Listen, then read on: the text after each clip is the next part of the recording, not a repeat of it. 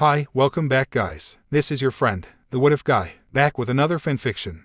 What if Issei with the gaming gear got harem? Now before starting, please give this video a like, and subscribe to the channel if you want more videos like this. Now let's get into the fanfic. Now, I expected several things when I woke up. The sun being an asshole and burning my eyes, a pigeon to tackle my window like it does every morning, me beating my alarm clock. Again, this was not one of those things. So, looks like I get gamer powers. I muttered looking around the pure white room I was in. Hell yeah. Well, someone's enthusiastic. Let's see how you'll react to the fact you'll be heading to a new world. So basically I'm not gonna be sticking around my house. I said, what's the world? You remember high school DxD, right? Yeah, one of my friends was talking about it in high school during lunch and wait a minute, that's the world I'm heading to. I said, just before my small smile broke into a full-on grin. Oh ho ho ho ho ho yes, the amount of shit I can throw off there with outsider knowledge. I chuckled as I rubbed my hands together. Oh boy, you're already going power hungry. Anyway, you can open your menu simply by thinking menu, give it a shot. Menu, stats. I thought smirking, I've read fanfiction, I know how this works. Well, aren't you getting ahead of things? Well, here are your stats. Title, The Gamer. Age, 17. Human, male. Sacred gear, none. Level 1. Exp, 0 divided by 200. HP, 85/85. MP, 60/60. STR, 5. VIT, 5. AGI, 5. INT, 5. Wise, 5. Luck, 5. There was also a picture of me. I was 5'9" tall, had black hair that was about the length of my chin with a jagged bang that dangles in front of my face between my nose and left eye. Speaking of eyes, mine were a deep shade of green color. As for my attire, well, I was in a simple black shirt and gray jeans with a pair of black sneakers. You'd never think I was a little energetic considering how I dress. Well, aren't I Mr. Average? I said flatly, how the heck am I supposed to attract the attention? I'm going to try to being Joe Average. Studying, exercise, these 6 free points. I like you, I said smiling. Alright, first off, 1 point into strength and vitality respectively. Can't have enough of the 2 major things that will keep me alive. 2 points into agility. I'd rather avoid damage altogether over blocking it, thank you very much. 1 to intelligence, just to boost my magic pools a bit for now. And 1 to luck, cause you can never have enough of that shit. I thought applying those points. And now my new stats were thus.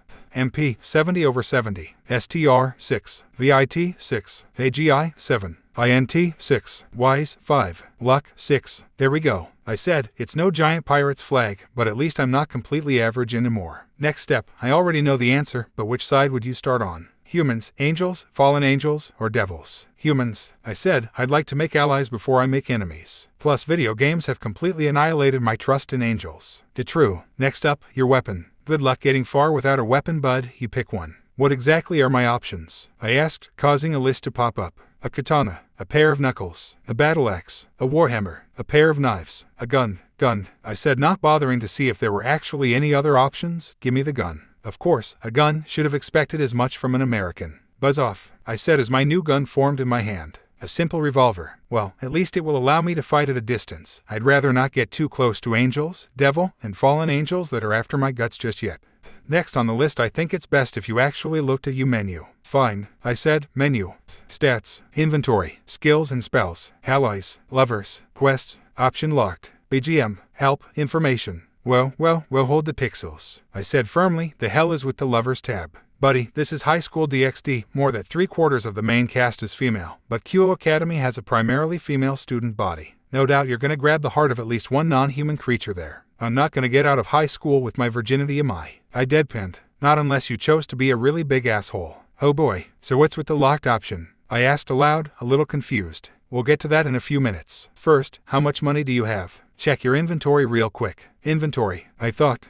Money, $60 US. Consumables, weapons, attire, accessories, key items, ingredients, loot, $60. I said, putting my gun in my inventory, I feel poor as shit right now. Yeah, US dollars aren't gonna do you squat in QO, buddy. Hang on, I'll do some conversion real quick. You've lost $60 US. You've gained 6,766 yen. Yen, I muttered. I swear it looks like so much more than it actually is. Be that as it may, that's how much you've got on you, pal. Wanna go shot something? Please, I said, pulling my revolver out once again. At that moment the area around me had color formed on it until I was standing in a clearing within a dark forest, and rising up in front of me was my opponent.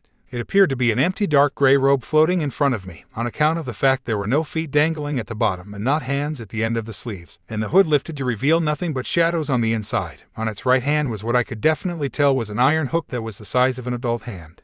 So what the heck is this thing? I asked, looking at the cloak. Shade. Level 1. HP 60/60. MP 60/60. So it's called the Shade, huh? I muttered, raising my revolver at the floating robe. Hopefully I can shoot it. At that moment the Shade's body floated back a tiny bit before it began to fly directly at me. Hook raised. I quickly took aim and fired at the Shade, hitting it in the chest, causing it to hiss and stop its rush, as well as losing 12 HP. Not bad. I muttered, let's keep it. Whoa. I quickly stepped back as the Shade lunged at me once again and tried to swipe at me with its hook. As I stepped back I fired twice more, dealing a total of 26 damage from the 2 shots. 2 more shots needed, 3 in the chamber. I made note to myself as the Shade swung at me again, this time nicking me in the arm and taking off 8 of my HP. Bastard, I shouted, pointing the revolver at where its head should be, and fired. What came up was 24 damage, just under a critical pop-up. The Shade let out a loud cry as its cloaked body burned up in bluish-black flames, leaving behind a scrap of cloth and a yellow blazing orb that floated in front of me. The heck is this? I muttered as I reloaded my revolver. As you kill monsters, there is a chance that they will leave behind something called a spirit that you can collect. Spirits have multiple uses, all of them useful. First of all, you can equip them like accessories to boost your stats. You could also merge a spirit into a weapon or piece of armor to grant it special properties. You could also choose to reform that spirit into an item that is dependent on what the spirit is. Lastly, you could choose to summon the monster that the spirit came from to fight on your side. You can find spirits under the Now Unlock Spirits tab in your menu. There are 2 ways a spirit can get stronger. The first is simply by using them as summons or accessories. The second is by merging spirits of the same monster. Once a spirit gets strong enough, it can evolve into a stronger form, so be sure to experiment. Now that's some interesting information, I said as the Shade spirit floated around and into me while I bent down to pick up the cloth and observe it. Shade cloth. Material, loot. A scrap of cloth cut from the robes of a Shade. Using this when creating armor or clothing will result in the armor having an ability that is helpful with stealth. A must-have item for anyone who uses stealth to their advantage. Nice, I said, putting the cloth in my inventory. Great, now then let's wrap things up. Head to your quest tab. Menu, quests. I thought. Tutorial in progress. Tutorial. I know, this part is always slow, it seems. You're now the gamer, learn the basics, buddy. Main objectives. Use your 6 given stat points. X, pick yourself a weapon. X, defeat your first enemy. Close, I thought. Quest tutorial complete. You've reached level 2. The abilities Create, Escape, Instant Dungeon have been added to your skill list. Good, now that I already have those 2. Wait, do I have Gamer Mind and Body? I muttered. Skills. Observe LVL1. The ability to look at stuff. Kinda simple, buddy. Gamer's Mind. Keeps your mind calm in almost any situation and keeps your mind safe from outside affliction. Gamer's Body. Makes your body just like that of a video game character's. Create, Escape ID. Allows you to create and destroy instant dungeons to help you train yourself. Alright, now that I've got everything checked out, when can I leave? I shouted to the sky, just before everything faded to black. Next stop, Kuo Station. Next stop, Kuo Station. That was the automated voice that snapped me awake. Apparently I was on a train headed for Kuo. Well, I guess I won't have to improvise on the fact I'm a local. Fortunately I was sitting alone, mainly because I don't like sitting in a cramped seat. Either way, when the train stopped I stepped out and made my way to a corner of the station to check out something new that popped up in front of me. Making a show of reaching into my pockets, I pulled out the letter and began to read it. Vincent Lane, to help you get settled into your new role as a gamer, several things have been taken care of for you already. First off, your application to Kuo Academy has already been sent off and you were accepted. Secondly, you have been given a house that has lacked any occupants for some time. That way you won't have to worry about sleeping on the ground. Don't worry about paying anything, it's all covered. Third, you've been given knowledge of the Japanese language, both written and spoken. Fourth, within your list of IDs, you have one known as your sanctuary. Further information will be given once you choose to enter it. Now then, the address of your house has been logged into Information tab, and is written down on this letter. Head there and get yourself settled in. You're a second year at Kuo and classes start in 1 month. Make the best of what you can in that time. I took a look at the address and nodded to myself as I memorized it, and I grabbed a map pamphlet from a stand as I passed. Okay, so I've got a month before my new school life begins. I thought to myself, my first order of business is to locate my new house, get an assessment of everything. Second is that I need to make friends with someone from Kuo, preferably Issei, or Rias, or Sona, or their peerages. Then power level, the Shades are weak, but they're pretty much ghosts. That's going to be useful. Actually, menu, spirits.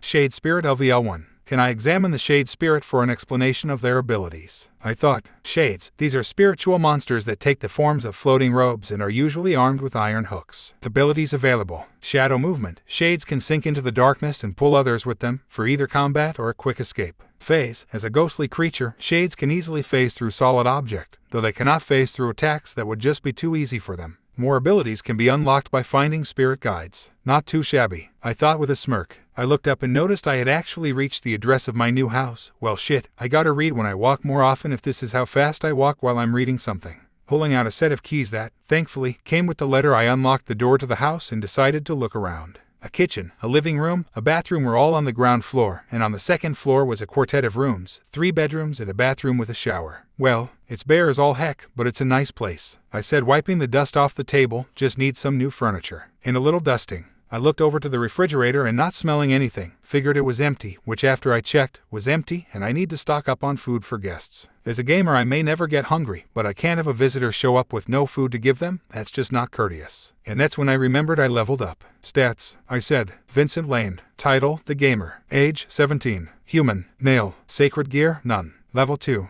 Exp, 5300th. HP, 110 over 110. MP, 80 over 80. STR, 6. VIT, 6. AGI, 7. INT, 6. Wise, 5. Luck, 6. Unused stat points, 5. Plus 1 to wisdom, 1 to vitality, 1 to luck, and 2 to strength, I said, moving those stats into position. HP, 132 over 132. MP, 80 over 80. STR, 8. VIT, 7. AGI, 8. INT, 6. Wise, 6. Luck, 7. Okay, after this I'm gonna save up those stat points for a while, at least until I need them. I said, what better way to get an opponent to go WTF than having a sudden power spike? Plus I kinda wanna wait until I need to start using them before I start spamming them. Next on my agenda, well, I need some quick cash, so I think I'm gonna go shoot some shades. Create ID. Shades, I said. Pretty soon my world was replaced by that dark and creepy forest once again. I gave a quick thought about the shade in my spirits, and soon enough the little ball of flames appeared in my hand. Seeing as I can equip my spirits on my equipment screen, I figured I'd just toss this one in front of me. Doing so, when the spirit hit the ground it dissipated almost instantly, causing a shade to float out of the ground and into existence. The only difference I saw was that its cloak was now a deep shade of red, enough to stand out among other shades. Well, at least I won't shoot my shade thinking it's an enemy shade,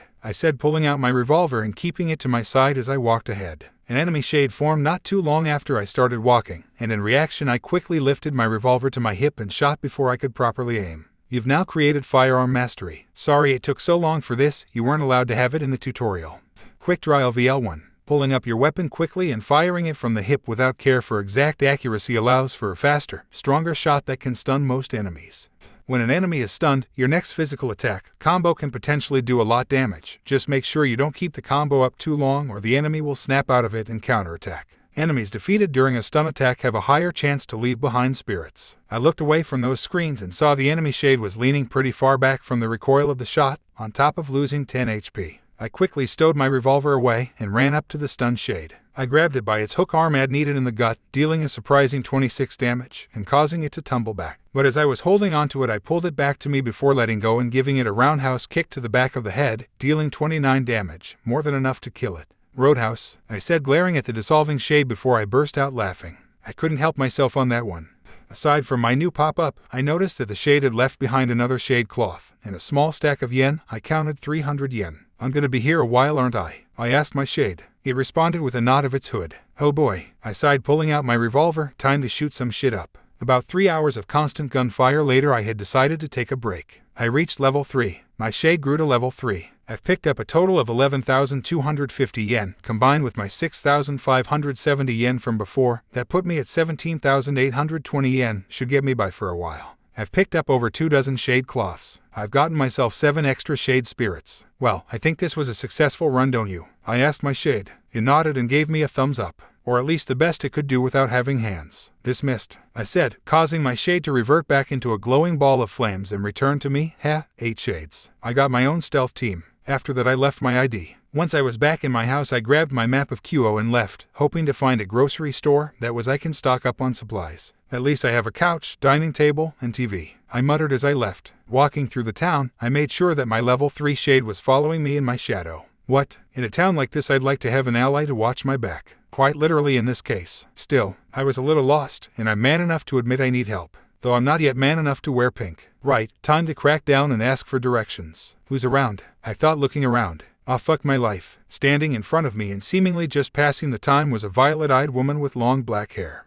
Alias, Yuma Amano. Race, Fallen Angel. HP 540 over 540. MP 760 over 760. Aw fucking hell, it's Rainier, I thought, as I looked at my map so in case she looked my way she wouldn't see me staring at her. I occasionally looked up to look at my surroundings. Okay Vincent, let's look at the status. You don't have much power, nor do you have a sacred gear, so she's got no intention of attacking, killing you. I thought, maybe if I meet up with her often enough we could become friends, maybe then I wouldn't have to kill her. A new quest has been added, a Fallen's Rehabilitation. You've found the fallen angel Rainier. See if you can coax her into becoming your friend. Doing so may save her life. She might even hesitate should you two fight one another. Main objective, befriend Rainier and ensure her survival. Bonus objectives, collect more information from Rainier to unlock for viewing. Reward, plus 5,000 EXP, plus 10,000 yen, plus title. Well crud, now I've got to try. I thought, got my back shade. I heard a hiss as confirmation and cleared my throat.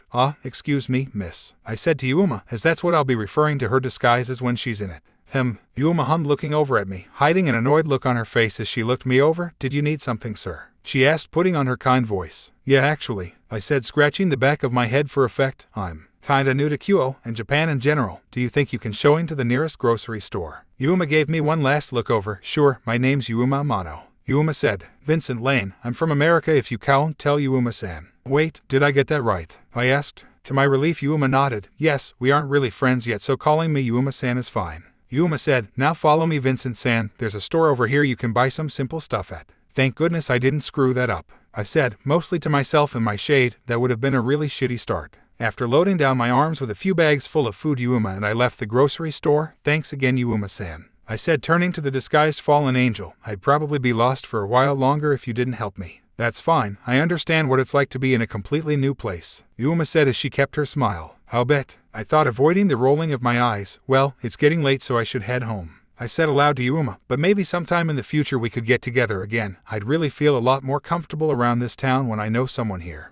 Yuma's eyes widened in surprise. I'll have to talk with my colleagues about that. We're really busy as of late. Yuma said, coming up with a quick excuse. Well, if you ever have a chance, I said, putting down my bags, pulling out a pen and notepad and my phone and wrote down my number on the notepad before tearing it out and handing it to her. Here's my number. If you never call for any reason, I won't hold it against you. Yuma took the note and nodded. We'll see what happens, Vincent-san. Goodbye. Yuma said as she walked away. I walked rather slowly on the way back home, and once my shade had given me the all clear I deposited my bags in my inventory and smiled. I have no idea if Yuma's gonna call me, but at least I made an effort, but didn't make too strong an effort. You think I did good? I asked my shade, getting a hiss for a yes. A new skill has been created, detect bloodlust. It's never a good sign when it's created. Get ready for a fight.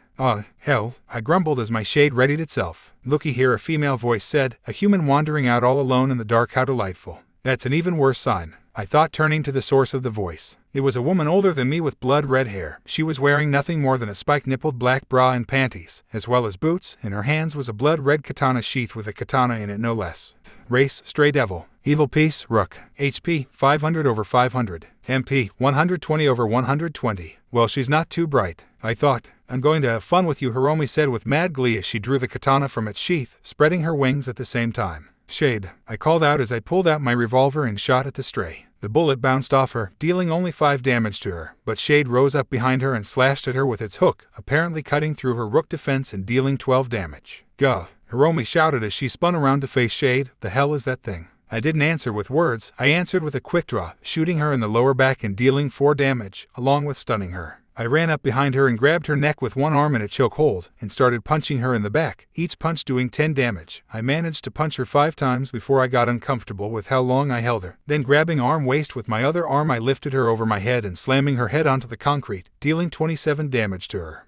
Suplex. Lift your foe over your head and slam theirs into the ground for some hefty damage. Great, I thought, rolling away from the stray as I reloaded my gun and took aim at her again. Crap, I haven't even done 100 damage yet. You're gonna pay for that, you worthless piece of trash. Hiromi growled, in blood. Hiromi literally flew at me and slashed at me, though I quickly jumped back, and in turn my shade took the hit and lost 43 HP, leaving it with only 42 of its new HP total of 85. Basically, it can't take another hit, and I don't want to be hit. So I can kill that thing. Hiromi chuckled as she lifted her katana, allowing me to see its blood-red blade in the moonlight. I shot off another quick draw that stunned her yet again on top of 5 damage. I ran around her and restrained her arms. Shade, I shouted. Shade floated up to Hiromi and lifted its hook and began to start stabbing her repeatedly, getting in 7 stabs of 18 damage each on her before I suplexed her once again to deal 29 damage to her. I rolled away once again and checked her. She was at 242 HP now, more than half dead now. Good. Thanks for the tip. I thought, annoyed as I fired of my remaining 5 shot at the down devil, dealing a total of 28 damage. You piece of shit, I'm going to tear you limb from limb. Hiromi shouted. Police, I said, you've yet to hit me, slowpoke. You've created a new skill, Taunt. Taunt makes you the primary target of the enemy and slightly increases their attack power, but it lowers their defense more than the attack they gain. Nice, I thought, smirking. You're gonna pay for that, you son of a bitch. Hiromi shouted as she charged me and nicking me in the side and taking off 33 HP. That left me with 122 out of 160 HP. Wait, when did my max HP increase? I guess STR affect my HP, so does VIT, I'll bet, and that level up I got off the shades helped. Yeah, it's a bad time. I thought, annoyed as I shot at Hiromi 6 more times, dealing a total of 36 damage to her before I had to reload. When the fuck are you gonna run out of ammo? Hiromi shouted as she raised her sword to slash at me, only to get a quick draw to the gut, dealing another 17 damage to her, stunning her, and causing her to drop her weapon. I quickly grabbed her katana and uppercut her, dealing 18 damage and knocking her back a bit. I then slashed at her with her own sword 4 times, each time dealing 30 damage. I bid thee adieu, I shouted before running her through with her own katana, finishing her off. Ostend, you've reached level 4. Your shade has reached level 4. Shade sunk back into my shadow as Hiromi stumbled back with the kitten still stuck in her, seeing as I let it go. Shit, Hiromi moaned before she fell over. Crap, I muttered, looking at the damage she caused with just 1 slash. I ought to look into armor. I'm surprised a human could take on a stray devil so effectively. A female voice that I recognized said. Turning around with my revolver drawn, I faced a woman in the Kyo Academy uniform. She had long black hair tied up in a ponytail and reaching her legs, as well as having a pair of violet eyes. Title, S&M Priestess of Thunder. Race, Fallen Angel, Devil Hybrid. Evil Pace, Queen. HP, 1010 divided by 1010. MP, 1, 390 over 1, 390. Who are you? I asked, breathing heavily, to give the appearance of being winded from the fight. Akino Haimjima. Akino introduced. I came here to deal with a stray devil that has been reported to be attacking humans. Normally there would be the rest of my group to help deal with her, but the other all had business to take care of. I don't think you would even need the help, Akino-san, I said, scratching the back of my head as I lowered my revolver. She wasn't really tough, strong and durable, yes, but not too fast. On the feet and the brain. Akino gave a slight chuckle at that. I suppose that's true if she lost to a human. Akino said, well, I'm on a schedule myself, so I'm afraid I can't stay and talk. Maybe we'll see each other again someday. I said, oh right, my name's Vincent Lane, and next time we meet I want an explanation on what you mean by stray devil, okay, Akino-san? Of course, Vincent-san, Akino said, walking over to Hiromi's body before picking it up by her leg and vanishing in a magic circle. I turned around and continued my walk home. I can't wait for bed now, I muttered before looking at my shadow cast by the street lights. You think I woke up the neighborhood?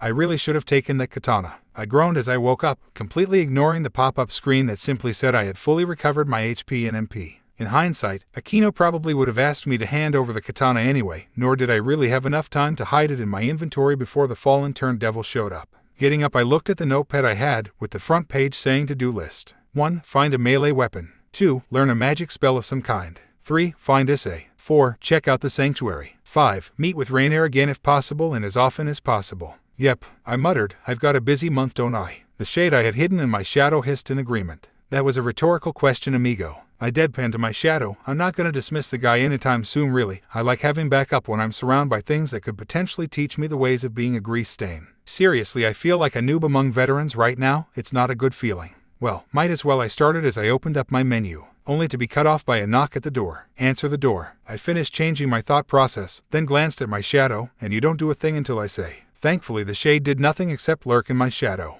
Heading over to the door, I opened it, and surprisingly enough, it was the last person I was expecting to show up out of nowhere. A young man with brown hair that was a little spiky and going in one direction. Aka. Average looking.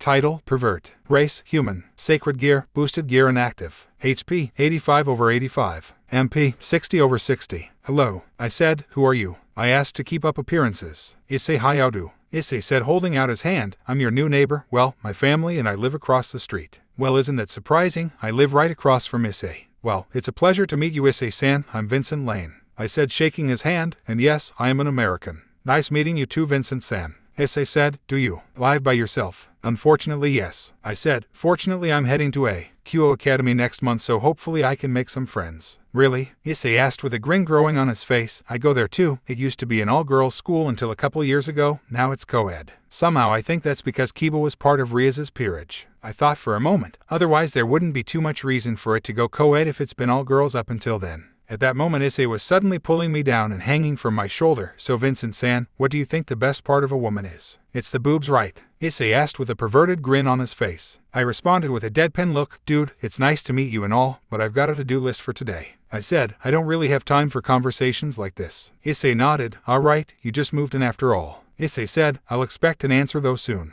With that, Issei began to walk away, though I did decide an answer for his question. The eyes, Issei-san, I called out, causing him to look at me in complete confusion. After all, the eyes are the windows to the soul, helps when you're looking for an honest woman. Issei shook his head, insistent that the breasts were better no doubt before he was gone. Now then, back to my original plan. I muttered, closing the door to my house. Create ID. Sanctuary. In a flash, my house vanished and was replaced by more of a mansion-like interior, with marble white walls and plush carpeting, as well as several doorways out of the living room I was in. This living room actually had 3 large couches surrounding a fairly long table, and on the fourth end of the table that didn't have a couch there was a clear path to a large flat-screen TV. Spoil me, why don't you, gamer? I muttered, looking around. Okay, so what do I have around here? Tutorial. Sanctuary. The sanctuary is your home away from home, except 10 times better. Aside from a living room and boatload of bedrooms for guests, there are also several facilities that you can get other things done in. Living room. It's just a living room for everyone to hang out in, nothing special really. Helpful for a group study session though. Bedrooms. Several dozen bedrooms exist for you, guests, and children to sleep in. The master bedroom Aka. Your bedroom can also be soundproofed for the sake of everyone else in the sanctuary. Treasury. It's just here really so you can have visual confirmation of how filthy rich you are. You can also see what items you have here. Kitchen. You can cook food here. Cooked, prepared food often results in a larger health recovery than simple foods. Plus they taste better, so that's a bonus. You can also assign spirits to cook for you so long as you've got a recipe book for them to work from. Alchemical lab. Come around here when you have the proper reagents to create potions of various effects, some better than others. You can even assign spirits here to create potions you've previously created. Workshop. Here you can create and modify weapons, armor, and tools. You can use materials gotten from beating monsters to perform modifications. You can also assign spirits to this facility to create tools you've previously created. Pardon. Once you have reagents you can plant them here to grow continuous amounts said reagent. Assuming it's a plant, that is. You can assign a spirit here to keep the plants maintained and harvested when they are ready. Garage. Useless unless you get a vehicle, but once you got one you can modify it all you like, even using gathered materials to give them special abilities. And don't worry about fuel. Any vehicle that has come into your inventory, garage have limitless fuel for you to abuse. Spirit Sanctum. This facility houses all the spirits you've collected. It contains a tome for you to go over the type of spirits you've collected as well as tables for you to transmutate or infuse spirits. Make good use of this facility to really give yourself an opus edge in the upcoming fights, cause a lot of this stuff you just can't buy. Oh, this is all so nice, I thought, grinning as I looked at my options. Well, I might as well see what I can use this shade cloth for. I mean, I have way too much of them anyway. So I went to my workshop, which was outfitted with a cobblestone floor, a furnace with an anvil, and a work table with several types of tools on it. Moving over to the work table, I pulled out my shade cloths and laid them on the table, and I quickly grabbed a needle and thread from the lining of the table. You've created the crafting skill. Good for you, you can make stuff. You've created a Shade's Hood. Shade's Hood. By pulling this up over your head you can hide your presence from most supernatural beings. That doesn't make you invisible however, so if they smell you, hear you, or see you, you're busted. Well, this could be useful, I thought, smirking as I looked over the tattered gray hood in my hands before putting it into my inventory. After that I left my sanctuary because I didn't have much more reason to stay here for the moment, unless I wanted to make a whole suit of shade clothing, which I didn't at the time. After leaving my house I found myself at the park, oddly enough. Why? Well, it is quiet and no one was around, so I decided to see if I can summon more than one spirit. Turns out I could, because now my shadow is currently hiding a total of 8 shades. Probably getting crowded in there now that I think about it. Vincent-san, I'm glad I found you here, the familiar voice of Aquino said from behind me, causing me to turn my head. Sure enough, Aquino was standing there and holding a wrapped-up object, but she was also accompanied by another, a woman with long, crimson hair wearing the Kyo Academy female uniform, as well as also having a fanservice-sized rack. Title, Grimoire Hirer. Race, Devil. Evil Piece, King. HP, 1, 350 over 1, 350. MP, 1, 890 over 1, 890. Hello again, Aquino-san, I said, waving at her half-heartedly. Who's your friend? Rias smirked, greeting Vincent Lane. My name is Rias Grimoire, Rias said, holding her hand out. Nice to meet you, Rias. I'd introduce myself, but you kinda stole that honor from me, I said. So, what's this about? That bitch that tired to run me through last night for no reason. Yes, Hiromi Haruta, Rias said, sounding slightly annoyed. What if I were to tell you she wasn't human? Well, considering she sprouted wings just before I shot her full of lead and stabbed her with her own sword, I'd believe you, I said, shrugging. I suppose that would make sense, Aquino said, smiling. Hiromi was a devil, more accurately a stray devil. Rias said. Before I go further, let me explain so I don't completely lose you. I'm gonna be honest, I paid absolutely no attention to Rias's explanation about the angels, fallen angels, and devils. Nor about the evil peace system really. I already knew that stuff, and if I needed information I can simply review it in my menu. So, I said after Rias finished, humans can be turned into devils artificially using these evil pieces. Correct, Rias said. Hermoi was one of them, however, she went what we call stray. And what is a stray exactly? I asked, deciding to humor her. A stray is a devil that has killed their master for power. Rias said. Hiromi was one of these cases. She was a human-turned-devil. She's been known to be rather ruthless when she was sent to hunt down stray devils. However, her master has been holding her off, fearing she was liking the killing a little too much. And in turn she attacked him and ran off. Aquino finished. And wound up in your territory, I said, where she tried to kill me. Correct, Rias said. I must admit it is very rare for a human to combat a devil unless they had previously unlocked and had trained with their sacred gear. And sacred gear are what exactly? I asked. A sacred gear is an artifact bestowed upon humans by the God of the Bible. Aquino explained. They are rare and only found in humans, but they stay with humans even if they are reincarnated as devils, as such devils often recruit such sacred gear users into their ranks for their powers. Then why was Hiromi recruited by whoever? I asked, genuinely interested. I can't say for sure, Rias admitted. The only way to know would be to ask him or the other pieces of his peerage, which isn't going to be easy at the moment as we don't know who was in his peerage. Well crap, I muttered. Vincent-san, Rias said, looking at me, I'd like to ask you to join my peerage. There's the recruitment offer. I mean, I killed a devil without a sacred gear, meaning to devils I'm an interesting individual. How long will this offer be open? I asked. I don't plan on closing this offer until I run out of pieces, Rias said. I see, I muttered, going into thought. If I want to rehabilitate Rainier, I'm going to need to stay human until the start of canon. Which means for now I'm going to need to say no. Seeing as the offer won't close for a while, I started. I'd like to stay human a little while longer if you don't mind. I just moved to Kyoto after all. I'd like to adjust to living here before I make as big a decision as that. Aquino and Rias nodded at that. I suppose this is a big change for you after all. Rias said. Very well, I'll give you some time to adjust to then. Until then, Aquino said, holding out the wrapped object. Seeing as you killed the stray devil, it's only fitting that you receive some form of reward. However, seeing as there was no actually bounty on her, he can only really give you this. I took the wrapped object and unwrapped the cloth from it, revealing it to be Hiromi's blood-red katana and its sheath.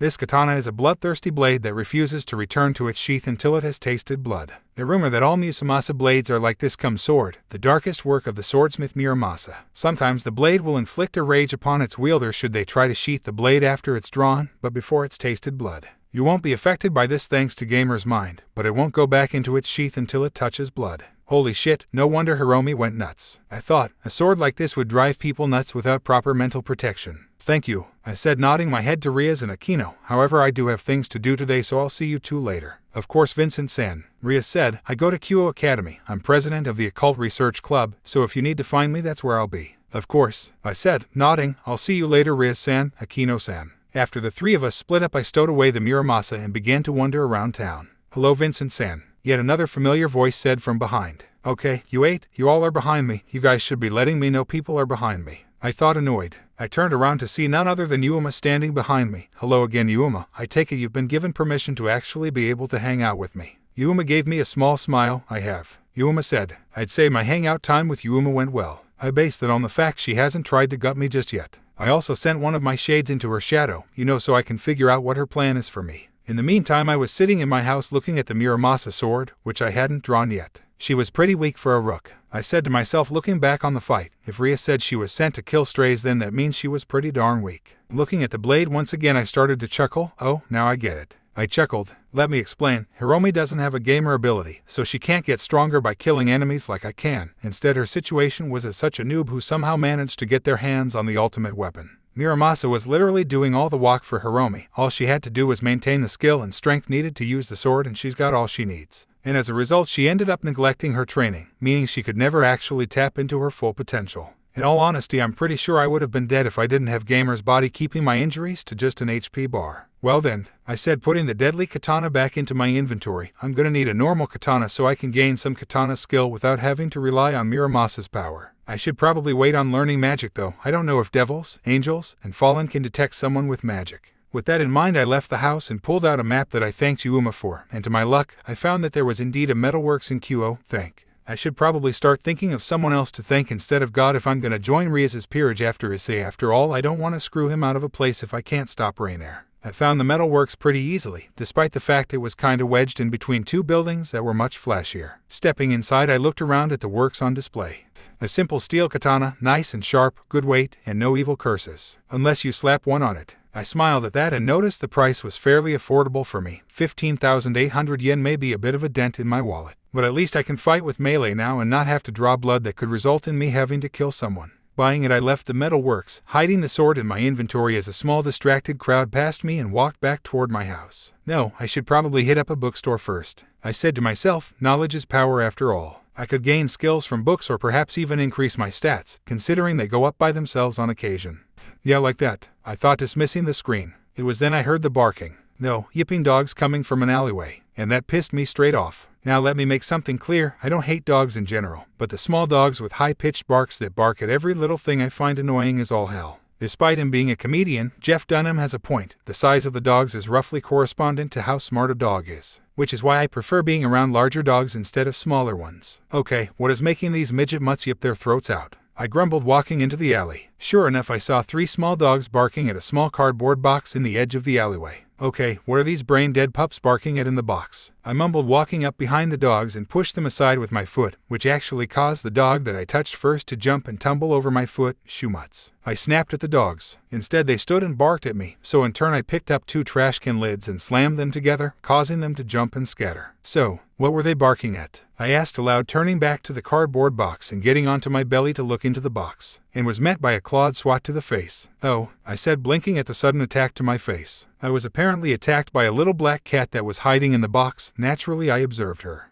Race, Nikasu Devil. Peace, Bishop. HP, 1, 520 over 1, 520. MP, 2, 390 over 2, 390. It's amazing how I can so easily be killed by everyone around me. I thought, looking at Kuroka's stats, with how many people I've seen close to or passing the 50th level mark, it makes me wonder what the level limit is. Well, aren't you a feisty little one? I said softly and held out my hand to the Nikasu. Slowly but surely I managed to pet the disguised devil with a single finger. I always did consider myself good with cats. I thought, come on little one, you're safe. Are you hungry? Slowly but surely the small cat stepped out of the box and I picked her up and held her into my arms. Well, this was easier than getting Ghost out of a bush. I said, mostly to myself. Emryo. Kuroka meowed. Don't you worry about it, you little fluffball. I said, smiling. Let's just get you to my place. I'm pretty sure I've got something you'd like there, and if I don't, I can sprint to a pet store if I need to. Turns out, I have some fish in my fridge from my shopping trip a while back. Maybe I should have actually paid a bit more attention to what I bought. I cut it up for the devil and served it to her on a small plate I had and sat on a couch and flicked on the TV to the news channel while I drifted into my thought land. So, I found Kuroka before canon even starts, but the question is whether or not she's with Volley at the moment or not.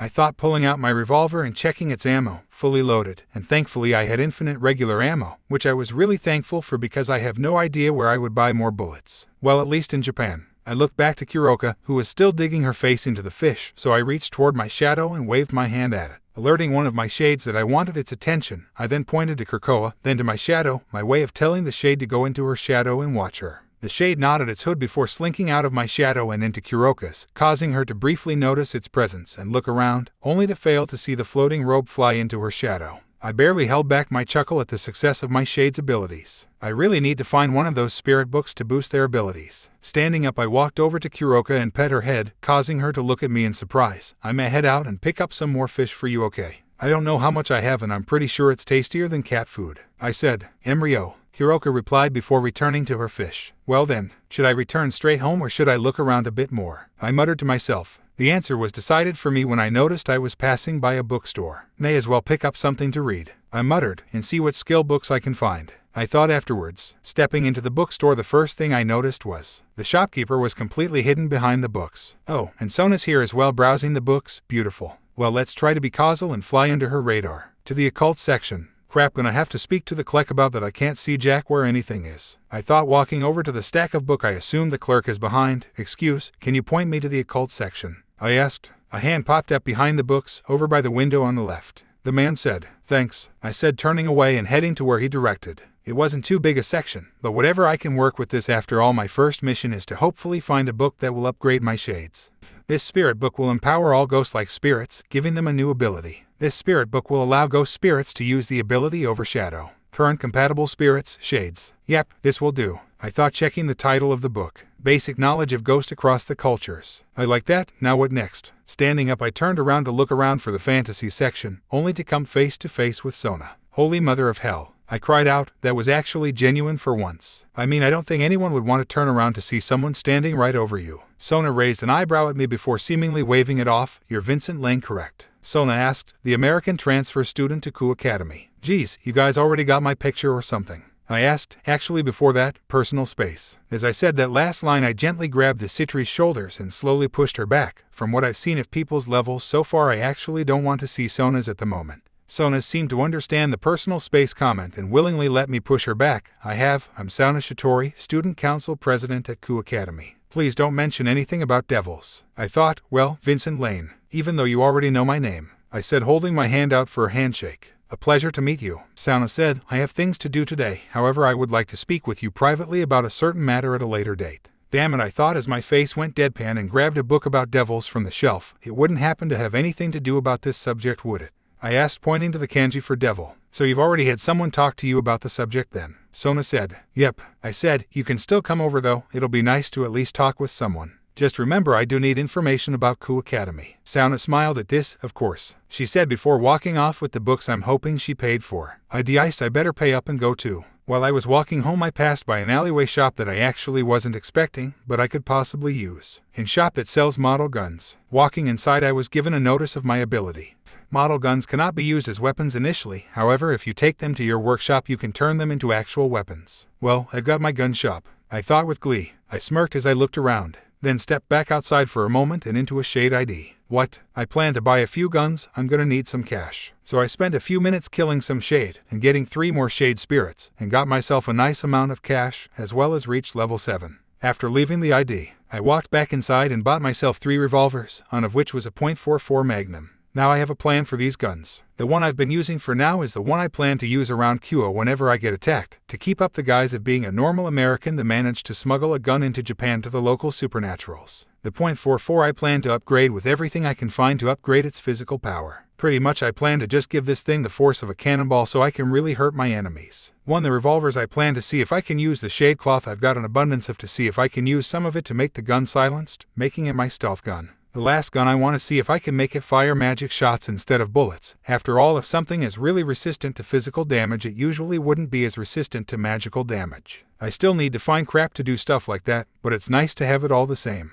Now I just need to make one last stop and pick up some fish for Kuroka before I head home. Well, I did get back pretty late, so it's no real surprise that Kuroka's asleep. I thought, walking in the door and looking at the sleeping cat on my table. I put the fish in my fridge and quickly pulled out my new book. Would you like to use this book? And do I really need to ask this? I would like to use this, I thought as the book began to glow gold slightly and dissolved. Ghost-type spirits can now use the ability Overshadow. Overshadow. Ghost-type spirits can now possess enemies 10 levels lower than them or overshadow allies and take damage in their stead like a second health bar. Okay, that is so useful, I thought, smirking before I sat down and decided it's about time I check out the titles I can get. Depending on the title you have equipped, you'll gain different abilities so long as the title is equipped. You only have a few titles available for viewing at the moment, however joining a factor can give you more titles to unlock. Current title, The Gamer No Effect Default Title. Available titles. Gun Nut Effect Locked, have 10 guns. Swordmaster Effect Locked, defeat 100 enemies with a sword without taking damage. Sorcerer Effect Locked, create, learn 15 spells. Ladykiller Effect Locked, cause at least 5 females to fall in love with you. Sterilizer Effect Locked, shoot 5 men in the nuts. Redeemer Effect Locked, turn someone meant to die into a trusted ally. So few, I thought, and yet, so many that I could possibly gain joining a faction. Well, I was planning on joining Rias anyway, this is just more incentive to do so. Still gonna wait on that though, I've got to get Yuma's trust in me built up. Actually, I probably shouldn't let Yuma know about that stray attacking me next time I see her. Well, I think it's a good idea to call it a night now, I'm gonna need the rest for tomorrow. But first I actually might want to check in on my stats, I haven't really been paying too much attention to them. Title, The Gamer. Age, 17. Human, male. Sacred gear, none. Level 7. Exp, 258/100th. HP, 190/190. MP, 140/140. STR, 9. VIT, 7. AGI, 8. INT, 7. Wise, 7. Luck, 7. Unused stat points, 25. Damn, I muttered, I really have been ignoring my gamer status. Well, I guess my mind did give me a good reason. If I get too powerful too fast, I'll get the attention of the fallen angels and not in the way I want. Speaking of which, I wonder if I'm actually making progress with Rainier. Well, I'll figure that out tomorrow hopefully, but for now I'm going to slightly upgrade my stats. MP 160 over 160, STR 9, VIT 9, AGI 10, INT 9, WISE 9, Luck 12, unused stat points 12. I'm not going to use all my stat points just yet. I can't have my abilities make too high a jump in just a couple of days after all. The next morning I awoke to see Kuroka staring at me while standing on my chest. Morning, kitty. I yawned. Want some breakfast? Kuroka simply meowed and hopped off of my chest before walking over to the kitchen. I got out of bed myself and followed her to the kitchen and got her some of the fatty tuna I got yesterday before I left the house, heading into my sanctuary. I went to my workshop and set my new guns on the table. Yep, I said, just before my body went into some kind of autopilot and quickly remade the 3 guns into real ones for me to defend myself with. Then I grabbed the one I planned to use for silent shots and pulled out a scrap of shade cloth. Well, if this thing can hide my presence, why not see if this thing can silence the gun? I muttered as I began to modify the weapon, mainly by using some of the magical glue on the work table, which apparently is an invisible adhesive that nothing will detach from, to completely cover the weapon, save for the parts that slide and spin on the weapon, making it look like I had a cloth revolver in my hand. Modification: this weapon's shots are now silenced, however it will still click when there are no bullets to fire. Yes, I cheered before looking at my table yet again, and the gun on it. I wonder what would happen if I infused a shade spirit with this gun. I'll figure that out later. For now I pulled out the rest of my shade cloth scraps. Or at least 50 of them. Yeah, I have a lot of these. I cracked my knuckles and grabbed the needle and thread from the table. For now though, let's see what else I can do with these scraps. Shade cloth socks. Wearing these will silence noise made by anything you step on, even those pesky conveniently placed branches. Don't worry, wearing shoes over them won't nullify the effect. I gave my new, block-colored socks a smile before I put them in my inventory and looked to my next creation. Shade cloth shirt. Wearing this will constantly suppress your power to a reasonable level and makes it difficult to identify you as anything other than human when wore. It's also thin enough to be considered an undershirt, but it doesn't do anything to withhold heat. My eye twitched slightly at this. If I had known about this thing before, then I wouldn't have held back on trying to train. Slipping the shirt on using my inventory's ever so convenient equip function, I opened back up to my stats screen and put in the last 12 of my points. MP 160 over 160, STR 14, VIT 11, AGI 13, INT 11, WISE 11, Luck 12, unused stat points 0. Well, that's off my schedule, I said, dusting off my hands. Then I blinked. The heck is with these shade cloth items though. This is pretty strong long-term gear for such early enemies. And why the hell am I questioning it in the first place? With that I left the room and walked to the spirit sanctuary and to the tome. I did give a look around the place and saw that all my spirits, at least 24 shades, were all in their little blue flame form just floating around. Opening the tome, I held the shade cloth revolver over the tome.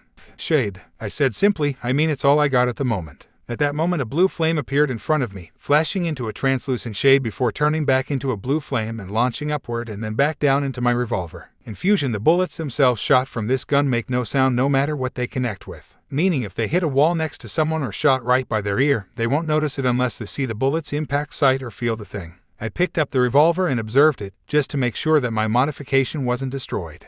A revolver that has been modified and infused, making it the ultimate in short-range stealth attacks. Infusion: bullet impact and travel are silenced. Shade cloth mod: gunfire is silenced. I could effectively fire this right next to someone and they wouldn't even know what happened. Okay, what the hell is with these shades and shade materials? I asked, looking at the spirits. Speaking of which, I don't think I've ever equipped one. So I pulled that up on my equipment screen real quick and equipped one of my lower-leveled shade spirits.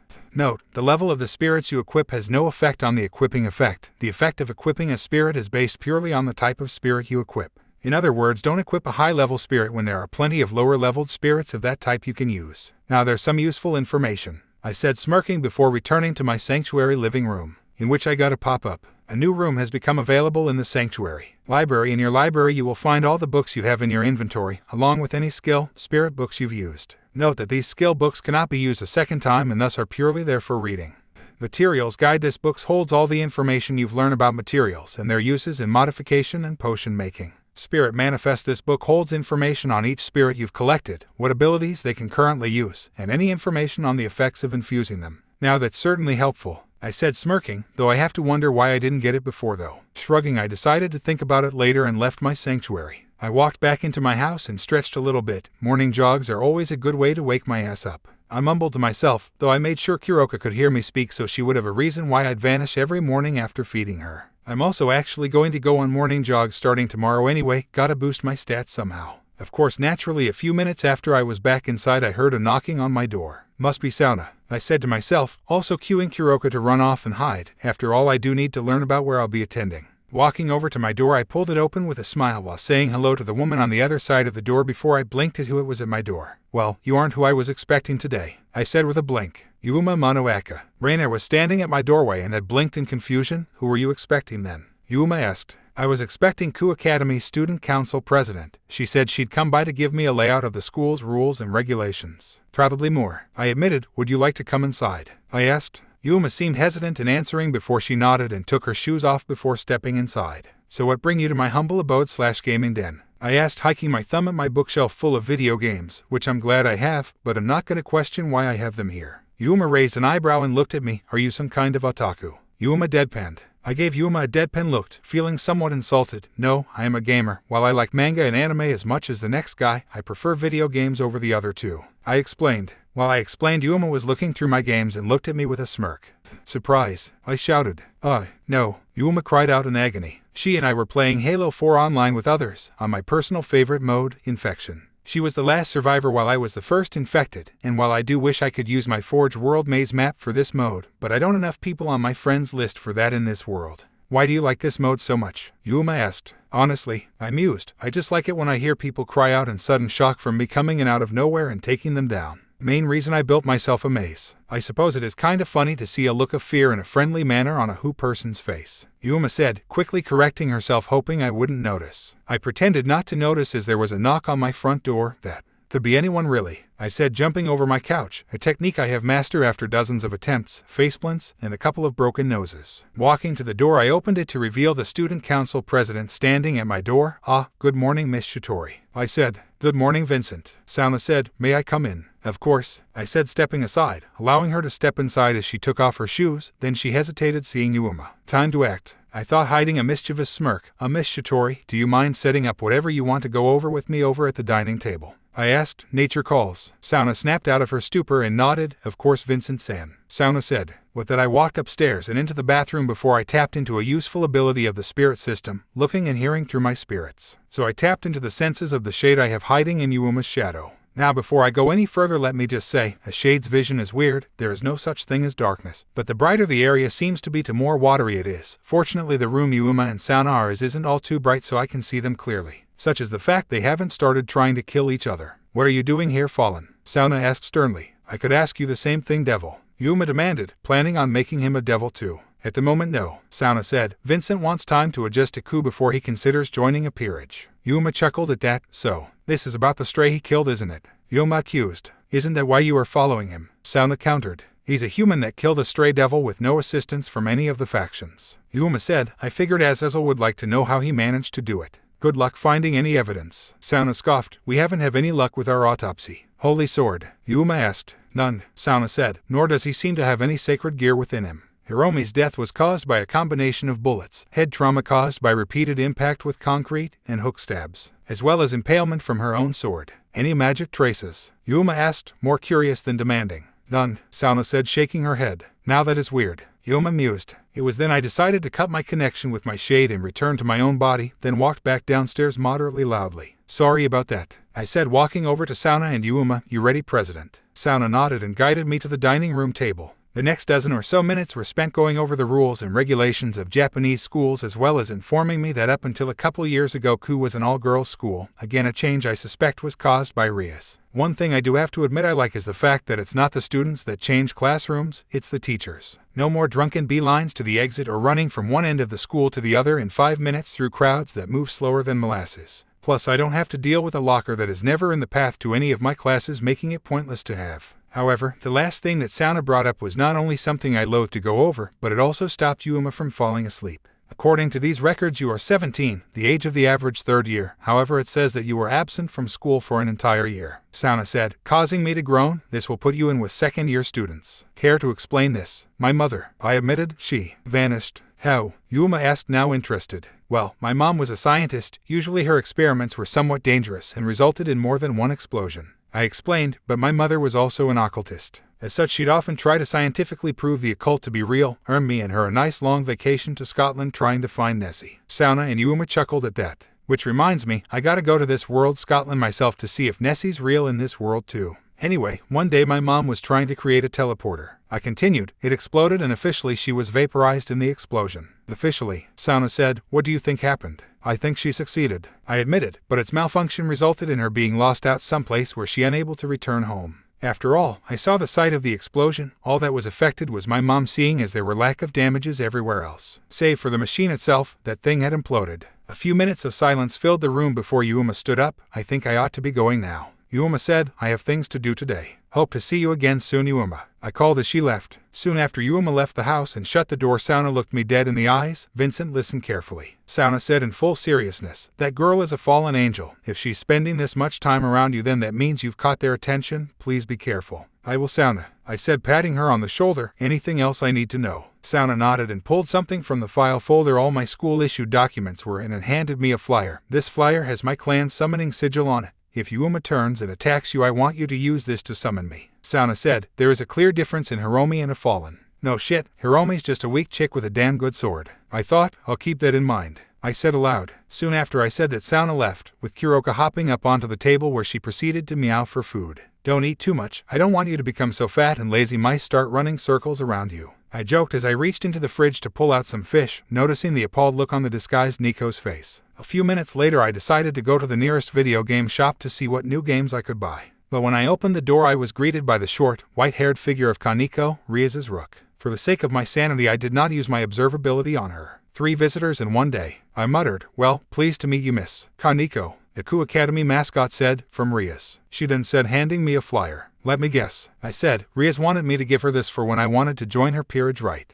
Yes, Kaneko said. Well, thanks, I said, stuffing it into my pocket, inventory, and shaking Kaneko's hand. Anyway, I'm Vincent Lane. I'm heading to Ku at the start of the next year. You're not a pervert, are you? Kaneko asked, more like demanded. No, I said, while I do have teenage hormones running though me I look at more than a woman's breasts or figure. And to be honest, it's kind of annoying that every woman I've met so far other than you have breasts so large they defy the laws of physics. Kaneko hummed, eyeing me. Don't try anything funny at Ku. I won't, I said. Well, I might pull a few practical jokes on the perverts at Ku, but nothing other than that. I'll be watching you, Kaneko said before walking off. Does she mean under Riz's orders, or does she mean that she'll be watching for me to do something perverted? I thought before shrugging and continuing on with my original plan for the time. Well, that was pretty easy, I thought as I walked back home. Persona 5 in my inventory, really can't wait to play it. Of course my mood was pretty damaged when some asshole bumped into me pretty roughly. Hey, watch it, buddy, I growled. I thought assholes like that were supposed to stay in America. The man who bumped into me glared at me. I noticed his attire was pretty much covered by a large black trench coat, and his hair was long and black. Can it, human? I've got something bigger than you to hunt down.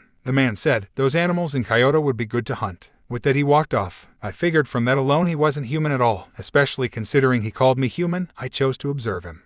Race, stray devil. Evil piece, pawn. HP, 720/720. MP, 200/200. Son of a bitch. I thought, annoyed. Rias, how many strays are you and Sona just letting wander around this town? I know this place isn't under Sona's control like it is Rias's, but come on you two, put up some damn patrols once in a while. This makes 2 stray in less than a week. Wait, he said animals in Kyoto. I thought before I realized, the Yakai. Sure, a good percentage of Yakai are not animals, but Kitsune and Nekomata are some of the more well-known in America thanks to certain people on the internet. With that in mind I began to follow the man, making sure I had my revolvers and Miramasa in my inventory before putting on my shade hood. Eventually I followed the man to a train station and bought a ticket to Kyoto just like he did. As we waited for the train to get to Kyoto I pulled out my phone, thankful Sona had put her number on the back of her summoning seal. Vincent, Sona, does the name Hisama Karuto mean anything to you? It took a minute for her response to come, but it did. Sona, he's a stray that has an odd fascination with hunting down Yakai. Why? Vincent, because I'm on a train with the guy right now headed to Kyoto. Sona, he was in Ku. Summon me the moment no one is watching.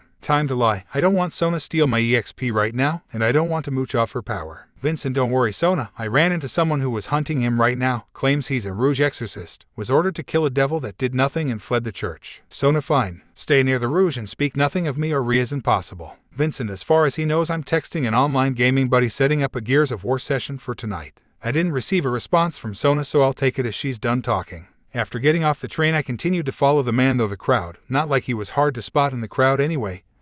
He was a head taller than everyone else. He stopped by a house supply shop and picked up a kitchen knife set. I bought a few things as well there. a sledgehammer, 2 fire axes, and several rolls of duct tape. Eventually he stopped at a cafe, where I quickly hid in the shadows while he went to the open-air part of the cafe in the back of the cafe. While I was in the shadows, I built my new weapon with what I bought at the house supplies.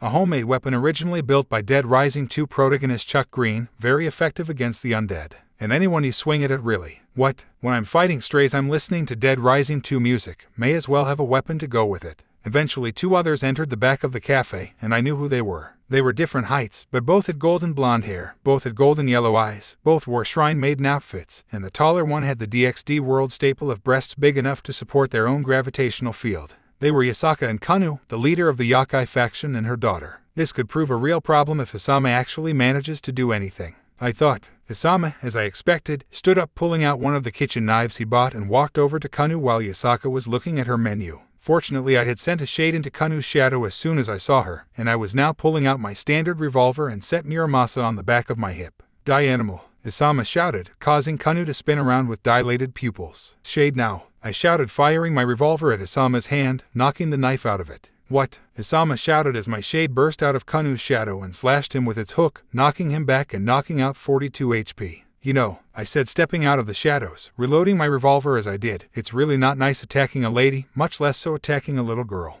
Kaneo, Yasaka cried out, pulling her daughter away from the area. You stupid, pathetic human. Isame shouted, you ruined everything. Everything? I asked. I don't know about that, I just stopped an asshole from killing an innocent girl. Isame apparently didn't like my banter and charged me, pulling out another knife. He was met by my quick draw, knocking out another 47 HP and stunning him. It's go time, I shouted, running up to him, spinning him around, and suplexing him, dealing 55 damage. Then flipping over him and suplexing him a second and third time for 60 and 58 damage. Then after the third slam I let go, throwing him upward a bit so he'd roll onto his knees sitting up. See ya, I shouted, dropkicking him and sending him flying into a wall, dealing a total of 99 damage. You've developed 2 new skills. Chain suplex. It's a suplex, just done repeatedly with no break. Drop kick. A jumping double-footed kick to the face. Not the best idea when facing a crowd, but damn effective in getting space 1v1. This gets the blood pumping, I said as my shade floated next to me. Isame stood up with a broken nose and glared at me before charging me again.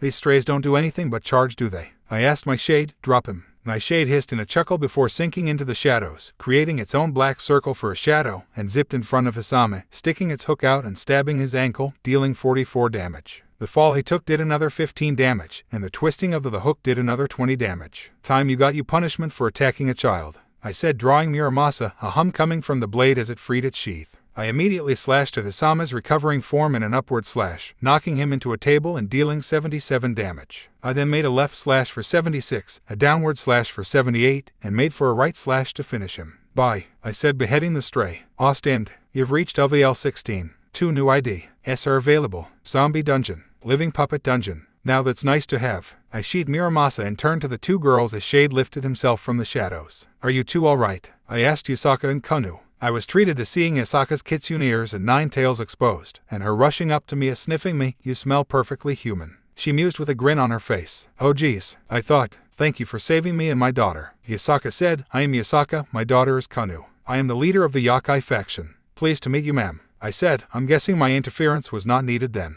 Not unwanted though, Yasaka said sultfurly as she trapped my arm between the 2 planets on her chest. What's your name, mister? Kaneo asked as she eyed my shade. Vincent Lane, I said. Just moved to Ku from America. Only reason I'm here is because this jerk-off bumped into me before painfully stating he planned to kill some Yakai here. Not like he could have succeeded in that when he made my Kaneo his first target. Yasaka said. Still, you took care of him very effectively. My shade floated up to me, Isame's head stuck on his hook, and held the hooked head up to me. Oh right, Yasaka, Kaneo, meet one of my shade. I said. He's one of the reason I survive as well as I do. Don't worry, he's friendly. Hi, Kaneo said, slightly intimidated by the shade. My shade shook Isame's head and hissed. Alright, I'm texting her. I sighed, pulling out my phone and snapping a picture of Isame's head. Vincent, Isame is dead, sent you a picture. Sona, yes. It seemed very effective. What did you use to behead him? Vincent, Hiromi's katana. Rias gave it to me. Sona, very well, I'll send someone to collect the body. I looked up from my phone to see Yasaka had already burned the body to ash and my shade was looking at his hook, which only held ashes and blood. Vincent, I hope that picture is enough. Isame just got cremated. Sona, what? How? Vincent, do you know a woman named Yasaka? Sona, the leader of the Yakai. No wonder you and the Rouge didn't have any trouble. Vincent, actually, I lied about the Rouge, and Yasaka didn't seem to lift a finger to help me kill Isame.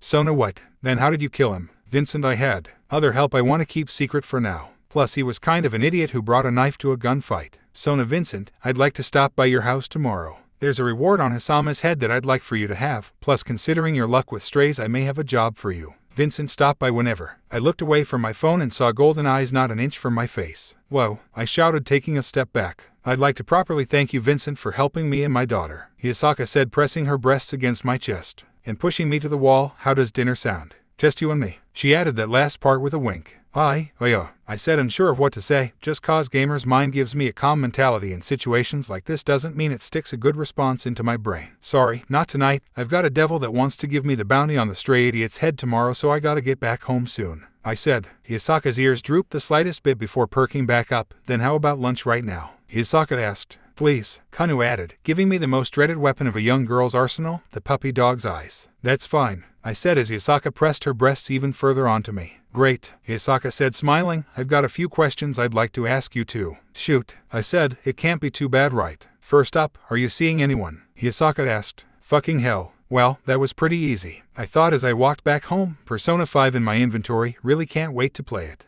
Of course, my mood was pretty damaged when some asshole bumped into me pretty roughly. Hey, watch it, buddy, I growled. I thought assholes like that were supposed to stay in America. The man who bumped into me glared at me. I noticed his attire was pretty much covered by a large black trench coat, and his hair was long and black. Tinted human, I've got something bigger than you to hunt down, the man said. Those animals in Kyoto would be good to hunt. With that, he walked off. I figured from that alone he wasn't human at all, especially considering he called me human. I chose to observe him.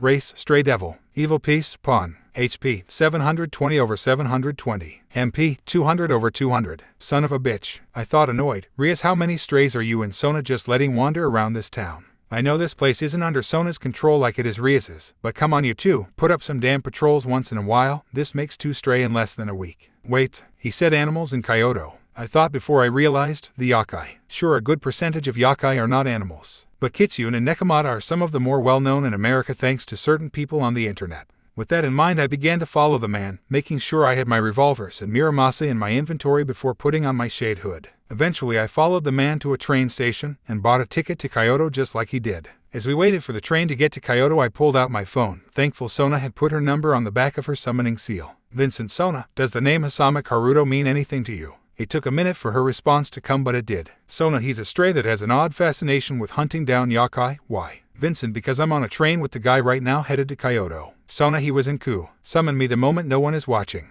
Time to lie. I don't want Sona steal my EXP right now, and I don't want to mooch off her power. Vincent, don't worry, Sona. I ran into someone who was hunting him right now, claims he's a Rouge exorcist, was ordered to kill a devil that did nothing and fled the church. Sona, fine. Stay near the Rouge and speak nothing of me or Rias impossible. Vincent, as far as he knows, I'm texting an online gaming buddy setting up a Gears of War session for tonight. I didn't receive a response from Sona, so I'll take it as she's done talking. After getting off the train, I continued to follow the man, though the crowd, not like he was hard to spot in the crowd anyway.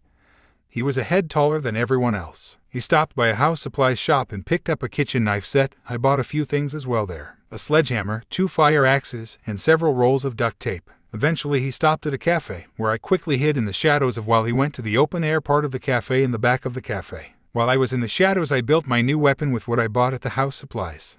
A homemade weapon originally built by Dead Rising 2 protagonist Chuck Green, very effective against the undead. And anyone you swing it at, really. What? When I'm fighting strays, I'm listening to Dead Rising 2 music. May as well have a weapon to go with it. Eventually 2 others entered the back of the cafe, and I knew who they were. They were different heights, but both had golden blonde hair, both had golden yellow eyes, both wore shrine maiden outfits, and the taller one had the DxD world staple of breasts big enough to support their own gravitational field. They were Yasaka and Kaneo, the leader of the Yakai faction, and her daughter. This could prove a real problem if Hisama actually manages to do anything, I thought. Hisama, as I expected, stood up, pulling out one of the kitchen knives he bought, and walked over to Kaneo while Yasaka was looking at her menu. Fortunately, I had sent a shade into Kanu's shadow as soon as I saw her, and I was now pulling out my standard revolver and set Muramasa on the back of my hip. Die animal, Hisama shouted, causing Kaneo to spin around with dilated pupils. Shade now, I shouted, firing my revolver at Hisama's hand, knocking the knife out of it. What? Hisama shouted as my shade burst out of Kanu's shadow and slashed him with its hook, knocking him back and knocking out 42 HP. You know, I said, stepping out of the shadows, reloading my revolver as I did, it's really not nice attacking a lady, much less so attacking a little girl.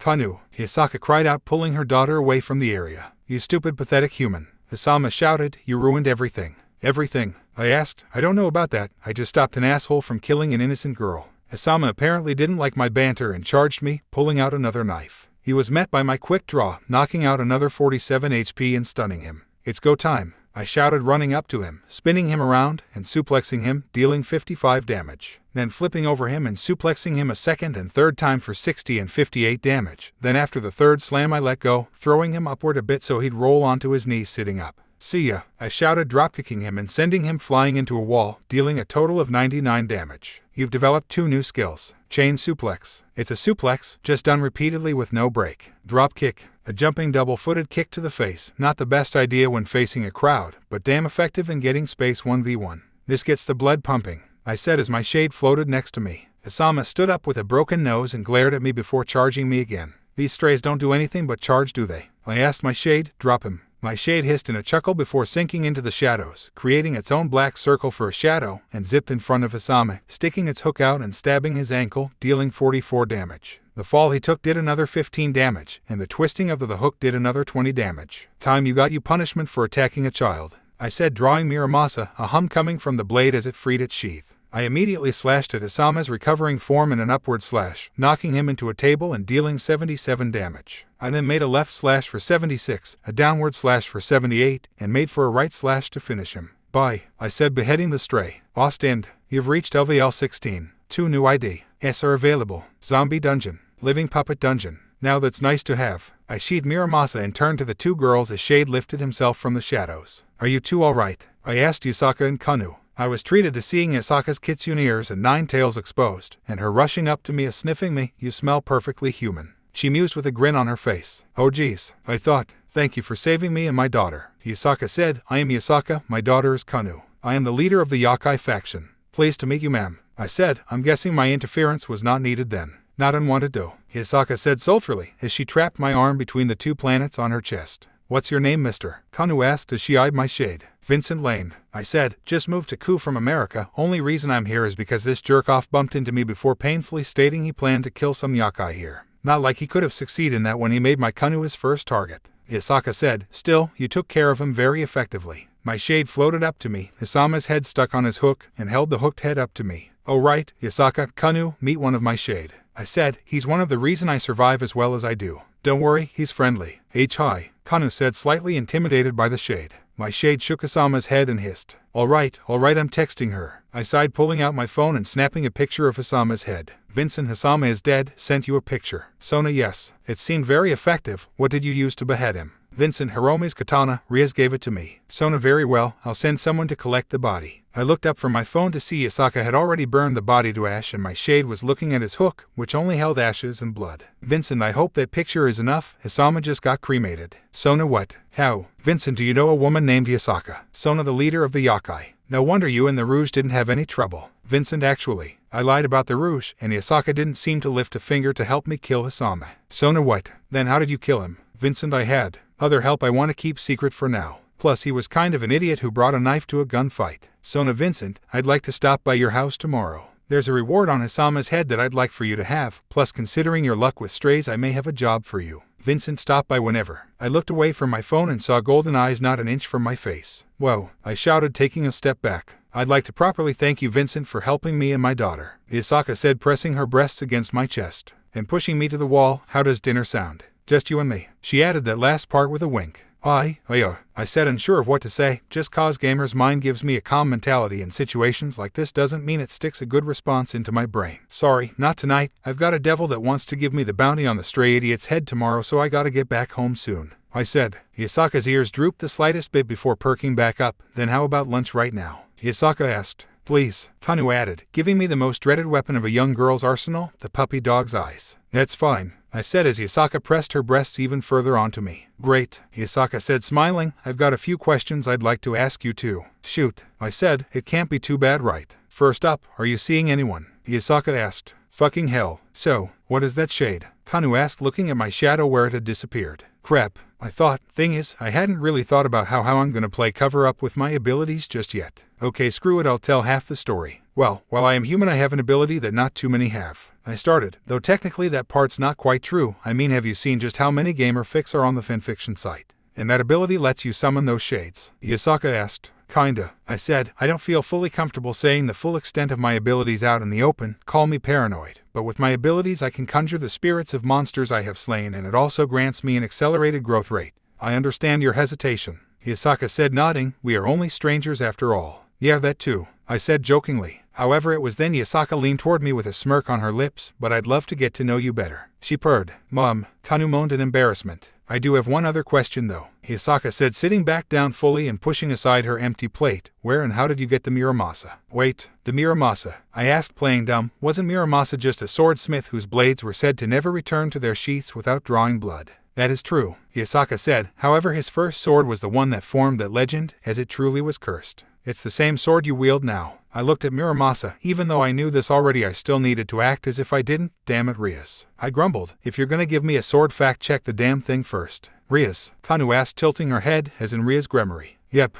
I said. Somehow I don't think she's gotten the hang of keeping watch of her territory. I've already taken out 2 strays from Ku now. I suppose that's something you'll be going over later with your friend, Yasaka asked. Yep, I said, nodding. Mind if I keep Muramasa though? Now that I know what it is, I'll use it more sparingly, but I'd like to have it on hand when I need it. Yasaka looked at me in the eyes for a while before she nodded. It's fine. The Muramasa has switched users multiple times over the ages. Another switch shouldn't be out of the usual, she said, before I saw that glint in her eyes. This is going to be a long walk back home, I thought. She grabbed me junk, I muttered as I walked back into my house at long last. Would have thought she'd at least try to be a bit more subtle. My shade was not being helpful at the moment, as it was just laughing at me from my shadow. Speaking of helpful, why the hell didn't Yasaka help me with Isay? I thought to myself, something to add to next time I meet her. With that on my mind, I went to sleep. I barely had time to finish my breakfast the next morning when there was banging on my door. I'm coming, I'm coming, I called out half-heartedly. Don't break down my door. Opening my door, I was met by the stern glare of Sona Citri, and while I did notice a stack of papers in her hand, I was sadly entranced by her glare. Vincent Lane, Sona said sternly, you must be some kind of magnet to the supernatural, killing a stray and bringing the eyes of devils and the fallen to you, then you kill another stray and bring the eyes of the Yakai faction onto you. Sorry, I said, stepping aside to let Sona in. In my defense though, Rias is in charge of the supernatural aspect of this town and I've already gone through 2 strays. Sona sighed as she set the stack of papers onto the table, where I joined her. Yes, I admit Rias has been rather lax in how she's surveying the town, Sona said, but she is currently going through some family trouble at the moment. Must be some deep shit she's got at home then, I said, which is true. Riser has a face that just makes you want to punch it. I'm willing to bet that he's weak as fuck and relies only on his regeneration to win, which may work when your opponent can't counter it like rival devils. But he'll effectively get raped by everything else because he hasn't trained his body to evade someone using holy weaponry. Note to self, start packing holy water, anti-devil hand grenades. You don't know the half of it, Sona said, pushing the papers to me. Anyway, I've brought you a list of the Underworld's current wanted list. Seeing as you keep running into strays, I thought it would be best if you knew who to watch for in town. You've received a bounty list. The bounty board is now accessible in the sanctuary. From the bounty board you can dispatch spirits to hunt down strays across the world. You can send as many spirits after a stray as you want. Just remember not to send out too many. You don't want to lack allies when you need them the most. Nice, I thought, suppressing a smirk. I also thought you'd like a reward for taking down Issei. Sona continued, creating a magic circle. It honestly took a while to think of it, and admittedly I consulted Rias about it, and I'm sorry if this may seem offensive. From the circle, Sona pulled out a sniper rifle, a Remington MSR to be exact. Whoa, I said, taking the sniper. I hope you aren't offended, Sona said. I just figured that since you use guns in most of your fights with strays, you'd appreciate having something to fight them from a distance if you run into a long-range fighter or just one that's big. Thanks, Sona, I said with a wild grin on my face. I'll be sure to take good care of it. And mod it with shade cloth and a shade spirit too. You're welcome, Vincent, Sona said, standing up. Now if you'll excuse me, I've got things I still need to do today. I put the sniper on the table and stood up with Sona. I'll walk you out, Miss Shitori. I still need to get some fresh air myself today. I walked Sona over to my door and opened it. However, there was already someone there that made me and Sona freeze. Hello, Vincent, Yasaka teased. At the moment there were a couple of things I wanted to do, but couldn't. First off, I wanted to smack Sona for apparently growing a devious side and leaving me to deal with Yasaka, but I couldn't do that because I'll get killed in 0 seconds flat. Second, I wanted to dive out the window and make a run for it considering the look Yasaka is giving me, but I couldn't do that because she'd easily catch me. At least she brought Kaneo so she might show some restraint. So, I said after a minute, what brings you here? Yasaka leaned into me as the 3 of us sat at the dining room table, the stack of bounties still in front of me. I want to hear more about your ability, Yasaka said, and I want the truth, and don't think about lying to me, I can tell. Fuck. Well, I started, not really sure where to start. It was then Kuroka peeked around the corner and froze as soon as Yasaka laid eyes on her. Well, hello there, young Nekishu, Yasaka said, grinning. I calmly turned around and faced Kuroka, who managed to look horrified as a cat before giving up and hopping onto the open chair next to me and Yasaka, knocking over the bounty list as she did so before turning into her true form. A sexy, large-breasted, long black-haired woman with a black kimono held closed by a yellow obi with golden beads on it. Why did you have to tell him? Kuroka asked Yasaka. I really liked it when he spoiled me. Well, I might as well start telling the truth now. Honestly, I knew what you were the whole time, I admitted as I restacked the bounty list. Really? Kuroka asked. Of course, I said as my smirk turned sly. I also know just how many ways from Sunday you could kick my ass, Kuroka. Now Kuroka tensed. Vincent, just who are you? Create party. I thought. Invite, Kuroka, Yasaka, Kaneo. The three girls jumped at the pop-up that appeared in front of them. Just accept it, I'll tell you more in a moment, I said. Now I'm very interested, Yasaka said as she and the others accepted the invite. Now, create ID. Sanctuary, I said, before the four of us were enveloped in a flash of light. Where are we? Kuroka growled as she was on edge. My sanctuary, I said, my own little pocket dimension living space, only those I bring in are allowed in. For now at least. So, that means you can safely say about your abilities, right? Kaneo asked. Exactly, I said, throwing my arms wide and leaping onto my couch. My ability is a powerful one known as the gamer. Its effect, my life and body are like that of a video games. And that means what exactly? Kuroka asked, sitting down. To keep things simple, my own life is based on hit points. I can see everyone's name, species, and rough level of power. I have an hammer space inventory, and I can constantly learn new abilities, either through experimentation, dumb luck, or even simply by absorbing a book to keep it simple. And I don't really need to train, all I've got to do is win fights, gain experience points from it, and get stronger. So basically you are just cheating life, Kaneo asked. To put it simply, I said, chuckling. Furthermore, I can create other dimensional spaces to fight monsters without impacting the real world. And thanks to my unique variation of the gamer, I can use the spirits of these monsters to summon them to battle on my side. In fact, I've just managed to gain access to 2 new variations of these instant dungeons, as they are called, just yesterday and haven't had time to explore either. Yasaka grinned. Mind if I come and see it? She asked. Pardon? I asked. I'd like to see just how this all happens. Yasaka said. Can I come? Kaneo said, giving my the puppy dog eyes. I would have caved in a heartbeat, but Yasaka cut me off. No, Kaneo, I'd like you to stay in his house for the time. Awe, Kaneo bemoaned. Don't worry, I've got plenty of games in my house you can entertain yourself with. I said. I'll stay with her, Kuroka said. Warn her if a devil is near and she's distracted. Thanks, Yasaka said. I brought Kaneo back to my house with Kuroka while removing them from the party. Of course I wishes didn't say that I kicked them from the party. Then I went into my newest ID. With Yasaka. Living dolls. Well, another forest. I muttered, looking around. At least this one has light and some ruins inside it. Was the shade ID empty and dark? Yasaka asked. Yep, I admitted, kind of annoying to navigate. My shade let out a long hiss from my shadow as it arose, its way of saying contact. In front of me, 5 figures stalked out of the brushwork. All 5 were female humanoids, but their bodies were plastic and featureless, covered only by pure white dressed, and each with different hairstyles. One had short white, one long red, blue pigtails, blonde bun, and mid-length black. All of them were unarmed. That was until they pulled off chunks of broken wood from their surrounding ruins for clubs. Well crap, I muttered, they've armed themselves. I took this chance to observe one.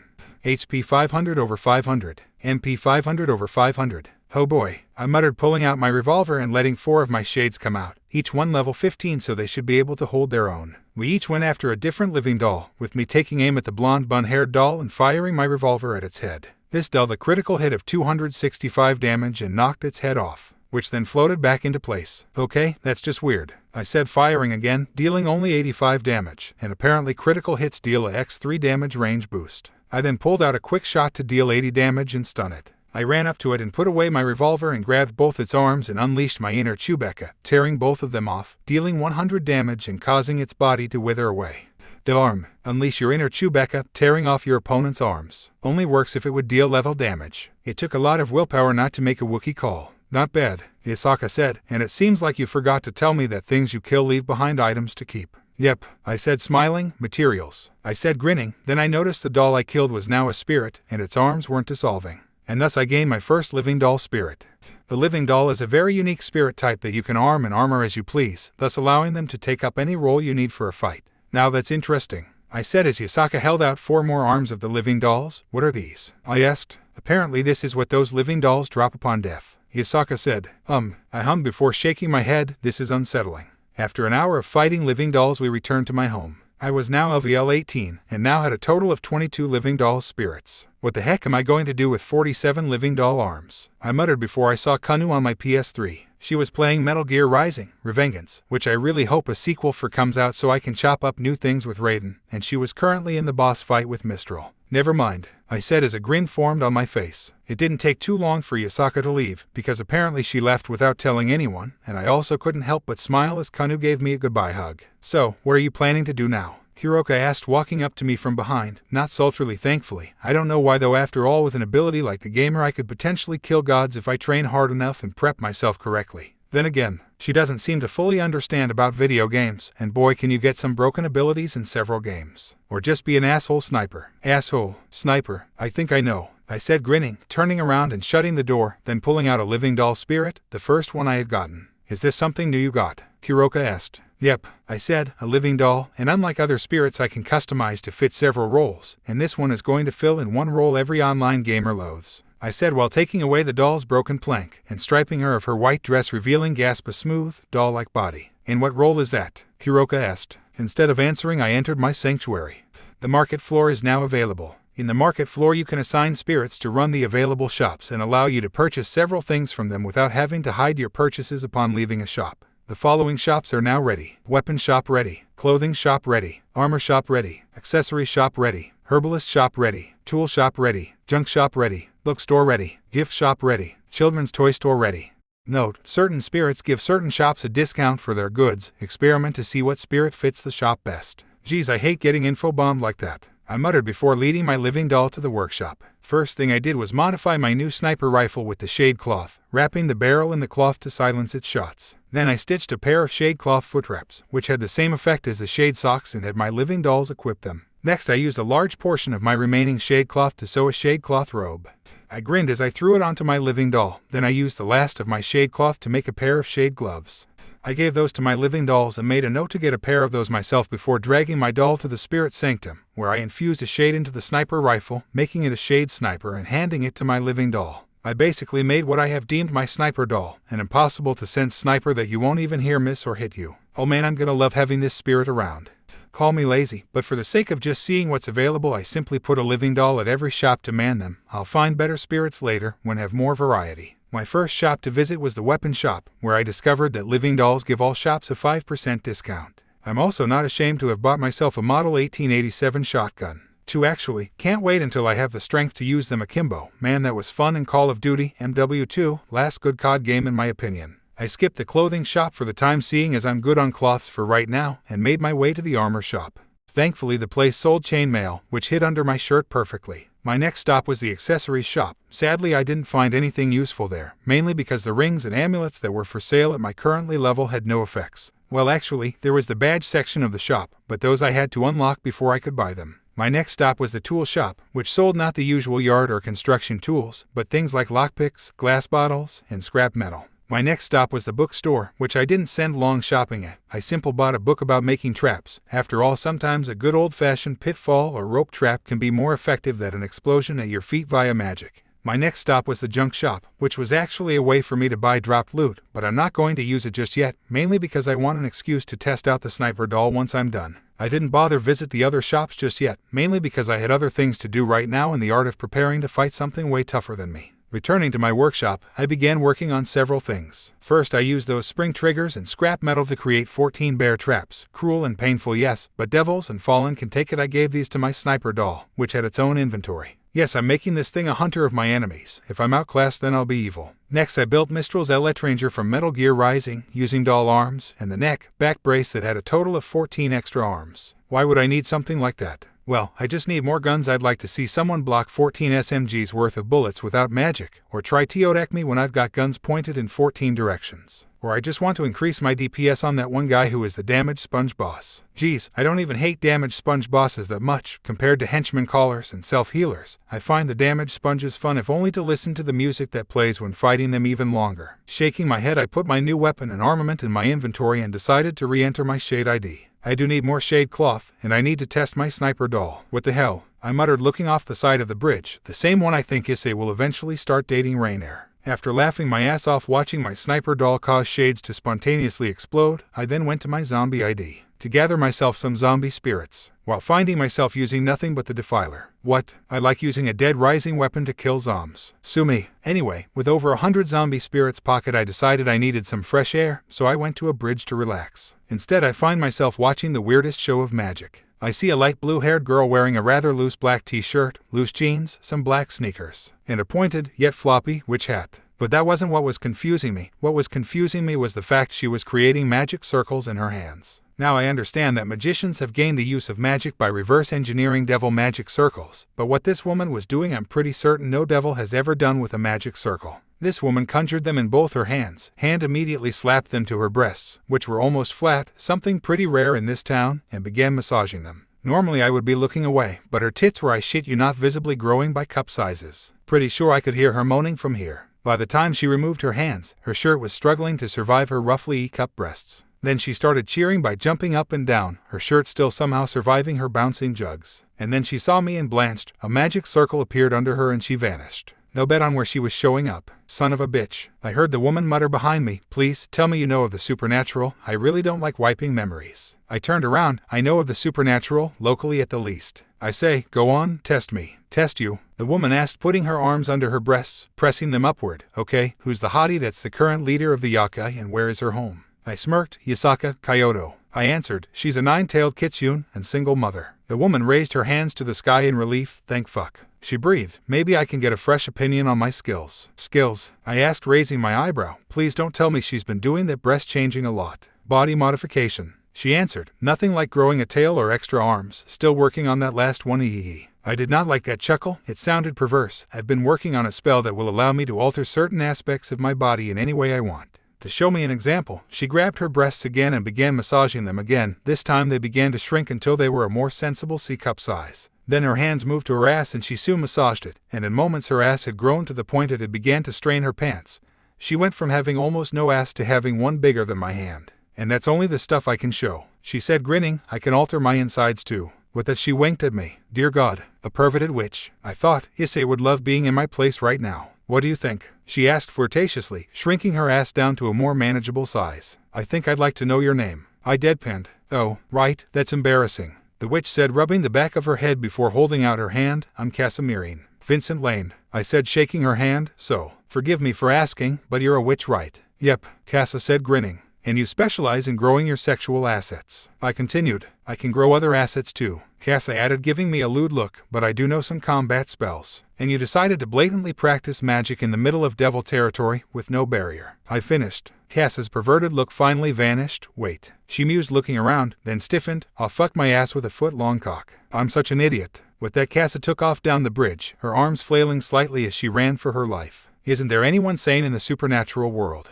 I muttered. Not likely, muttered Kaneko. When the hell did she get here? When did you get here? I asked, looking at the Nikoshu beside me. Just now, Kaneko said. Rias sent me to investigate whoever was using magic out in the open. Some witch, I said, literally. What's your thought on her? Kaneko asked. Friendly. Or hostile? Issei's perfect match. I said, a perverted witch that uses magic to go from a cup to E-cup. Kaneko looked downward at her chest and grumbled, pervert then. She muttered, dangerous. Only to the male population's noses. I joked, looking at the Nico, what do you think? An annoyance then. She concluded before looking at me, you smell like a fox, why? Yasaka. I sighed. She decided to visit me after I went to Kyoto tailing a stray. Speaking of, Rias really needs to start patrolling this town. What happened at Kyoto? Kaneko asked, giving me a hard look. Stray wanted to kill Yasaka's little girl. I said, impaled him with the sword Rias gave me, which is apparently the Muramasa, the cursed sword and first work of said swordsmith. That last part I gave an annoyed look. Kaneko blinked in surprise. Rias just gave you that sword? She asked. I nodded. Damn it, but you. Didn't think Kaneko could curse. It's getting late. I noted, looking at the setting sun. Why don't you come over to my place tomorrow and we can talk more then? Sure, Kaneko said, walking off. I smirked. Just gotta inform Kuroka on reinforcing the doors and walls somehow, then we can work on getting those two to make up. Seeing as sleep has become optional for me as a gamer, I wandered across Ku for several hours, patrolling for stray devils since Rias so far doesn't seem to have bothered to do so. I had my sniper doll leaping across buildings, keeping me in sight as she did. Her job was to snipe any threats to me before they attacked me in the back. But she also had my phone, and was ordered to call help to my location should something happen. Well, call them to get their ass out of bed, then text them the incident, seeing as puppets don't have voices. So far nothing. I muttered, pulling out my revolver, checking to see if it was loaded before holstering it again. Then I felt blood splatter the back of my head. I spun around, pulling out my shaved revolver as I did and aimed it at a headless woman holding a jagged dagger. "The hell," I muttered as the corpse fell over. "Well, that's a pity," a woman's voice said, causing me to shift into a combat stance. "Still, they are just willing thralls, no big deal." Thralls, as in vampire thralls. Looking up, I saw a rather mature woman looking at me. She had long black hair that was flowing freely across her decently sized chest. Her eyes were a deep red, her skin was way too pale to be human, and her violet dress seemed old-time gothic. There was someone next to her, but she was completely cloaked. I sighed. "Great," I muttered, "someone trying to kill me. I'm surprised haven't been flocked by devils looking to recruit me, so you're gonna kill me and recruit me anyway." The woman chuckled. "Oh no, you silly boy," she said. "I don't plan on having you join me in any form. I'm going to make sure you don't join my enemies." I rolled my eyes. "Great. Who are your enemies?" "The angels. The fallen. More devils?" I asked sarcastically. The woman chuckled. "No," she said, "the Teeps clan of vampires." "Teeps? So that makes you part of the Carmilla vampire clan," I said, drawing on my knowledge of DxD. "Oh, I'm more than that, child." The woman said, "I'm Carmilla. I'm pretty sure a novella was written about me by A. Joseph Sheridan LaFonu." I blinked in surprise. "Well shit, didn't you die in that book?" I asked. Carmilla simply smiled. "Oh, that fool. He wrote the story pretty accurately, considering my dear here was the one who told him the tale," Carmilla said. "But one thing that was wrong was the fact I had planted a body double in that crypt. She was a Teep, so it was no skin off my back. And of course Laura's recovery from my bite was a complete lie." Carmilla then looked at me. "I'm surprised you recognize the book. I've noticed a lot of people seem to gloss over it because of Bram Stoker's novel." I shrugged. "Hey, my old English teacher felt he got too much attention," I said. "He also liked to poke fun at anyone who make a Romeo and Juliet love by telling them the two died at the end." Carmilla chuckled. "Your teacher sounds rather decent for a human in my opinion," she said. "But know this, child, I can't let you leave here alive. I don't want to risk the Teeps clan recruiting you." As she said this, I found myself surrounded by more vampiric chicks, all of them using European swords. I did a quick check on them, looking only at their levels, and learned they were all level 20, going against my level 18. Well, it's just a 2-level difference. I thought, looking around at the surrounding vampires. I choose to focus on one to see roughly what I'd be dealing with. Fledgling vampire, LVL 20. HP 200 over 200. MP 300 over 300. Isama was tougher than these ladies. I thought, looking around and preparing to call out Muramasa. Still, they're adults, and their status as fledgling might mean they haven't grown into their vampiric strength yet. Still, they have numbers. But hopefully they haven't located Sniper Doll yet, so she's my best source of defense at the moment. "Kill him," Carmilla ordered in a rather kindly voice. "I may consider making him one of us and giving him to the one who kills him." "Oh, come on," I shouted. "A new quest is active. Vampire attack, Carmilla faction. Carmilla has ordered her vampires to attack you. Survive until sunrise or help arrives. Objective, survive 2 hours at the longest. Bonus objective, defeat 20 vampires. Reward, well, that's good to know. I hope I can get help." I thought. Music, Vampire Battle, Castlevania Dawn of Sorrow, Dance of Illusions. Fitting music, I thought, before one of the fledgling vampires lunged at me. I reacted with a quick draw, knocking off a nice 75 HP and causing her to stumble back, which I followed up with a strong straight punch to her head. "Prog," I shouted as my fist collided with her face, dealing 125 damage to her, killing her and throwing her back across the ground. I heard Carmilla hum as a couple more vampires started to attack me. Hearing a blade being drawn, I pulled out Muramasa, unsheathed it and slashed. "Sorry if you don't like vampire blood," I thought as Muramasa cut off a couple of the vampire's fingers, dealing 77 damage and knocking her blade from her hand. "Get lost," I shouted, pulling my blade back past my head and slashing powerfully at her neck, cutting her head clean off. For those times a normal slash isn't enough, there's power slash. "Don't care," I thought, shooting the next vampire that came at me, dealing 76 damage, then stabbing her for another 74 damage and throwing her over me, slamming her head into the ground to finish her off. 3. I heard Carmilla's companion count. "Let's go," I shouted, swapping my shade revolver for my normal katana and stabbing both into the nearest vampire, dealing 139 damage, then pulling them out and cutting her arms off, killing her. I turned to fight the next one coming at me, only for her head to explode. More for the I don't care list, I thought, then smirked and looked at the closing group of vampires. "Let's test an idea." I put my 2 swords side by side, vertically I might add, one a bit baying the other, reaching as far to my side as I could. "In an Inra-ag," I shouted, kicking the ground with my foot into a spin attack, but also activating Power Slash. "You've created new skills. Spin attack. The iconic attack of a green-clad elfin hero, great of clearing some space. Power Spin Slash. A spin attack combined with Power Slash, not as powerful as the great spin attack, but without needing to charge it comes out much faster. I barely held back a chuckle as my 2 swords cut the 5 vampires surrounding me, the swords doing around 130 damage with each hit. Seeing as the vampires are getting hit by this twice in a single spin, I just cut down 5 more bloodsuckers, bringing the kill count up to 10. I see why you were worried about him joining Teeps, the cloaked woman said. I smiled. I put away my steel katana and pulled my shade revolver back out and quick draw shot another vampires, dealing 73 damage and stunning her. I then sheathed Muramasa and put my revolver away and pushed her over before grabbing her by the ankles. Here we go, I shouted, lifting her up slightly and began spinning around, using the vampires I was holding as a weapon herself, while letting myself move around through my spins. I hit about 5 more vamps, dealing 78 damage to each of them, while the one I was spinning died in my grip from having her head used as a weapon, so after about 15 spins I hurled her at a 6th vampire, dealing 109 damage to her.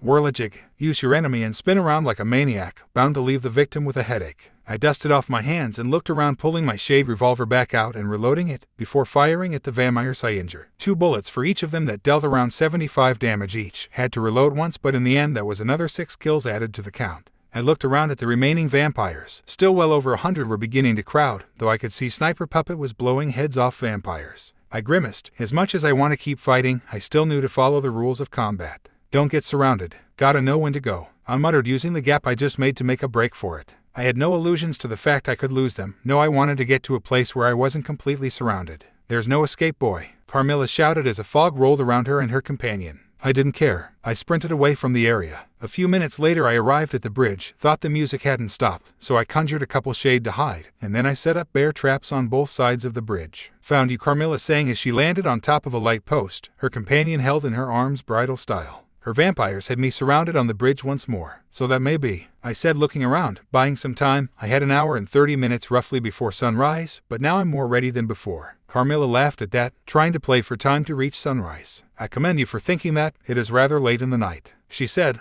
But I don't think you'll last that long. Humans aren't creatures of the night. Maybe, I said, but being nocturnal myself helps for those long nights. Carmilla just huffed and waved her hands. Clank, clank, clank. ARGH, GYAH, AHH. 3 vampires dropped their swords and grabbed at their legs. They had stepped on bear traps and had nearly lost their leg because of it. Plus I love setting traps. I grinned, pulling Muramasa back out. Feels like I should be using a whip. Wonder why. Kill him, Carmilla shouted, getting annoyed. Instead of waiting for the attack, I lunged at the nearest vampires, impaling her with Muramasa while using a method of energy similar to power slash.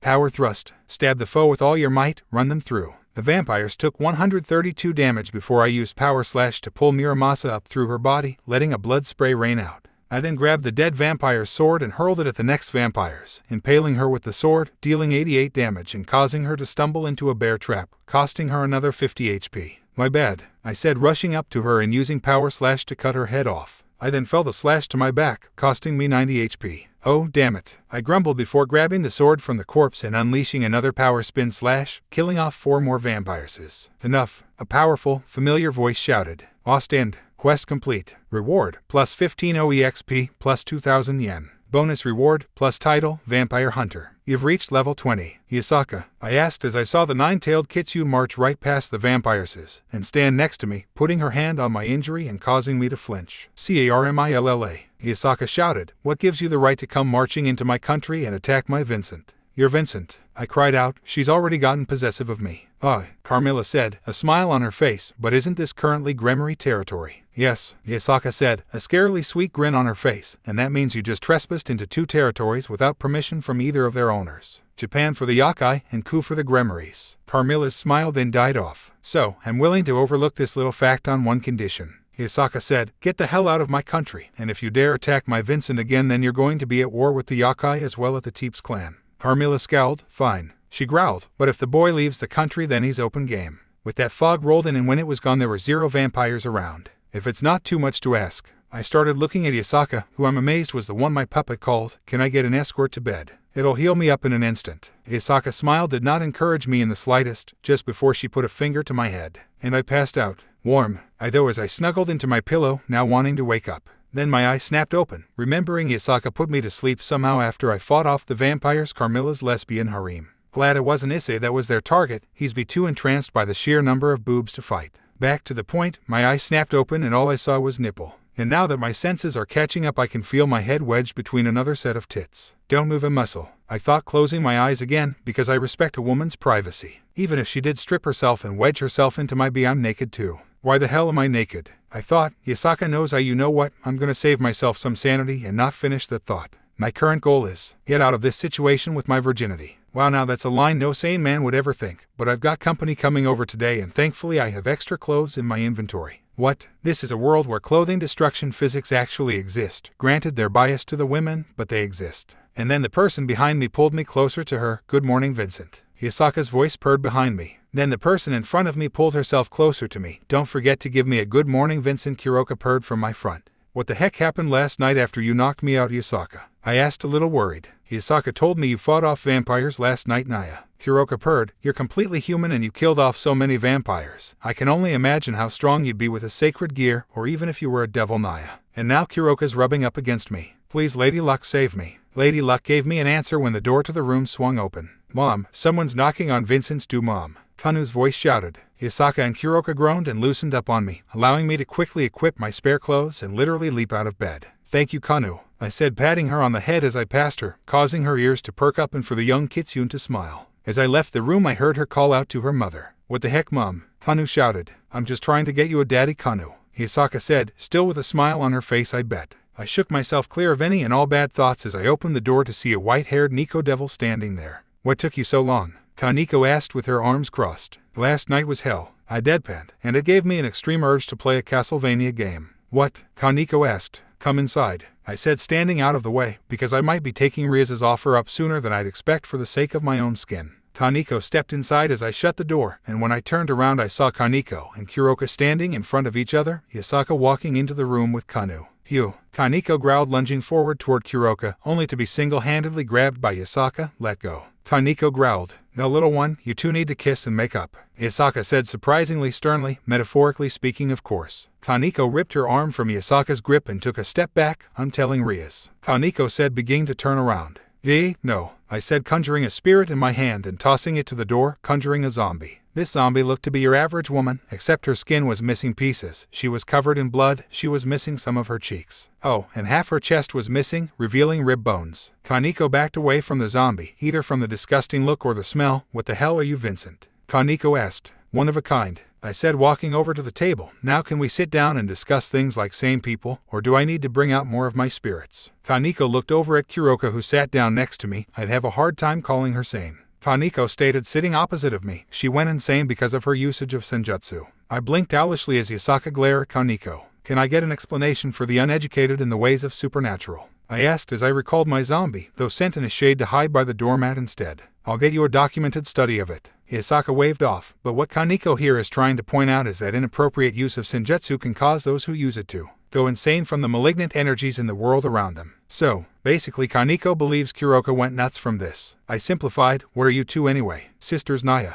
Kuroka clarified. Oh, I said, nodding. So, Kaneko, you believe your sister has gone absolutely insane from misuse of senjutsu? Yes, Kaneko said, nodding, and because of that I was nearly executed simply to be a show of force. I sat in silence before letting my head drop. Oh geez, what century is Devil Society stuck in? I muttered. Oh, and can someone smack Kaneko for me? What? Kaneko asked with a sudden shake of her head, right as Kanu lightly smacked the Nekashu in the back of the head. Listen, kitten, I said flatly, I've lived with your sister for about a week now, and the only sign of danger she's ever shown was to my virginity this morning. Kaneko turned to her sister, who simply smiled and winked at Yasaka. Why should I believe you? Kaneko asked. I simply snapped my fingers, and over 50 of my shades slipped out of the various shadows they were hiding in, because these guys would have reacted otherwise. I said, also, did you ever get your sister's side of the story? No, Kaneko said. She was gone before I could even ask. Kaneko said, I'm sorry, Shiren. Kuroka said as a tear slipped from her eye. I wanted to grab you and escape too, but they were too fast. Baka, Kaneko said, smacking her sister. Normally I'd agree with you, Kaneko, and say something about standing your ground in your case. I started, but if Devil Society was going to execute you for something you had zero matter in, I think I'll agree with you on Kuroka being an idiot. Hey, Kuroka shouted, getting a chuckle from the other women in the room. And tell you, if you're gonna die, you might as well just barrel through the idiots coming at you and grab your sis and GTFO, I finished, or take the Hideo Kojima method out.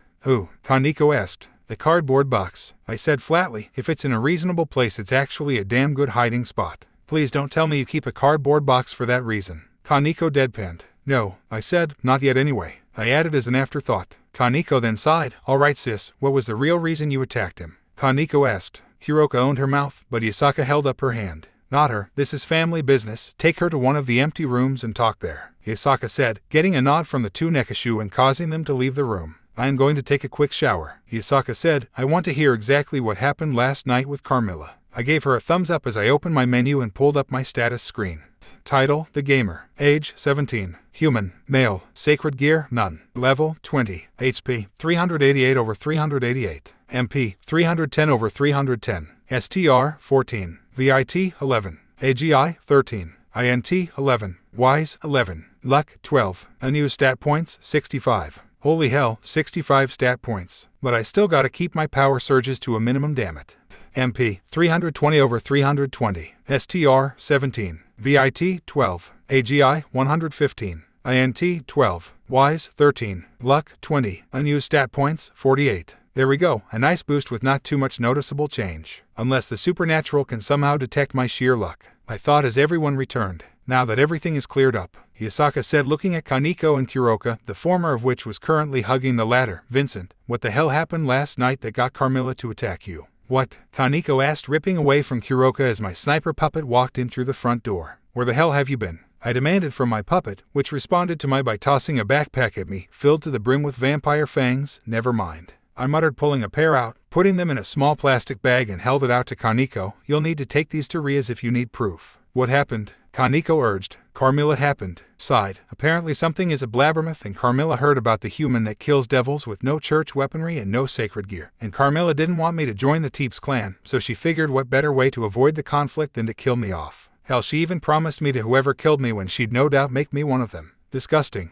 Kaneko said. Thankfully my sniper here is always on guard duty whenever I go out at night, I said, gesturing to the sniper-wielding puppet, mainly because I'm expecting to get jumped by devils wanting to forcefully add me to their peerage. And instead you found vampires, Naya, Kuroka concluded. Yep, I said, leaning back. Truth be told, I'm half expecting to get swarmed by merfolk the moment I step onto a freaking beach at this point for one reason or another. So that's why you said you might join Rias sooner than you thought, Kaneko said. Yep, I said, nodding, because I really feel like I'm a mouse in a room full of cats. No offense, you too. None taken, Kaneko said, standing up. I'm going to report to Rias and sister. We never met today, Kaneko said with a slight smile. With that, Kaneko walked out the door. Well, I like to think that accomplished things, I said. Yasaka stood up. Kanu and I need to get back to Kyoto today, Yasaka said, walking over to me. I can visit whenever I want to write. Not like I can stop you, I said. Yasaka grinned and blew me a kiss before picking up her daughter and vanishing. Oh boy, things are going to be hell this week, aren't they? I asked Kuroka. You bet, Naya, Kuroka said, but I can make it feel like paradise. Before I could respond, there was a knock at the door. In a heartbeat my shades were hidden, and Kuroka was a cat. I walked over to the door, praying to Lady Luck it wasn't something supernatural. Did I just see Kaneko Tauju walk out of your house? Issei shouted, grabbing my collar. 30 minutes. That's how long Issei was going on about boobs. And he was still going.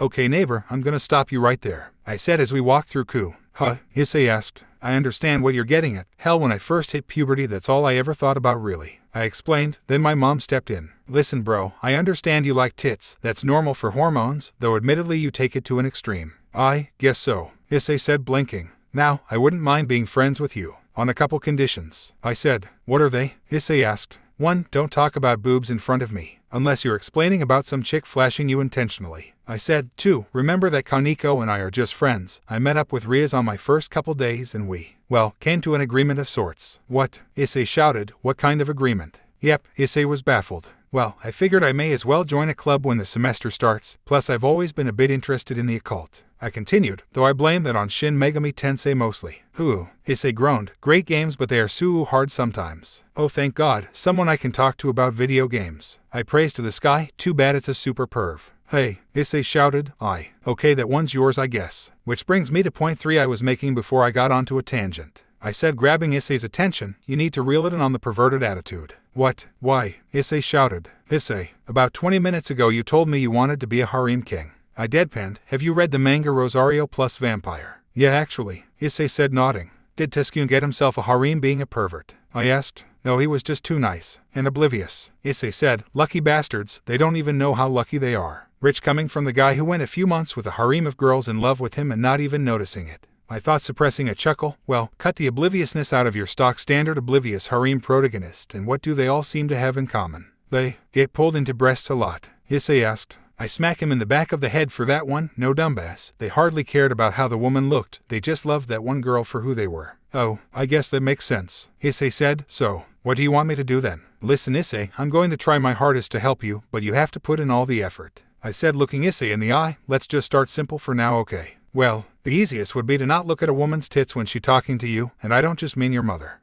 Got it, Issei said, and maybe I could try and stop peeping in the girls' locker room. I blinked. I totally forgot about that peephole. Then I need to send a puppet out to fix that before it starts. You probably should, I said, letting go of Issei. Now where the hell are we going? Not some porn shop, I hope. Issei's eyes went wide as he held up his hands. No, and nothing like that. Issei said, I kinda figured you wouldn't be into that kind of stuff too much considering what you told me about a person's eyes and all. Still viable advice. I said, liars have a hard time keeping eye contact. I guess, Issei said, scratching the back of his head. Anyway, I was gonna show you this curiosity shop my mom dragged me to a couple of times. Sure, they have some hentai manga there, but there's also a lot of really interesting stuff there too. Heck, I got an SNES and N64 there.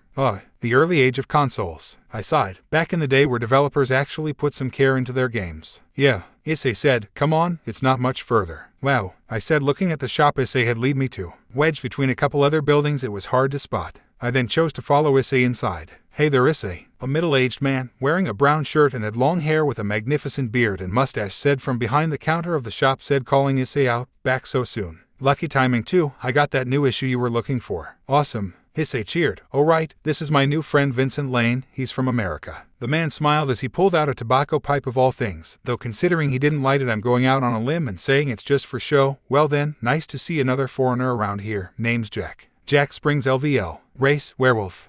What do you know, we got a wolfman and coup. I thought, maybe I could ask him about Carmilla after Issei's gone. Nice meeting you Jack. I said, mind if I look around? Help yourself kid. Jack said, Issei you porns in the dark corner with the rest. Thanks, Issei said bolting off, faster than I thought possible for a human. Hey kid, Vincent, Jack called out to me, come here a second would ya?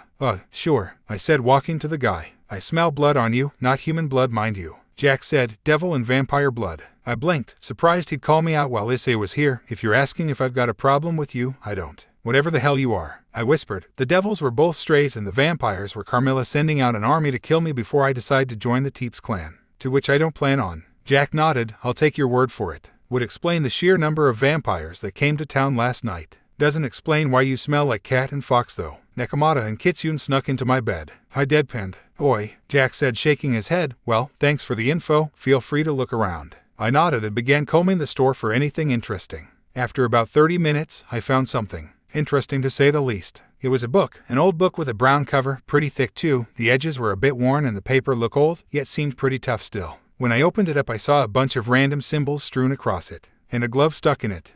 Unidentified relic fragment. What the heck? I thought picking the book up and bringing it over to Jack. Hey Jack, what the heck is this stuff? I asked. Jack looked at the book and the glove. Truth be told, it took a while for me to figure out myself and decided to keep in case someone from the supernatural factions came around and noticed it. Jack said, scratching his beard, the book is written in, as far as my friend could tell, Enochian, the language of the angels. And not that stuff John D. and Edward Kelly thought they translated. This stuff is legitimate Enochian. So I'd need to find an angel or a fallen angel to translate it. I muttered. Yep, Jack said, pulling his pipe from his mouth. The glove, however, I'm not exactly sure. Jack said, but I did see a gauntlet in that book that matched the glove. Minus the metal, of course. I nodded. Looks like something else to add to the to-do list.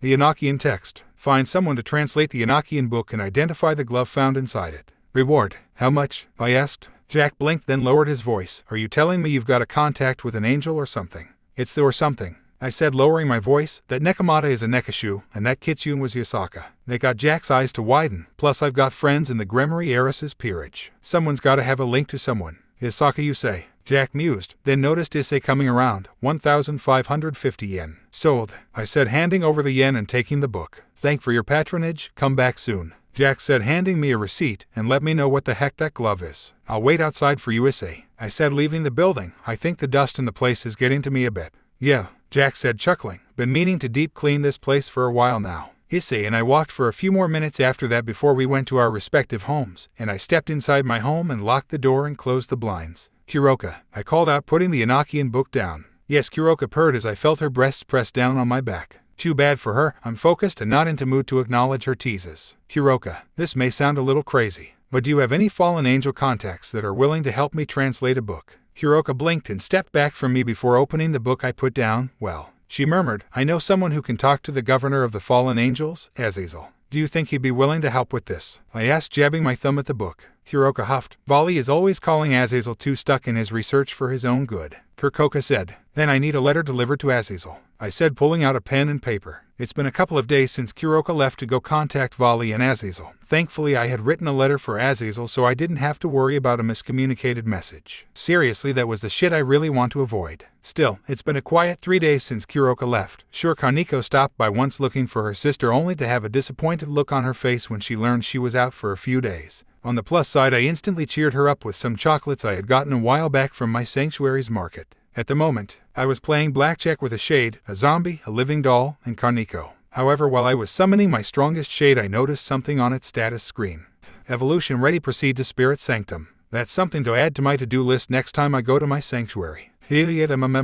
My zombie moaned. Imagine my surprise when I learned those things could talk. Yeah, I reached out to toss it a card when there was a knock at my door, and in an instant everyone had taken their places. My shade dived into the shadows, Sniper Doll took cover behind a door to an empty closet, and the zombie joined it. Kaneko hid the cards they were playing with as she dashed over to the couch and picked up one of the books on the coffee table, which were mostly old classical literature. I opened up the door to see someone I had no idea who the fuck it was. It was a woman around Kaneko's age from what I could tell, only she was a bit taller than the Nico. She was wearing a wide-brimmed black hat and a deep red trench coat. She had on a pair of red gloves and a pair of red high heels. She also had on a pair of skin-tight black pants that appeared fairly thick as her skin wasn't showing. Though that coat didn't suppress EC cups very well as those things were wiggling around. From what I could tell from her face was that she had very pale skin, bright red eyes, and pale blonde hair. I immediately observed her. Vampires. Vampires. I thought, instantly shifting onto my guard. Are you Vincent Lane? The young vampires asked nervously. Yes. What's it to you, bloodsucker? I asked sternly, fully expecting her to attack me. Her neutral mouth turned into a smile as her eyes brightened for a mere moment before she squealed and jumped onto me, wrapping her arms around my neck and her legs around my waist. Thank you, thank you, thank you, thank you, thank you,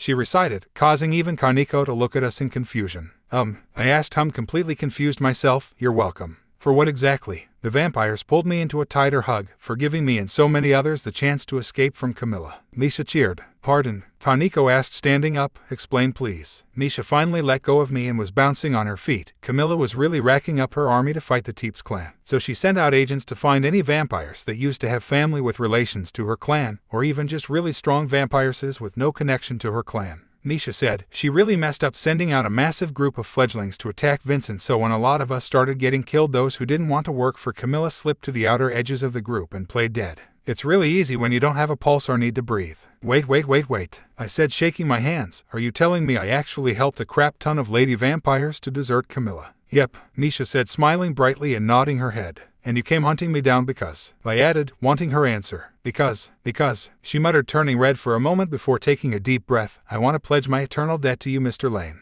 I'll do whatever you need me to do. Whatever you need, I'll help you. I owe you so much more than you could possibly imagine, and I feel I'll never be able to properly thank you. Okay, superfan here.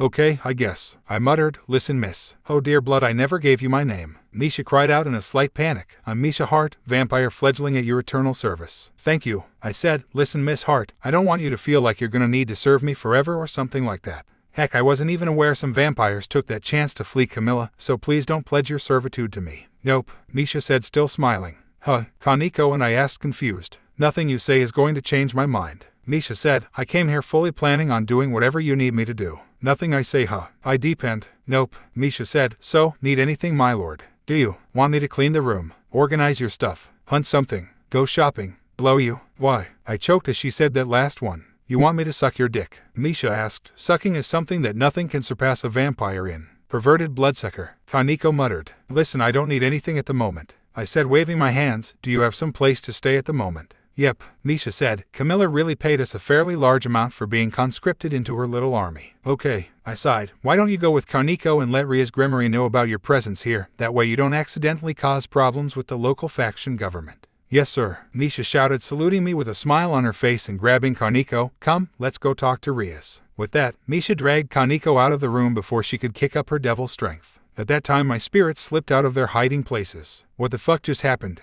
I asked my shade, only to get a shrug from it. It was an hour since Misha dragged Kaneko off and it was fairly quiet, and I rather liked the silence. Well, until someone began knocking on my door fairly rapidly. "Oh geez, please be Aazil," I muttered. That book and glove is really getting under my skin with the mystery behind them. Along with that relic thing. Walking over to the door, I breathed a sigh of relief. It was indeed Aazil. Black hair with gold bangs really helps you identify a person. "You Vincent Lane?" Aazil asked. "I'm Aazil. Kuroka sent me a letter saying you had a book written in Enochian." "Yeah, I'm Vincent," I said, shaking the governor of the fallen angel's hand, "and please, maybe you could help me figure a couple things out. Please come on in." Aazil walked inside and sat at the coffee table as I pulled the book out from under the couch and set it on the table and pushed it over to Aazil, whose eyes gleamed, and he cracked it open before he broke into a grin. "Tid, where did you get this?" Aazil asked, grinning. "The pawn shop." "Why?" I asked. Aazil burst out laughing. "Kid, this text was written by a lesser angel who chose to watch over humanity. More specifically, he wrote this book as a field guide for angels about human attempts to replicate sacred gear." Aazil said. "Wait, what?" I shouted. "You mean to tell me humans, and all our cannon fodder, glory to the supernatural, have tried to replicate sacred gears? With varying results," Aazil said, leaning back. "These were called relics and they weren't nearly as powerful as sacred gears." "How so?" I asked, calming down a little bit.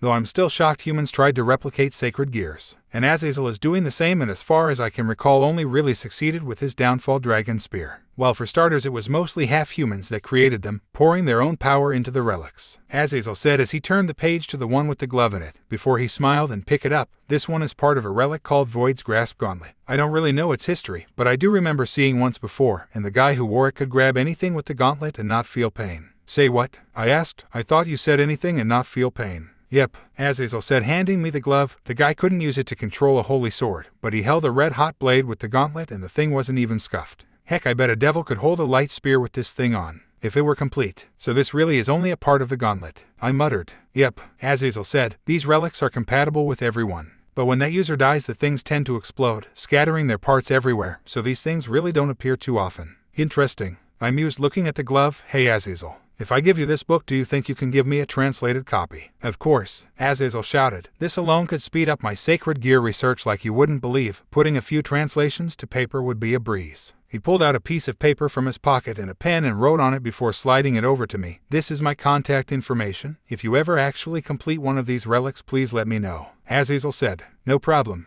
I said, taking the contact information before an idea came to my head. "By the way, do you have any issues with Rouge fallen angels in your organization?" Aazil sighed. "You wouldn't believe it." He groaned. "There aren't many, but there are a few fallen out there that blatantly attack humans and devils for no reason, and it drives me insane having to deal with all the apologies to the devils to keep the ceasefire up." "Why do you ask?" "Well, I seem to be a magnet to the supernatural," I said. "Case in point, I've already killed 2 strays and apparently helped a few unwilling soldiers of Camilla defect from her army. My point is that I've already found myself with a list of bounties on stray devils, and with a little ability of mine I can help you deal with the Rouge Fallen." Aazil hummed in thought. "That would save me a lot of trouble." "Sure, why not? I'll make sure you're properly paid for your help too," Aazil said. "I'll send someone over with a list. Someone not too weak or powerful to avoid causing issues with Gremory and Citri." "And Yasaka," I muttered. "Say what?" Aazil said, snapping his head to me. "I saved her daughter from a stray and now she's looking to make me her mate." I deadpanned. Aazil stared at me for an uncomfortable amount of time before he spoke up.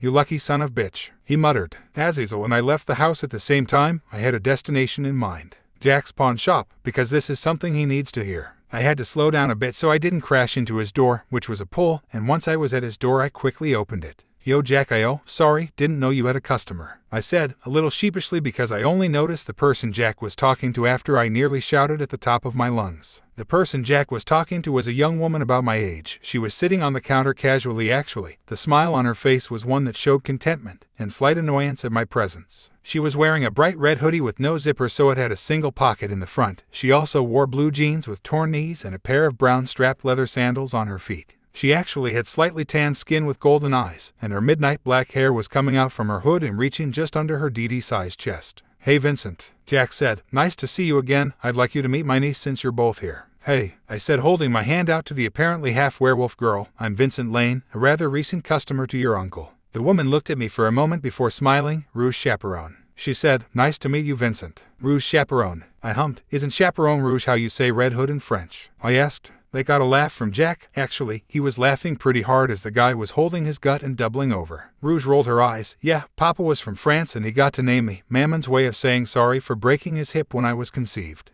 Rouge said. Papa decided to name me Rouge because according to him I was born a pretty bright red. Plus Mammon was red and so was he when I was born. Mammon from stress and Papa from the punches. Ouch, I muttered. Your dad must really be pain tolerant. You have no idea, Rouge said smiling. Anyway, I was raised in America because Papa moved there from France when he met Mammon, so I know how to speak French from Papa, but I'm stuck with the American accent. That explains it, I said, nodding my hand. Finally Jack recovered from his laughing fit. So Vince, what brings you barreling into my shop? He asked after taking a breath. Oh, right, I said, refocusing on why I came here. Jack, that book you sold me was definitely Enochian. I managed to get in contact with Aazil, and do you know what he told me? Aside from something perverted, Jack asked, getting a confused look from me. What? It's a well-known fact he felt cause he kept staring at Gabriel's tits. Okay, I muttered, shaking my head. Anyway, apparently that book was an angelic field guide to things called relics. Say what? Jack shouted, causing Rouge to jump off the counter in surprise. Uncle, Rouge shouted, standing up. What's the shouting for? Sorry, Jack sighed. I'm just surprised that book held information about relics of all things. So, Rouge asked, it's a book about old dusty artifacts. What gives? Old dusty artifacts. Jack shouted. Rouge, listen here, these relics are a human's attempt to create sacred gears. Now they weren't as powerful as some sacred gears, but a lot of them are still pretty damn powerful. You know about the legendary beast of Jevoden? Why yeah, Rouge said, shuddering. It's a common tale among werewolves. Well, what you'd never find unless you did some real digging into werewolf history is that the beast of Jevoden was actually a man who was half werewolf. He hated humanity but couldn't get back at them because he was one of the few half-wolves that couldn't take the form of the werewolf. Jack said. Wait, that can happen? I asked. Yep, Rouge said. Its rarity is similar to a human being born with a Longinus sacred gear. Thankfully I have my beast form. You are a cute little wolf, Jack said. Uncle, Rouge groaned. Anyway, the half-wolf began studying magic and soon created a pendant, calling it the Medallion of the Wolf. Jack continued. Using that medallion he became a massive feral-looking wolf, and with his hatred to humans even acted feral among them. That average study of 210 attacks was a bit of an understatement. That shot by Gene Chastel only finished it off after several werewolf from the local area beat him mercilessly. So, the beast of Jevoden was actually a man using a relic he created? Rouge asked. Yep, Jack said. A few werewolves managed to piece it back together once and learned that anyone who wore it would take the form of the beast of Jevoden. But thankfully not the mindset. The user died of old age and the medallion was scattered into bits again, but it hasn't been seen since. Whoa, I muttered. These relics are powerful. You're telling me, Rouge said, breathless. Tell you what, give me your number and I'll contact you if I find out anything that might have to do with a piece of a relic. Jack said. Good thing about being a werewolf is that we got really good hearing. Can I get your number too? Rouge asked. I really want to learn more about these relics. Plus I kinda want to go treasure hunting for them sometime if we can. Sure, I said, taking a note card from Jack and a pen and wrote my number down. The more allies I have the better. Smart thinking, kid. Jack said. You gonna do some shopping now? I nodded. Last time I was here my attention was caught by a book. I want to have some kind of honest-to-God decoration in my house. I said. Well, I'll see you later then. Rouge said, stretching. Mammon wants me home for lunch soon. And with that she made her way to the door. Later, pup. Jack called out. Hope to see you again, Red Riding Hood. I called out. Heck, Rouge choked. I sighed, shaking my head as I walked home. It was coming around to sunset, so I was actually hoping to get some sleep. In my sanctuary tonight, what with Misha practically forcing herself into a position of being my servant. Why can't I meet a woman who actually wants to take it slow? I muttered. Actually, I wonder if I'll ever meet someone sane. Actually, Rogue seems kinda normal, despite being a werewolf. Shaking my head once more, I opened the door to my house and froze at the sight that was waiting for me. Hello, Vincent, Yasaka said, smiling. How was your day? I was silent for a second before looking over to my couch to see Kaneo was asleep before speaking. Yasaka, 2 questions. I said. Sure, Yasaka said, still smiling as she returned her focus to my stove. First, is it okay for you to be leaving Kyoto this often? I asked. It'll be fine, Yasaka said. I'm ahead of everything going on, and nothing big is happening at the moment, so I've got plenty of spare time on my hands. All right, I muttered. Second, why in the name of all things holy are you wearing nothing but an apron that is clearly too small for you? Yasaka turned to me, pouting. Don't you like it? Don't I look sexy in it? Yasaka asked. I groaned at the response, an attempt to guilt-trip me. I never thought I'd admit it, but I'm glad I built up a guilting immunity when I played a true asshole in my online gaming with friend. I'm not saying you don't look sexy, Yasaka, I said slowly, but please take into consideration that I may just want to build up a relationship slowly, not just turn around, bend you over the table, and, pardon my French, fuck you right then and there. Yasaka turned off the stove and turned to me with full attention. Really? She asked, somewhat surprised. Most people wouldn't hesitate to ravage a body like mine, especially a hormone-driven teen. Hey, before she disappeared, my mama raised me right, I said. Plus it wouldn't really sit well with me if a relationship with anyone was formed around sex. That just isn't stable in any way. Yasaka's smile turned. I actually can't describe that as she threw the apron off and was suddenly wearing her usual kimono. I'm not even going to ask how you did that, I muttered as the door behind me was thrown open and I felt my head wedged between a pair of tits. Did Aazil come over yet, Naya? Kuroka asked rather playfully. Yep,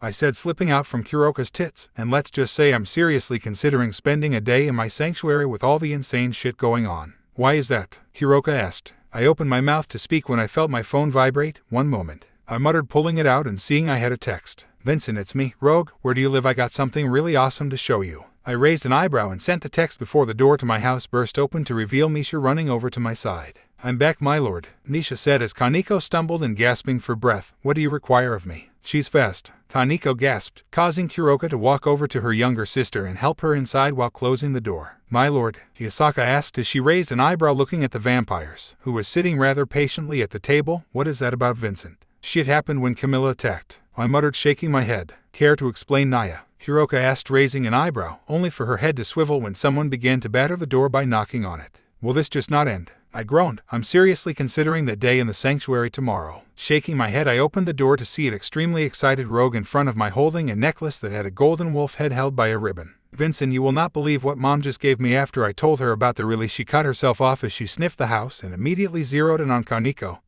and Kuroka, growling ever so slightly. Cats, she growled. Dog, Kaneko said, narrowing her eyes at Rogue. Werewolf, Misha said, narrowing her eyes at Rogue, who looked at her in slight confusion. Explain to my why you are in my lord's home. I shouted, getting everyone's attention. First off, everyone calm down, you woke Kaneo, I said, gesturing to the young kitsune that was clinging to me. Sorry, everyone but Yasaka chorused. And second, I will explain everything, but can we not tear each other's throats out? I continued, as long as the werewolf doesn't get too close to me or my sister. Kuroka hissed. I'll keep calm, my lord, so long as the mutt doesn't try anything, Misha said rather calmly. Why am I being evilized here? Rogue whined. Your kind were the ones trying to kill him. Oh, for the love of Pete. I groaned as my head met the wood of my side table. Soon enough everyone was seated around my dining table, and with this many women around me I feel uncomfortable. Kinda wish Kiba and Issei were here just to help balance the gender ratio. I thought, okay, before I begin explaining anything I need your collective word that everything I say does not leave this house until I'm ready for it. I started. That includes you telling Rias Kaneko. I promise, Yasaka said. Me too, Kaneo said gleefully. I'll keep my mouth shut, Rogue said, fiddling with the necklace she wore. Your secrets will be kept by me, my lord, Misha said. I've kept them so far, Naya, Kuroka purred. What do I get from it? Kaneko asked. If I'm keeping this from Rias, I'll need something from you. Friggin' devils, I muttered, reaching into my pockets and pulled out a Chocochamp bar, which I bought at my sanctuary's market. It's a 200 HP heal from the Mana series, in the form of a tasty chocolate bar. Why wouldn't I buy it? Here, a chocolate bar with rather effective healing properties. Deal, Kaneko said, lunging across the table and swiping the bar from me before she began to nibble on it.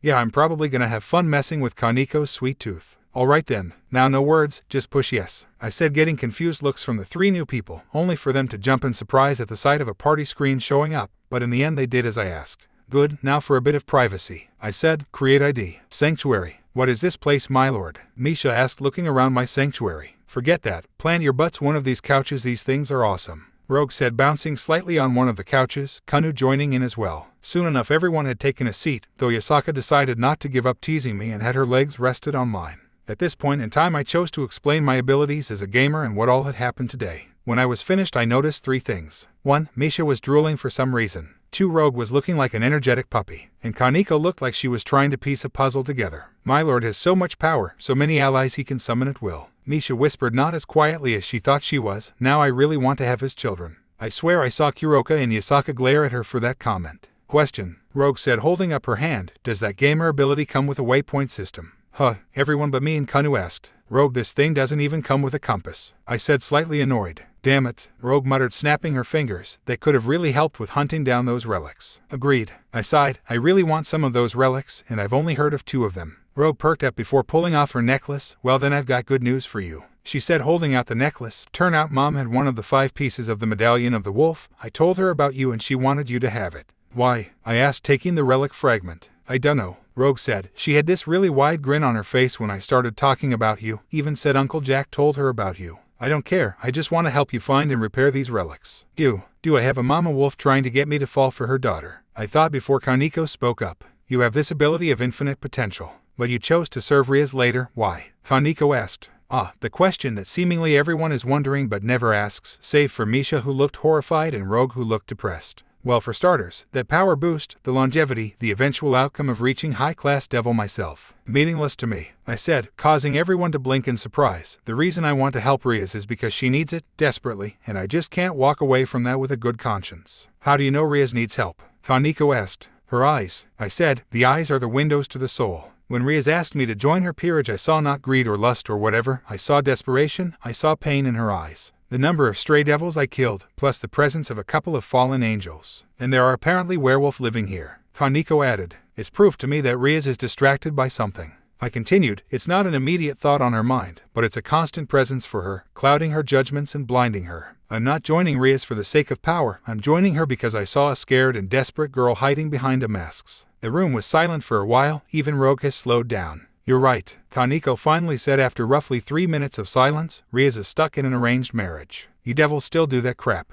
Rogue asked. I'm pretty sure with the remaining 72 pillars all marrying each other we'd have hit the point of incest by now. Even Misha couldn't repress a shudder at the thought. It's not quite at that point yet, Kaneko said. A devil's low birth rate helped with that. But Rias is going to marry Riser Phoenix. Ah yes, the man that has a face that just screams punch me here. With a personality to match. And, how is that bad? Misha asked. Forgive me, I'm not very knowledgeable on the devil clans. Riser Phoenix, Kuroka said, taking a deep breath, is an absolute womanizing asshole with a superiority complex so bad he refers to himself in the third person, has a full peerage of nothing but women that he has sex with on just about a daily basis. Though I really don't want to know if he bangs his own sister within that peerage, and thinks himself invincible just because he can regenerate. We all leaned away from Kuroka slightly. Rough experience, Misha asked after a minute. Let's just say next time I go near the Phoenix estate I'm disguising myself as a man. Kuroka growled. I don't even want to know, I said, but if I join Rias's peerage I know for a fact I can beat Riser. How? Kaneko asked. Simple, I said smiling. I found some information on devil magic after I encountered that witch and learned it's all built around imagination, correct? That's right, Kaneko said, nodding her head. Gamers work on a similar basis, except we have to focus our mana and sometimes we don't quite get what we want. I said, however, if I were to combine the two effects I can basically get any effect I want just by imagining it and having the proper mana stores. Ooh, Kanu raised her hand. If you get strong enough with magic you could potentially make an ability to cancel out Riser's regeneration. I love this kid, I said, chuckling. She's a genius. Everyone else was in a state of shock at this. The potential to create any kind of spell. Kuroka mused, but how can you make sure you have enough magic energy to create those spells? Again with gamer powers, I said, grinning. Basically as long as my intelligence stat increases, so does my max MP, plus these things usually come with passive effects that basically say the more magic I use, the more I'll be able to use. You could potentially defeat anything with that, Kaneko said, wide-eyed. Misha and Rogue had similar looks of shock, though Yasaka and Kuroka had looks of lust in their eyes. Plus remember, I play video games, and holy crap there are a lot of trick you can learn from them. I said, like say, if the enemy is just too strong, chop off some of their power and even the playing field.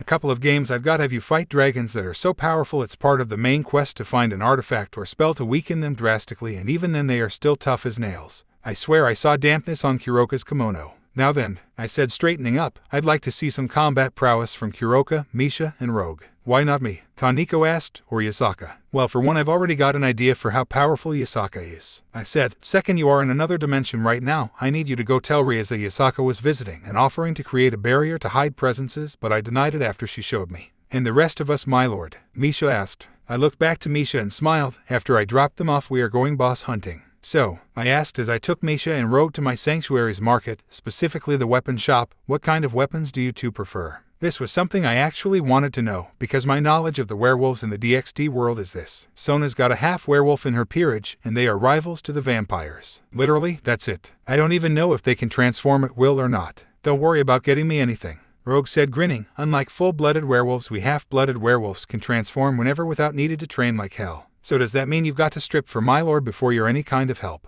Misha asked with a twitching eyebrow. Oh, this is not going to end well, is it? No, Rogue said. You ever seen a female werewolf when we're sanely transformed? These things don't just go away. Rogue emphasized her chest by grabbing her tits. I begged Mom to get me a suit that stretches with my body because every time I transformed my tits were swinging everywhere and it was so embarrassing. I have no idea what to say to that, so I turned to Misha. So, how about you, Misha? Knives, Misha said. I'm no murderous psychopath, but I do fancy myself a good knife thrower and knife fighter. Misha puffed her chest up in pride with that. Why Carmilla decided to give me a sword is beyond my comprehension. Does that chick really think you guys are just cannon fodder? Rogue asked, tilting her head. Cause that is really dumb. That's like buying the wrong ammo for a minigun, it won't be shooting anything. but I suppose if you whack someone in the head with it you can kill them. I quickly bought a set of 50 throwing knives, with belt holsters, and a combat knife for her to use close combat. Thank you, my lord, Misha said, attaching the belts and putting the combat knife on her thigh. So what are we hunting to show you our capabilities? I'm going to open up an instant dungeon filled with creatures. I explained, summoning a shade. In that dungeon there will be an infinite supply of these shades, all hostile.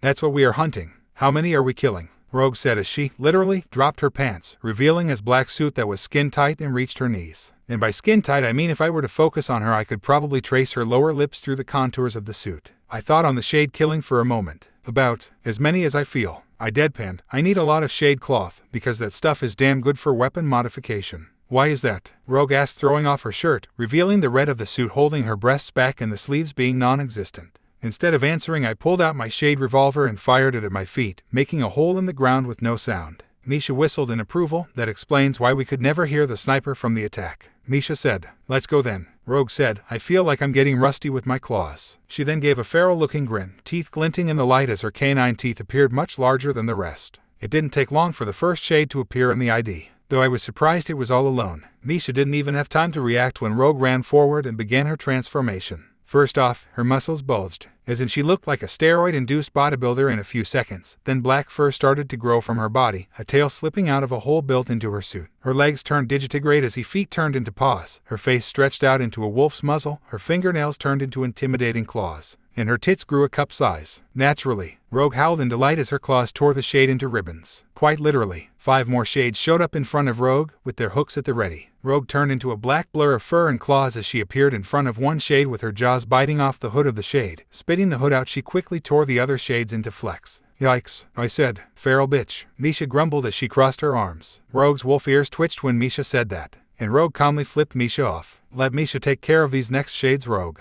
I said sternly as I held Misha by the scruff of her neck. You've killed all of the last 20. Rogue looked at me with wide eyes, her ears drooped, and she was making a whining sound that was really testing my mental fortitude. Misha was just snickering at Rogue's misfortune. I'll find a way to punish you too, Misha, if you don't cut it with that laughing, I warned. I'm pretty sure getting your foot stomped on hurts no matter who you are. Sorry, my lord, Misha said. Thankfully for Misha, a set of 7 shades appeared, which caused the vampire to grin and pull out a set of her throwing knives. Her first 5 knives were all quickly embedded in the body of a shade, quickly killing it before Misha dashed up to the rest of the shades with her combat knife out. She cut the arms of a shade before stabbing it in the chest. The next had its chest cut open, and the rest were hacked apart in various ways. Not bad, I mused as Misha sprinted to my side. Misha beamed at my comment as she slightly blushed, only to glare at Rogue, who stuck her tongue out at the vampires. Grow up, puppy, Misha growled at Rogue, who returned it with a literal growl. Hey, knock it off, you two, I shouted, hitting the 2 in the back of their heads. We, this time including me and my revolver, spent the next few hours killing off hordes of shades. That's when I knew we killed too much. Warning, boss approaching.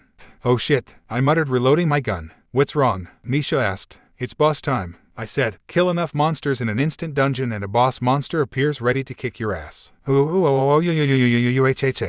was the sound that rang out through the forest as the boss appeared. It was massive, about as big as my house. Its body was a black robe with a pointed hood, except the robe was opened up in the front, and was constantly billowing at the bottom. Inside the robe was nothing but a dark smoke. Its sleeves, however, were split open in several places as deep gray skeletal hands that was as big as me hovered at the end of the sleeves, which were leaking black smoke. Shadow Wraith, LVL 30, HP 1000 divided by 1000. MP, divided by. Okay, that's bad, Misha said as she took a step back as Rogue growled at the Shadow Wraith. The Shadow Wraith roared, which actually was loud enough to kick up a strong wind. Kill it, I shouted, firing my shade revolver at the boss, which only dealt 5 damage to it. Oh shit, I muttered as I noticed that Rogue couldn't reach it and Misha's knives were only doing 2 damage to it when she threw 3 at it. We're not doing any damage, Misha shouted as the Shadow Wraith turned invisible. It's a boss, Rogue shouted. Apparently she could do that in wolf form. If Vincent's life is like a video game, then whoa. Rogue was cut off as the Shadow Wraith appeared in front of her and slammed its fist down on where she was if she hadn't dodged the attack before vanishing again. Then it's either got a weak spot of a moment of vulnerability. I finished. Play the waiting game and don't stop moving. Right as I said that, the Shadow Wraith appeared again and slammed its fist down on the ground. Thankfully I jumped out of the way as Misha did the same. The Shadow Wraith vanished again before repeating the same attack on Misha, who managed to barely dodge the attack before it vanished again. It appeared in front of me once more, only this time with its hand open. I jumped backwards and pulled out the defiler as I knew what would happen, and I was right. The Shadow Wraith slammed its open hand into the ground, getting its fingers stuck in the ground. Take this, I shouted, pouring my energy into a downward swing with the defiler. The hammer-axe combo weapon smashed the boss's hand, dealing 142 damage to the creature, causing it to shriek and turn invisible. You've created Power Swing. Basically a blunt power slash. Now focus on the boss. I pushed aside the notification screens as the shadow wraith appeared above us and cradled its injured hand for a moment while curling its fingers. Nice one, Rogue called out. That one really hurt it. The shadow wraith hissed as it raised its hand, which formed an orb of electrical energy before it threw it at us. Incoming, I shouted as we all jumped away, only to get caught in the aftershock. I took 12 damage from it, not much but still something to be careful of. The shadow wraith laughed as it raised its hand once more and created another ball of electricity. Then I recognized this scene. I hope this works, I muttered, pulling out my steel katana and stood still with my sword held in front of me. What are you doing? Misha asked. Toss Rogue a knife, I said, and get ready to do what I do. Misha nodded and tossed Rogue the knife, and that is? Misha asked as the shadow wraith threw its orb. Dead man's volley, I said before swinging my sword at the orb. The result being the orb flying back at the shadow wraith, which reacted well enough, batting the orb at Misha with the back of its hand. I see, Misha said, grinning as she slashed the orb back at the shadow wraith. This repeated a few times for each of us before I used a power slash to reflect the orb, and the shadow wraith couldn't react fast enough and was struck by its own attack. Not only did it take a solid 100 damage from the orb itself, but it was thrown to the ground. Now, pile on, I shouted, running toward the shadow wraith with Rogue. My first strike was a quick single-handed draw attack with my katana, which did 32 damage and got me a skill. You've created Draw Slash. Draw your katana for a quick and effective that can stun enemies, but not bosses. Putting that aside for later, Rouge slammed her claws into the shadow wraith just as Misha threw a set of 10 daggers at it while I used a power slash. The total damage was 212. Right after that though, the shadow wraith vanished before reappearing in front of me and charging at me. Whoa, I shouted and dove out of the woods as it punched Rogue and sent her flying. Rogue, I'm good, Rogue shouted as she stood back up. Misha, duck. Misha's body reacted quickly as she ducked under the shadow wraith, which tried the same punch on her, only to instead slam its fist into a tree that broke in half. Thanks, Misha said as she stood up. I glanced at the broken tree. Misha, Rogue, grab the biggest part of that tree you can lift and throw it at the shadow wraith when it appears, I ordered, and began looking in a circle for the shadow wraith. Ready, Misha shouted as the two lifted what I could assume was half a tree. I turned around to see the shadow wraith barreling at me and the two behind me. Now, I shouted, dropping to the ground as the two hurled the tree. A chunk of wood slammed into the shadow wraith, causing it to twist back and do a backflip as it took 137 damage, vanishing soon afterwards. Nice job, you two, I said, standing up. Thank you, my lord, Misha said. I knew we could do it, Rogue said, patting Misha on the back. It's not dead yet, I warned as the shadow wraith appeared at ground level. Oh, it roared, sending out another shock wave that knocked me down. I stood back up in time for it to point its palm at me, which briefly hold a black vortex and blast me in the chest with a short beam of darkness. I took 101 damage from that. Shit, that hurt. I groaned as rolled back to my feet as it aimed its palm at me again. Don't let its attack hit you, I shouted, pulling out my shade revolver and shot the vortex in its palm. This actually created a backlash of energy to the shadow wraith, causing an explosion of black smoke in its hands that did 34 damage to it. Nintendo must have had a hand in creating this, I muttered, causing Rogue to snicker. That was a terrible pun. Misha deadpanned. Oh no, he wasn't trying to pun. Rogue said, I'll tell you later, it's aiming for you. Misha snapped to the shadow wraith as it opened its palm to her, only for it to receive a dagger to the hand, causing another backlash that dealt it 37 damage. Next it opened both its palms to me, and I did not want to be in that attack, so I pulled out my shade revolver and shot both its hands. This caused one hand to fizzle out, but the other exploded with twice the force, dealing 71 damage. It then opened both its palms again, while Rogue was sneaking behind it. To me and Misha, I shot and she threw, creating 2 explosions on its hands that dealt a total of 79 damage to the boss. The shadow wraith had learned its lesson and raised both its hands into the air, causing a large dark beam to form in the air. Run, I shouted to Misha as it began to swing downward. Misha reacted and started running away from the path Rogue was sneak and toward me as the dark beam reached where she was standing and the shadow wraith began to slowly turn toward us. Then Rogue slammed both her claws into the shadow wraith's back, canceling the beam and dealing a critical 145 damage to it. Now, I shouted, dashing forward to the stunned boss. Sayonara, I declared, using power slash on its hood, bringing its HP to 0. Lost end. You've reached LVL 21. You've reached LVL 22. You've reached LVL 23. You've reached LVL 24. You've reached LVL 25. The shadow wraith was frozen for a moment before it lurched upright and grabbed its head while slowly floating into the air. It cried out as the darkness inside it began to dissipate, its robe burned away, and its hands crumbled to dust. When those things were halfway done, the shadow wraith exploded into black smoke. What fell was a small black glass orb with a swirl of dark red, green, and blue moving within it. Boss monsters are powerful opponents. Their loot, however, is stored in loot orbs like the one you see before you. Putting the orb in your inventory will automatically open it and reveal what you acquired. You also have the chance of getting the boss's spirit, but that's a 1% chance, so don't bet on it. Plus, you have to have killed the boss at least once before to have a chance of getting the spirit. Well, that's the reward, I said, walking up to the orb and picking it up. That's it, Rogue cried out. That's what we get for our hard work. I don't believe it, Misha groaned. Not quite, I just need to open it with my ability first. I'll split the money with you two fairly though, I said, putting the orb in my inventory. When we are out of here, of course. Loot orb opened. You received 30,000 yen, 50 shade cloth, 1 wraith cloth, 10 shade spirits, shadow wraith robe, 5 element shards. Info: element shards are items used in weapon modification to give a weapon an elemental affinity. The reward is much better, I said, looking at the shadow wraith robe in my inventory. Shadow wraith robe, the robe of a shadow wraith. This robe is highly durable against magic and can also allow the wearer to turn invisible at night in the dark, but it's less effective the more the wearer moves.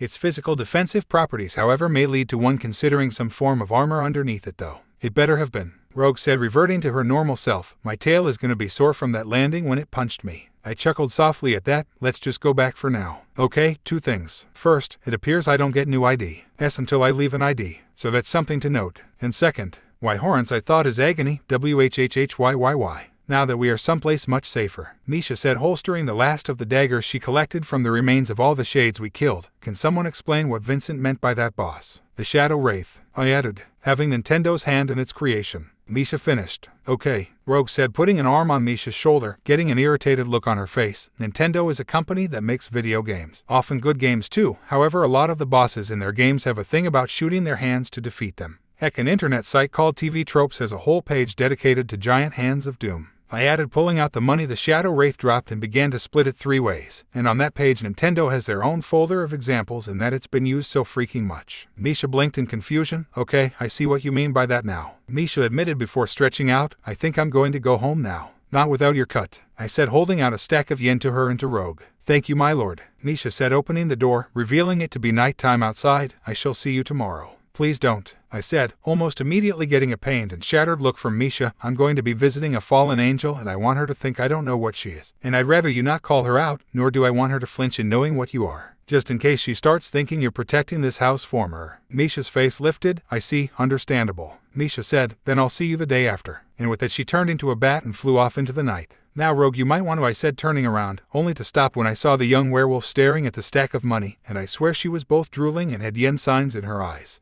Rogue, I called out, causing the wolf to jump. Huh, oh right, home, Rogue said. By Vince, I'll call you when I find you something that may be a relic. And call me if you find one too, I want to see it. And with that said, Rogue sped out the door, grabbing her clothes off my table as she passed them. I stared out my open door for a minute as Kuroka leaned onto my back. I'm wondering how long it's going to be before rumors start popping up, I muttered. Probably not too long, Naya, Kuroka said, smiling. Are you heading to bed? Nope, I said, slipping out of Kuroka's grip. I've got some things to do tonight. And with that I slipped back into my sanctuary. The first thing I did upon returning to my sanctuary was head to my spirit sanctum. I've got a shade to evolve. Entering the room I walked up to the tome in the middle and opened it.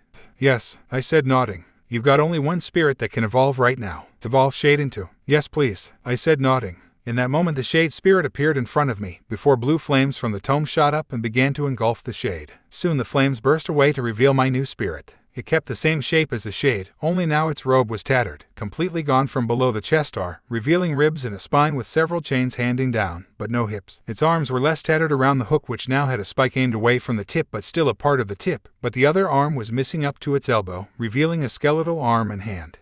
Specters are stronger than shades and have a smaller hitbox. Furthermore, their hooks can now be thrown, giving them a ranged attack. Okay, now that's gonna be helpful, I said, grinning before leaving the spirit sanctum. My next destination was the market, to buy several things to make use of later. First I made my way to a weapons shop. Oddly enough, my living doll there was wearing a military uniform. Don't know where it got that, don't really care. From the weapons shop I bought a leather whip, 3 steel katanas, and a pump-action shotgun. Cause shotguns. I considered grabbing a weapon made of iron, because you would not believe how many creatures out there are repelled by pure iron according to lore, but nothing like that has come after my ass just yet, so I'll leave that be. My next stop was the armor shop, where I bought myself a steel cuirass, which would cover in my chest and back from simple damage, and I bought myself another for testing. Next I went to the accessory shop and bought myself a few iron rings also for testing. I swear I'm not a mad scientist. Yet, after all that, I went to my workshop and put onto the table one of my steel katana and pulled out my dark element shard, and touching it to the blade, the shade was absorbed into the blade.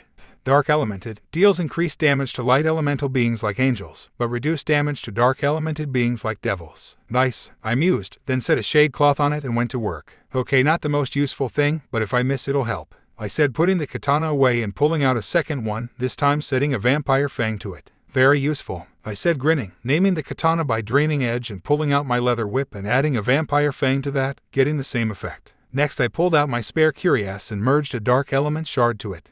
Dark elemented, you take less damage from dark elemented attacks, but double damage from light elemented attacks. Aka, don't wear this thing when fighting fallen angels, or someone from the church, you will die. Painfully. Okay, I get it, don't be a jerk about it, I muttered before switching out to an iron ring and paused looking at it. Yeah, I've got no idea what to merge with this, I muttered looking at it for a moment, before decided I may as well just put the thing away for now until I find some better loot that might look like it would do me some good. Seriously, I've only got doll arms, vampire fangs, and shade cloth. And while I suppose adding a shade cloth would give a sort of stealth boost to it, I really can't say I'd get better with other things. I'd better look over my things one last time before leaving.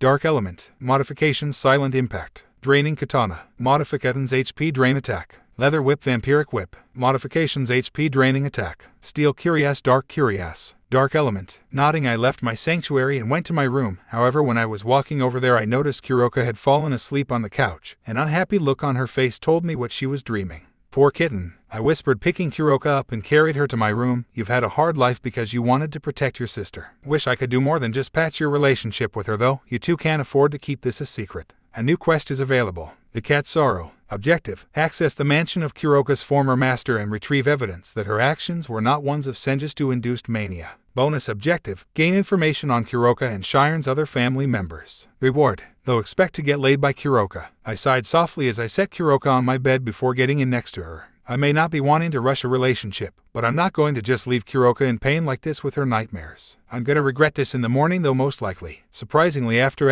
I had texted her the night before I went to bed, Raina arrived at my house pretty early. Seriously, 7 a.m.? Seriously, what the hell, woman? No sane human would come this early for a hangout session. Hell, most people are still staring at their coffee machines waiting for their cup of joe. Morning, Yuma, I groaned, pretending to still be very tired. Are you okay, Vincent? Yuma asked, still playing the innocent girl. You don't look too good. Aside from the fact I've got a vampire that is trying to rape me in my sleep. Though remembering the fact that said vampire broke into my room through the window and accidentally woke me up while she was in her birthday suit. Hell, the only reason I woke up was because she tumbled over the table I set by the window. Just tired. I told Yuma, it's 7 in the morning, most people are only just waking up. Yuma turned red and looking away cursed herself under her breath. Sorry, I was just excited to meet up with you today. I haven't had much time to myself lately and I don't really have too many friends. I nodded at that and invited her inside, idly noticing Issei staring at my front door from his window, a magazine I'm willing to bet is a porn mag in his hand. Can't get rid of old habits that easily, I suppose, based on the magazine.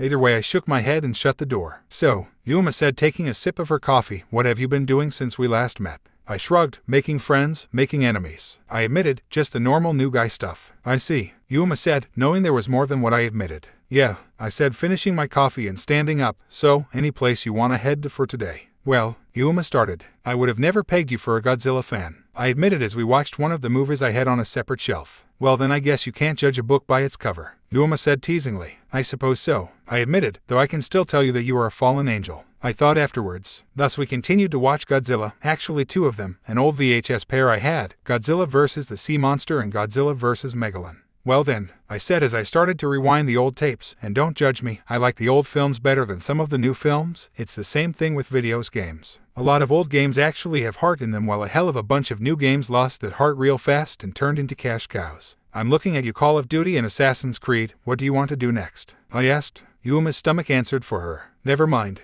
I chuckled. So I'm guessing you skipped breakfast. Yuma blushed at what I said. Yes, so did you. She cried out, genuinely embarrassed. Oh, I teased, but you arrived so early I couldn't have breakfast. What is that supposed to mean? I'm a distraction, Yuma demanded. Well, I said, intentionally lengthening the word. You are rather attractive, I'll admit. Yuma just grinned. Oh, are you some pervert that likes looking at these? Yuma asked, thrusting her chest out at me. Oh no, these aren't what I was calling attractive, I said, pushing her chest back, not touching her breasts, mind you. I find the most attractive part of a woman is her eyes. Eyes? Yuma asked, tilting her head. The eyes are the windows to the soul. I said. A woman can hide her appearance and her personality on the outside, but the eyes are much harder to hide things with. Then what about my eyes? Yuma asked, starting to sound a little worried. I just smirked. They tell me you're a girl who likes to keep a lot of personal secrets. I said. They are also quite beautiful, I'll admit. Thank you, Yuma said after she took a silent sigh of relief, though I did notice her blush ever so slightly. The two of us had a late breakfast, to which afterwards Yuma said she had to go, saying that she wanted to get some cleaning at her home done and she couldn't put it off for too long. I'd love to come visit you tomorrow though, Yuma said. Well, that would be nice, Yuma, I said, holding out my hand for her to shake it, which she did, though I feel I need to warn you. Some girl I saved without even knowing I did so has committed herself to serving me in any way possible. I managed to convince her to stay home today, but she's probably gonna barge in tomorrow. I see, Yuma said, admittedly confused. Yeah, still don't get it myself, I admitted. Hell, she even tried to slip into my bed last night. Butt naked too. Perverted woman, Yuma grumbled. Agreed, I said. Well, see you tomorrow, Yuma. Bye, Yuma said as she left out of the door. At that same moment the door shut. I was hit by a pop-up notification. Return to bounty board to claim reward. Oh, I had forgotten I had sent out a few of my living dolls to take care of the devil bounties I had. So with that I went into my ID and found the returned living doll standing by my bulletin board. Her long sword sat on its shoulder, the blade cutting into the doll's dress ever so slightly, and the 5 other dolls in similar sets of gear behind it. I walked up to the bounty board and set my hand against it. Reward, 20,000 yen. A reward that is admittedly too simple. I sighed, putting the money in my pocket, and sent a set of spirits out for a traitorous fallen angel, this set being a single living doll with a troop of 5 shades following it. It was at that moment my next set of spirits arrived. A whole troop of 6 Zamibes. What? I like sending out my troops in groups of 6. Seems like an efficient number, enough to overwhelm the enemy and keep them well distracted, but small enough not to draw too much attention. I figured I may as well take a seat and wait an hour for any more to return. Holy hell, I muttered after 7 more troops of spirits returned, with 7 more sent out as I'm constantly getting new bounties, and I had amassed a hell of a lot of yen. 1,000,000 yen, I muttered, looking at the cash on the table in front of me, oddly. Not very exciting a reward. I mean, I don't get any experience for these bounties. I sighed once more and returned to my house. Now don't get me wrong, 1,000,000 yen's not as good as $1,000,000 US, but it's still nothing to sneeze at. Though with devils rewarding me I was expecting something more exotic, really. Ah well, those were weak strays, all of which were determined as criminals and had a human fatality count. Maybe I'll get higher ranks if I have higher level bounties taken care of. One thing I can't seem to find myself doing is sending out my hunts toward strays that have a human fatality count of 0. Why? Because honestly I feel they may be like Kuroka, an innocent that killed their master out of fear of what they were doing to them or what they were going to do. Shaking my head I opened my door and almost instantly tripped over a package. Looking down I found myself walking back into my house, after checking my mailbox of course, filled with only a single letter from Yasaka. First I looked at the note on the package. Finished translating, Vincent. Here's the copy you asked for. I'll have a few associates of mine come by and give you any details if I catch wind of anything that might possibly be a relic. I'd do it myself, but sadly I can only really trust myself in collecting these things at the moment, and I'm pretty busy with my current artificial sacred gear projects. Aazil, thanks pervert. I chuckled, sending the translated relic guidebook to my inventory before looking at the letter from Yasaka and opening it. Dear Vincent, I couldn't make it out of Kyoto today, as well as the fact you're expecting that fallen girl to visit. I chose to have a letter delivered. I figured I may as well warn you that I've already managed to turn away any devils that were seeking to enter my territory to speak with Rias Gremory about entering her territory looking for a new member of their peerage. It may not be long before some decide to forego asking permission from me and try to barge in through Rias herself or her parents, so be prepared to defend yourself, keep as many of your spirits out as often as possible, and keep me on speed dial. Your lovely Kitsune, Yasaka. Thanks, I whispered to myself and put the letter in my inventory. It was at that moment my door flung open and I was tackle-hugged by an overly happy vampires. Oh, I'm so glad that fallen bitch didn't try anything, Misha said right before licking my neck. Think you could let out some of your blood in a glass for me? I've been dying to taste it. Aren't you vampires already technically dead? I asked. Don't mention it, Misha said rather seriously, or I may just make a cut myself and suck it out. I'll keep my fangs away though. Wouldn't want you becoming a vampire yourself now, would I? At this moment, I worry I might die from the headache Misha causes me over anything else. Case in point. For some reason Misha had managed to get her hands on a sexy maid outfit. At least she said she'd only wear it in my house. Seriously, Misha, would you please stop with this? I've got some things I need to do today, I said to the vampires that was pressing her rear against my crotch after cornering me. Oh, Misha asked coyly, what do you have to do today? For one, I really need to drop the bomb on Rias that she's pretty weak, I admitted. That caused Misha to get off me. Rias, weak? Misha asked. I don't know if you've heard, but she's known as the crimson-haired ruined princess. She has the power of destruction, take its name literally. I'm level 25 already. Rias was level 50 last I saw. I deadpanned. Huh? Misha asked dumbfounded. You're already half of Rias's strength. Yeah, It's a similar case with Muramasa's last user, I said, holding up said katana. Basically right now, Rias may be strong, yes, but compared to other devils, I'm betting she's mostly a case of having an infinite rocket launcher in any first-person shooter. Don't bother getting anything else, just point it in the enemy's general direction and watch them go. At that moment I realized something. Kuroka's level wasn't all that much higher than Rias's comparatively. Both weren't in the double digits, and yet Kuroka is considered an S-class criminal. Does Senjutsu really give that much a power boost? Or was she weakened by something? I shook my head free of those thoughts. Now is not the time to deduce just how powerful Senjutsu is right now. Wow, comparing the power of destruction to a cheap tool, Misha said, stepping back. Better be careful how you word it. When I meet with Rias every couple of days to make sure I'm not being a problem to Ku, she was nice, but she seems to have a bad habit of taking things the wrong way. I figured, I muttered. Rias did have that bad habit, admittedly. Still, gonna have to be as blunt as a baseball bat about this to her. She's pretty weak, and honestly really just carrying a big weapon that she's gotten too reliant on. So Vincent, what did you want to speak with me about? Rias asked as she sat on the bench with me as I stared at the fountain. I'd been talking with Yasaka about how strong I've been getting lately. I started, according to her, if I keep up my constant training with her and Misha, I'd reach your level of strength very soon. Rias smiled. That wonderful to hear, Vincent, she said, no doubt thinking how much I would be able to screw over Riser in a fight if I reached her level of power. No, Rias, Yasaka said that's a problem in more than one way. I said, excuse me, Rias asked as her eye twitched. Rias, for what I know, the evil pieces work with someone's power based on your own, correct? I asked. Yes, the more powerful someone is, or at least the more powerful their sacred gear, the more pieces I'll need, Rias said with a smirk, which quickly became a frown. Oh, I see. Rias, I'm going to have to be blunt with you, I said. At the rate I've been growing, I don't think I'd be able to join your peerage. Well, then I guess I'll just have to get stronger then, Rias said proudly. Rias, what do you mean by getting stronger? I asked. Specifically speaking, I'm going to woke on my power of destruction, the power descendant from the Baal blood in my veins, Rias said, causing me to grimace. I was afraid you were going to say that, I said, causing Rias to blink. What do you mean? Rias asked, tilting her head. Rias, I'm just going to say it, I said, taking a breath. Rias, you are weak. What? Rias shouted, glaring at me. Don't take it as an insult, Rias, I said quickly, but how often have you actually gone and had a full training session with your peerage? Last month, Rias said. We've been focusing more on our contracts to help increase our rankings among devils. Oi, I muttered. Rias, there is something bothering you. It's something that's plaguing you. I can see it in your eyes. You need to ask yourself, what is going to be the most likely thing to free you of this burden? A high rank among devils, or the strength to overpower whatever comes in your way? Rias looked down at the fountain. I suppose I should have been taking our training seriously, but Rias said, most of what I believe is holding us back is our past. Akino is a powerful queen, but she refuses to let her heritage show. Same with Kaneko, and Kiba has his own issues. Rias, I said, putting my hand on her shoulder, tell me, what is your most likely way to free you of your burden?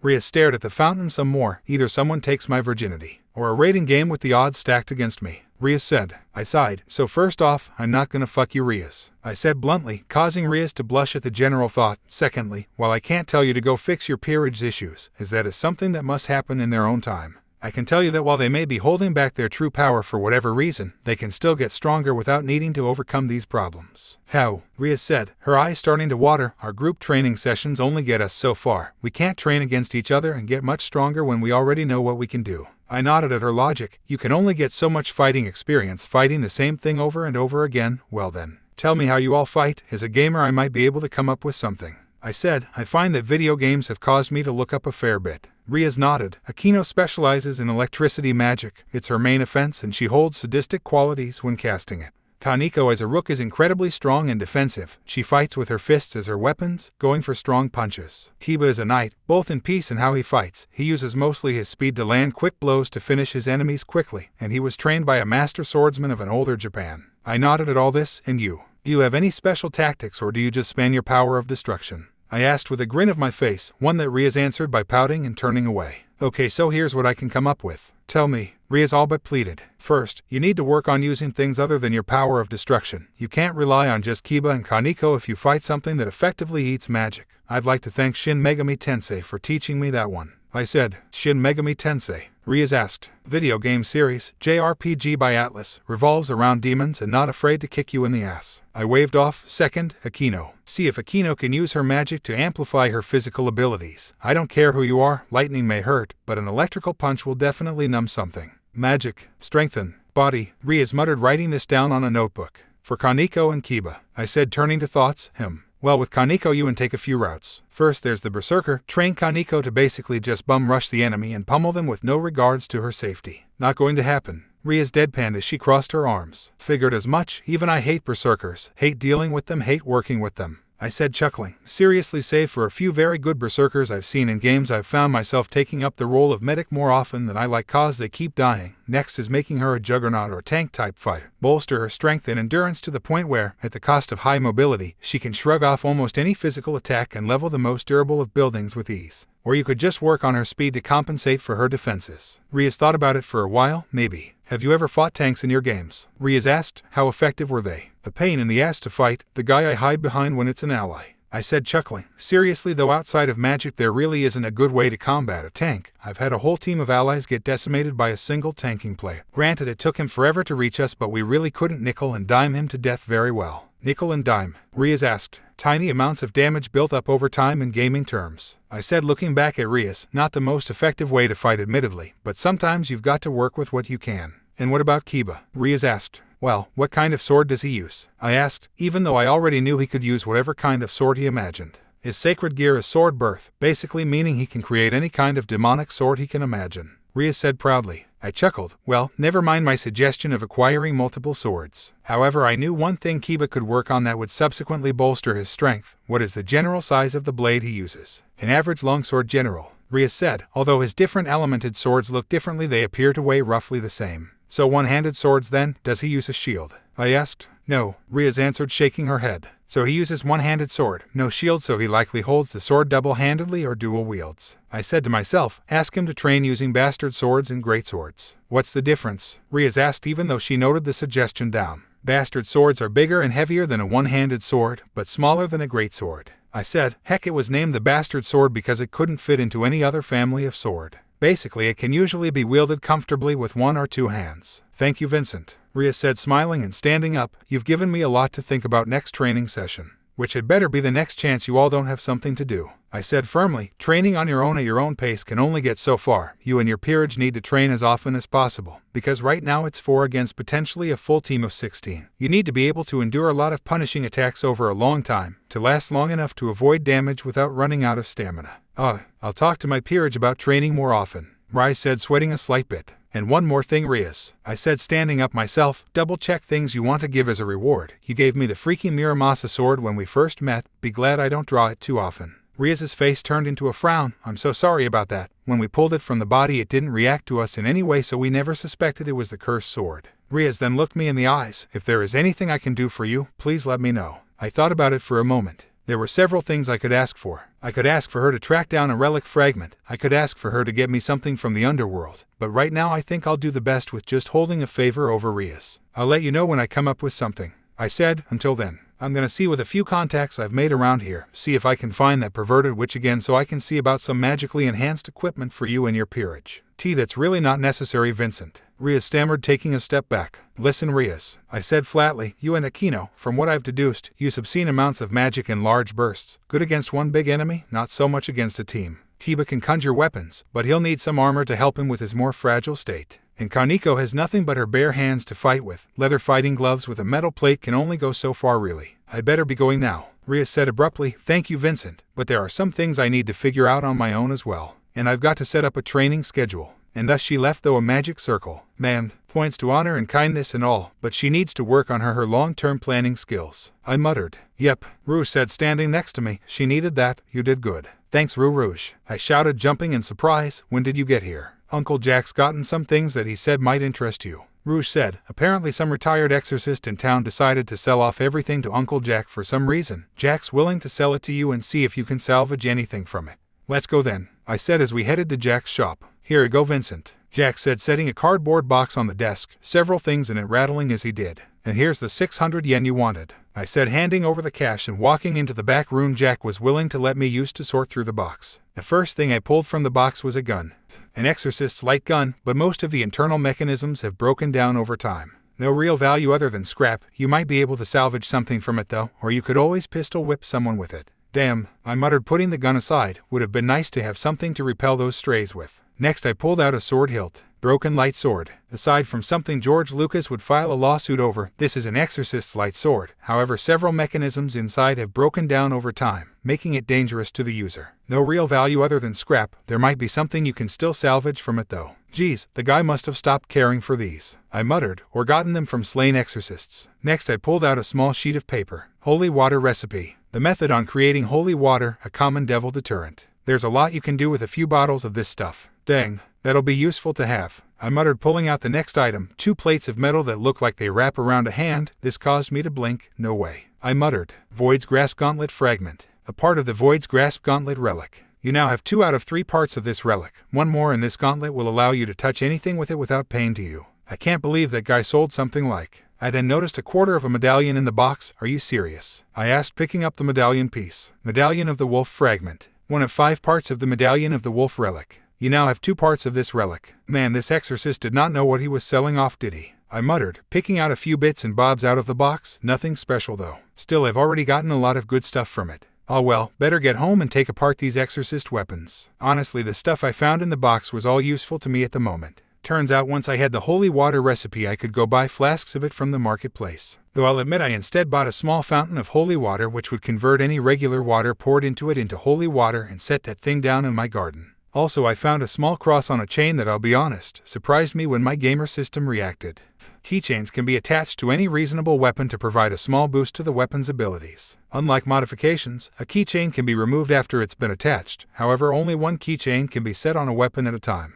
Crucifix relief. This keychain slightly increases the damage of the weapon it's attached to against devils and undead. And as a nice bonus, this will even burn those 2 types if you choose to whack them with butt of your weapon. Okay, so a slight boost to damage against the unholy, I muttered. Then sitting at my workshop, I went to work pulling apart the 2 broken exorcist weapons. By taking apart the broken exorcist gun, you've received the following. Element shard X1, pistol parts X3, scrap metal X1. By taking apart the broken exorcist sword, you've received the following. Element shard X1, sword grip X1, scrap metal X1, element shards. I mused, looking at the thumb-sized rough white crystals, small gems holding concentrated light element. And yet the exorcist stuck them inside the weapon instead of merging them with it. Welp, their fumble is my reward. I paused as an idea hit my mind. Wait, I need an ammo press, I muttered before running back to my marketplace. Returning with the ammo press and a few flasks of holy water, I sat down. With the ammo press added, can now create custom ammo. Casing and powder is not required in your inventory. However, other items for the custom ammo must be in your inventory. For instance, if you want a dark bullet, you must have an element shard in your inventory. Great to know. I don't give 2 shits at the moment about dark ammunition though, I muttered, pulling out my .44 Magnum and smirked. Within a few moments I had elementally empowered my .44 with the light element shard, giving me a light elemented .44 Magnum, with the crucifix relief attached to the grip of the Magnum. Then I made 72 Magnum bullets with the holy water, resulting in holy shots. I loaded the Magnum and looked at it with a smirk as I renamed it. Light elemented, loaded with holy Magnum rounds. Crucifix relief boosts damage against devils and undead. I swear this better have one hell of a shot when I shoot a devil or a walking corpse with it, or I'm going to be really sad, I said, standing up and putting the executioner into my inventory. I'm so glad I don't need sleep as a gamer, mainly because it's easier to find a wandering stray devil out and about. Admittedly, I don't want to kill an innocent stray devil, but outside of Kuroka I don't know how I'll figure out which one is attacking me out of self-defense or just to sate their bloodlust. A female voice shouted around the corner before I heard a pair of thuds. Aw shit, I muttered, pulling out the executioner and running around the corner. Free, what the living fuck. Well, the situation is really bad, I can say that now. First off, the woman I heard was either the brown-haired Murayama that is passed out on the ground face first, or the pink-haired caddies passed out in a similar position, their shin-high snapped in half. The figure that knocked me into that state was much more intimidation. I can say it's female, and that's barely. For one, she's got wasp wings, her left pair being twice the size of her right pair. Her eyes were that of a wasp's, as was her mouth. A pair of antennae on her head. Her body was covered in dark chitin, forming at the least natural covering for her decency. With 4 arms, her lower half was elongated with 4 wasp legs, making her look like some kind of wasp tour, and an abnormally long abdomen past her legs with a very long stinger. Race, Stray Devil. HP, 910-930th. MP, 350-380th. Oh, another human this late at night. Emissa the Stray Devil rasped as she looked at me. Well, he doesn't have the same anatomy, but he might do for something else. What in the name of fuck are you talking about? I demanded. Actually, never mind, you aren't eating these girls. Eat them, Emissa rasped. Now why would I eat 2 perfectly good incubators for my swarm? Huh, I asked, going wide-eyed. Great Mother Amaterasu, please tell me she's not thinking about The man then lifted herself so her stinger was at her face, then her forearms grabbed and began rubbing the stinger rather sensually for a moment before his stinger got thicker and a hole opened at the tip, enough for a small white orb to peek its way out, all while she was moaning. Those two girls, my pheromones knocked them out after they broke their weapons against me, so just for that I plan to ruin their bodies. Their wombs and intestines will be crammed full of my brood, and then after my children have crawled their way out of the humans I throw them out, not even remembering their virginities have been robbed and phantom pain tearing away at their bodies. While I was trying my best to hold down the contents of my stomach, because even the gamer system agrees that some twisted shit, and Misha's face contorted into rage. But that damned human running around killing off all the strays. I'm not leaving this town until I've got my children, even if I have to rush my plans because of the devils in charge deciding they need to start patrolling the place. She ranted, her abdomen moving back into its normal position. So even if I'm doing this now instead of next summer when the citries and gremmeries are gone, I will do it, and you human will have the honor of. Boom, headshot, critical hit, weakness, damage boost, minus 30-45, and Mrs. Head exploded from just one shot of the executioner. I had planned to speak up on not wanting to know what she would have done to me, but I was currently covering my mouth with my free hand as I stared at my gun, trying to suppress my shocked laughter. Holy fuck. I gasped. I mean, I was expecting a lot of damage, but that was over 3 times her health. Seriously, this was one of my favorite gaming moments, the discovery of something in the game that's not only brokenly powerful, but easy to get and even easier to abuse. It's like the first time I got the Chicago typewriter in Resident Evil 4. After a moment I calmed down and looked at the situation. Murayama and Cassa are passed out on the ground and there is a stray devil's headless corpse not too far behind them. I hope I don't regret this, I thought, pulling out my phone and dialing a number. Misha, I asked. Yes, master, Misha asked. Come to me real quick. 2 humans have been attacked by a stray. I need you to take them to my house, I said. And the stray? Misha asked, any form of her usual seductiveness gone. I may have underestimated the power of a new weapon, I muttered. Get here fast, I'm gonna need to call Sona about a cleanup crew. Sure thing, Vincent, Misha said right behind me, making me jump. Seriously, I need to put a bell on a lot of people. I'll take them home, guest rooms. Yeah, I said, hanging up and calling Sona as Misha ran off. Vincent, you're human. You really should be sleeping, Sona said on her end of the phone, sounding annoyed as if she were about to go to bed. Yeah, well, be glad I didn't, I said. I've got a wasp-like stray devil that just became my next victim while I was patrolling my neighborhood. I need a cleanup crew, one that has something in case there might be some holy water still left in this thing's blood. Sona was silent for a moment, at least to me. I could head her talking to someone else though before she turned to me. What was Misha doing around your place? Did she say anything? Yeah, she was looking to make a few girls, possibly men, into her incubators, I said, shuddering. Run a trace on her path, Sona shouted to the possible cleanup crew. Vincent, was she attacking anyone when you were there? Aside from me, no. I lied. If she's got a base of operations, you might find some girls there. She said she was rushing her plans because of me getting you and Rias to step up security. The paperwork is going to be a nightmare. I'd rather deal my sister than this, Sona muttered before hanging up.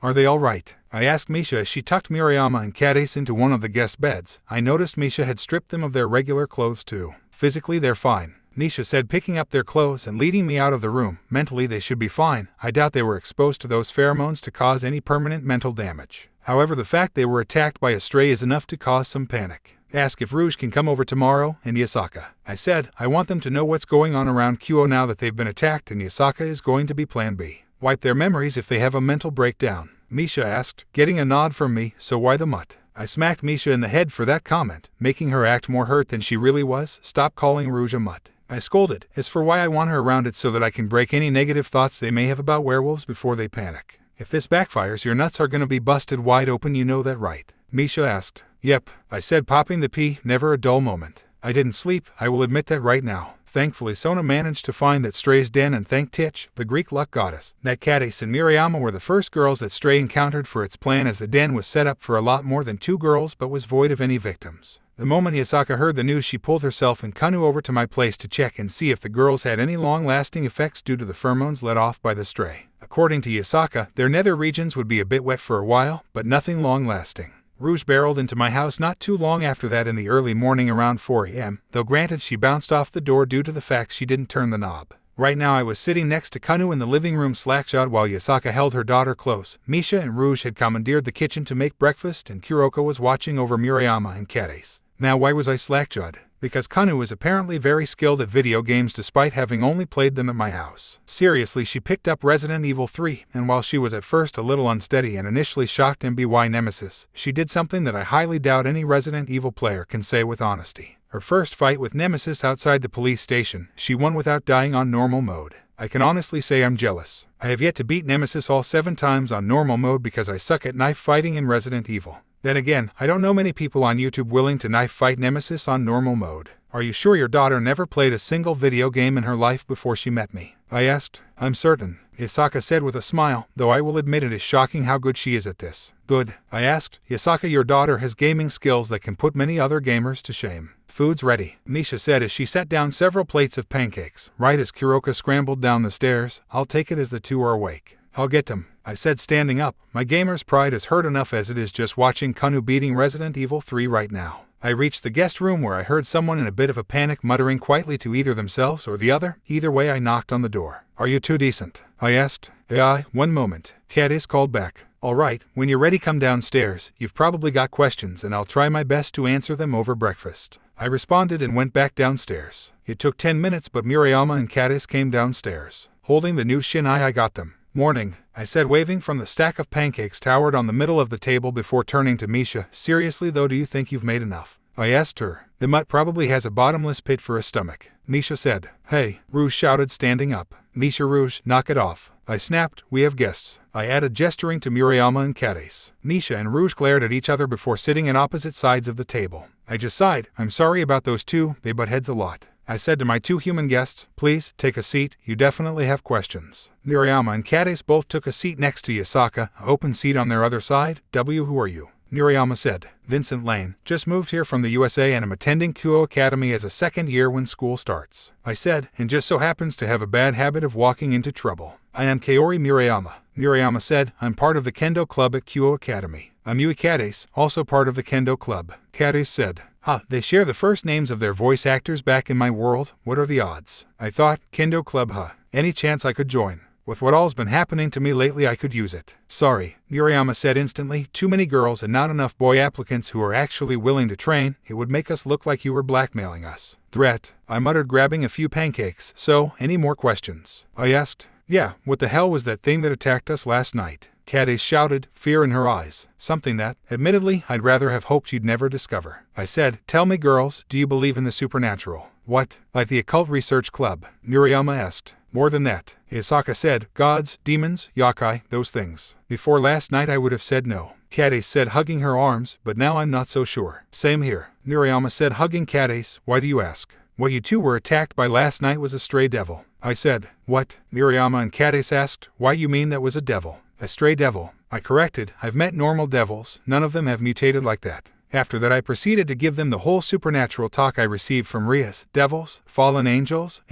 sacred gears, the whole 9 yards. Their response was not what I thought it would be though. Does that mean the perverted trio and that dog Issei Hayao are devils? Murayama shouted. That would be the only reason they're so perverted. Nope, I said. Issei is completely human. Unless he's got a sacred gear on him, then he's likely to be turned into a devil. Cassa laughed. What are the odds of that pervert having a sacred gear? She asked. Kuroka, I asked, looking at the cat, getting odd looks from Murayama and Cassa. Why are you eep? Murayama squeaked just as Kuroka transformed into her human form, ears and tails completely visible to the eye. What are you? I'm Kuroka. Then Nico said, I'm a Nekishu turned devil, however I killed my master as he sought to experiment on my little sister. Does that mean why you're a stray devil? Cassa asked as she and Murayama jumped out of their seats. By devil laws, yes, Yasaka said. However, her mind is still intact as she hasn't killed for power or the sake of killing, only self-defense. Trust me, I don't quite understand it myself. I admitted. However, let me tell you this, you two, I'm the only human besides you two sitting at the table. Murayama looked at the others at the table and the little girls playing in the living room. Then what is everyone here? She asked. I'm Misha Hart, a vampire. Misha said. Daywalker bloodline too. Former foot soldier in Carmilla's little army to fight the Teeps clan. I ditched after Vincent here commit mass murder when Carmilla tried to kill him.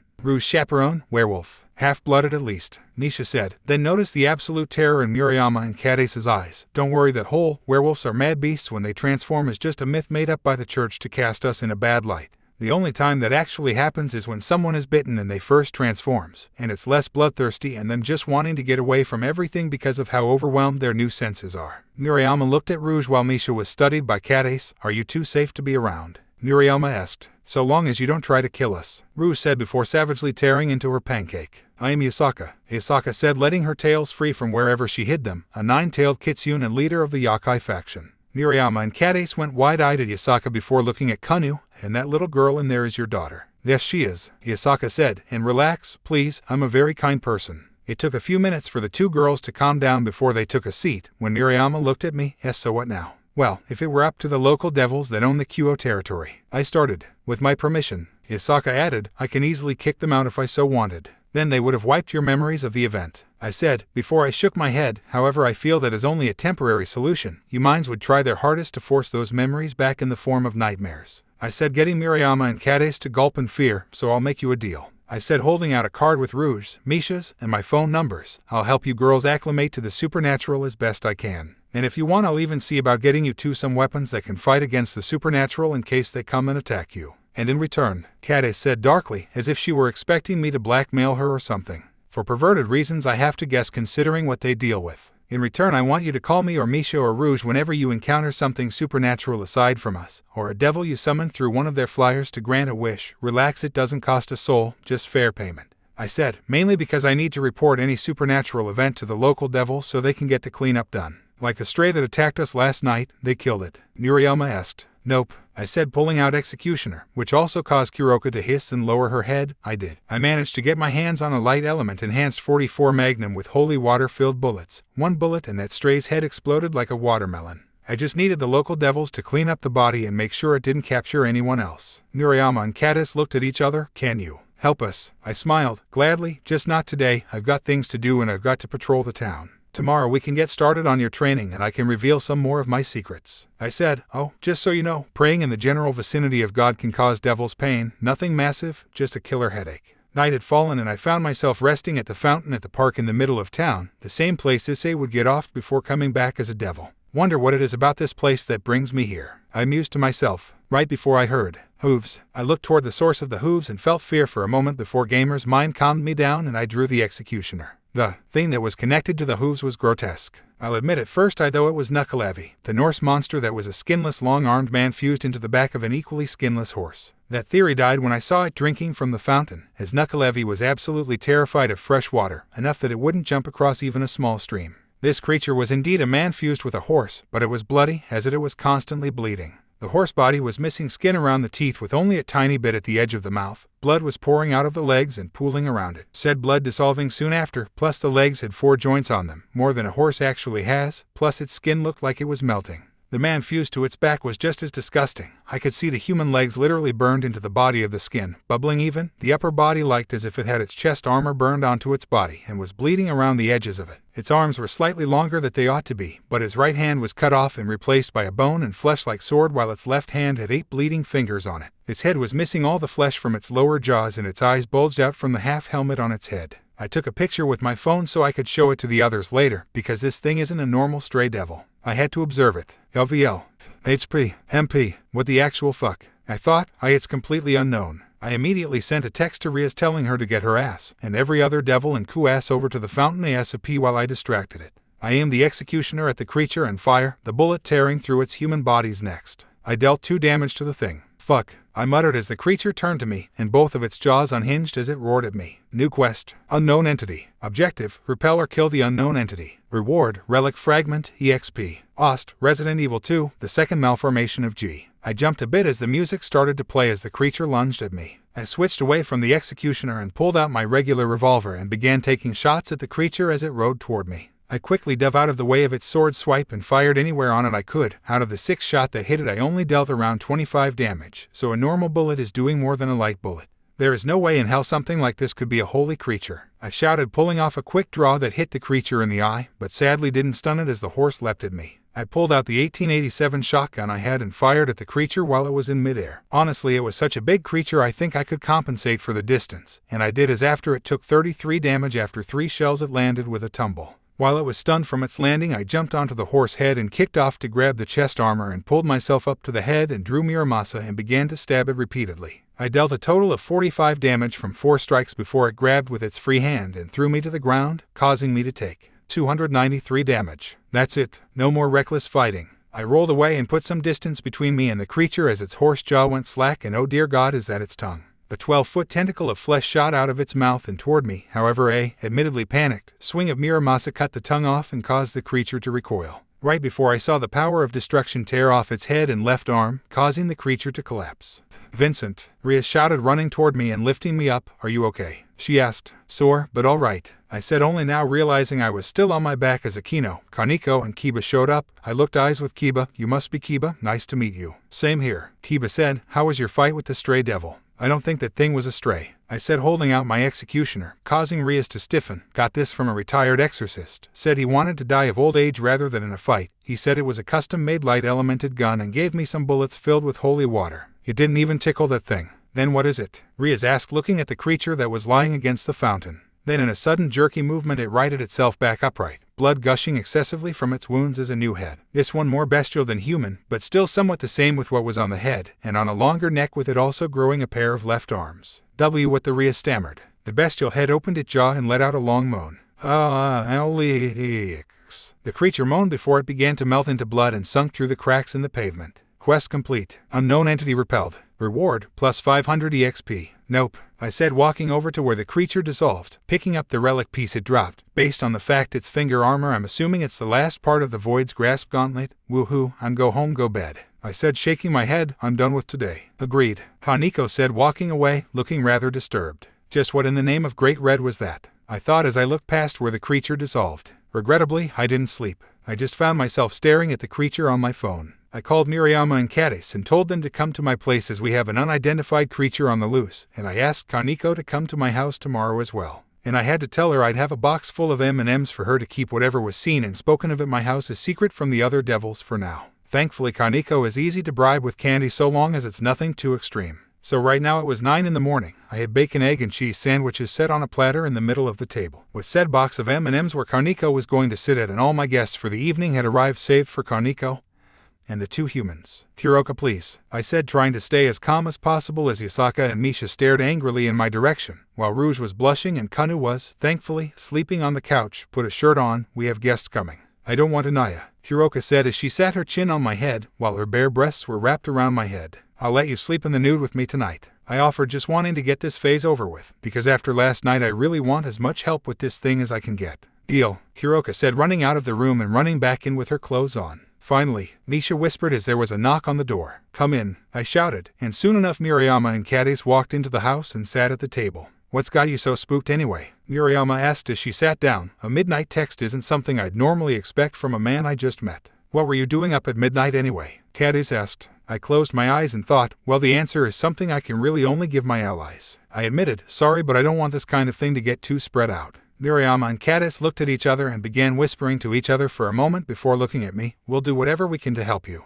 Murayama said, well, except anything perverted. Fair enough, I said, shrugging, but we need to wait for one last person before I explain everything. Who? Cassa asked. I'm here, Kaneko said, pushing my door open and walking to the box of candy and her sister. That explains the bribe, she added, opening one of the packs of M&Ms. Kaneko, Murayama cried out, standing up in shock. Why are you here? She's my little sister, why wouldn't she be here? Kuroka asked, with Kaneko backing it up by letting her ears and tail pop free. The Kendo girls were silent for a moment before Cassa spoke up.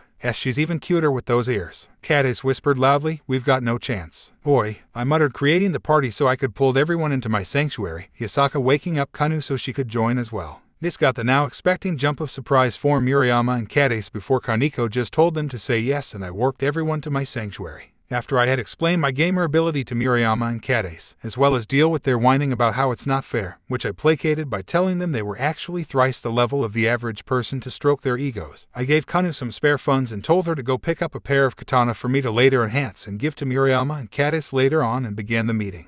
Alright ladies, and I paused, looking around the couches, not to get some male allies, I'm outnumbered. Anyway, ladies, the reason I organized this meeting is because last night while on patrol for the devil in charge of this town, as admittedly she's been a bit lax lately, I encounter a creature that was beyond bizarre. Unnatural, Kaneko added, even among the factions it's unnatural. From what I could gather of the creature, I continued, which isn't much and my gamer ability couldn't even discern its very name, I can conclude that it's way higher a level than 25. Not a stray devil as it shrugged off a shot from Executioner, but it can regenerate and melt into blood for a quick escape. Kaneko went wide-eyed. My king thinks it's dead, she muttered. Tell her it's not, something like that doesn't just heal and die. I said, the last thing we need is for Rias to go lax on this thing. Here's a picture of it, and if you've got a weak stomach don't look. I said, sliding my phone to the middle of the table. Yasaka was the first to grab it and actually recoiled at the sight of the creature. As much as I want to say it's knuckle-heavy, it doesn't drink fresh water. And this thing has its head half submerged. Misha was the next to look and actually turned green. I never thought I'd find blood unappetizing,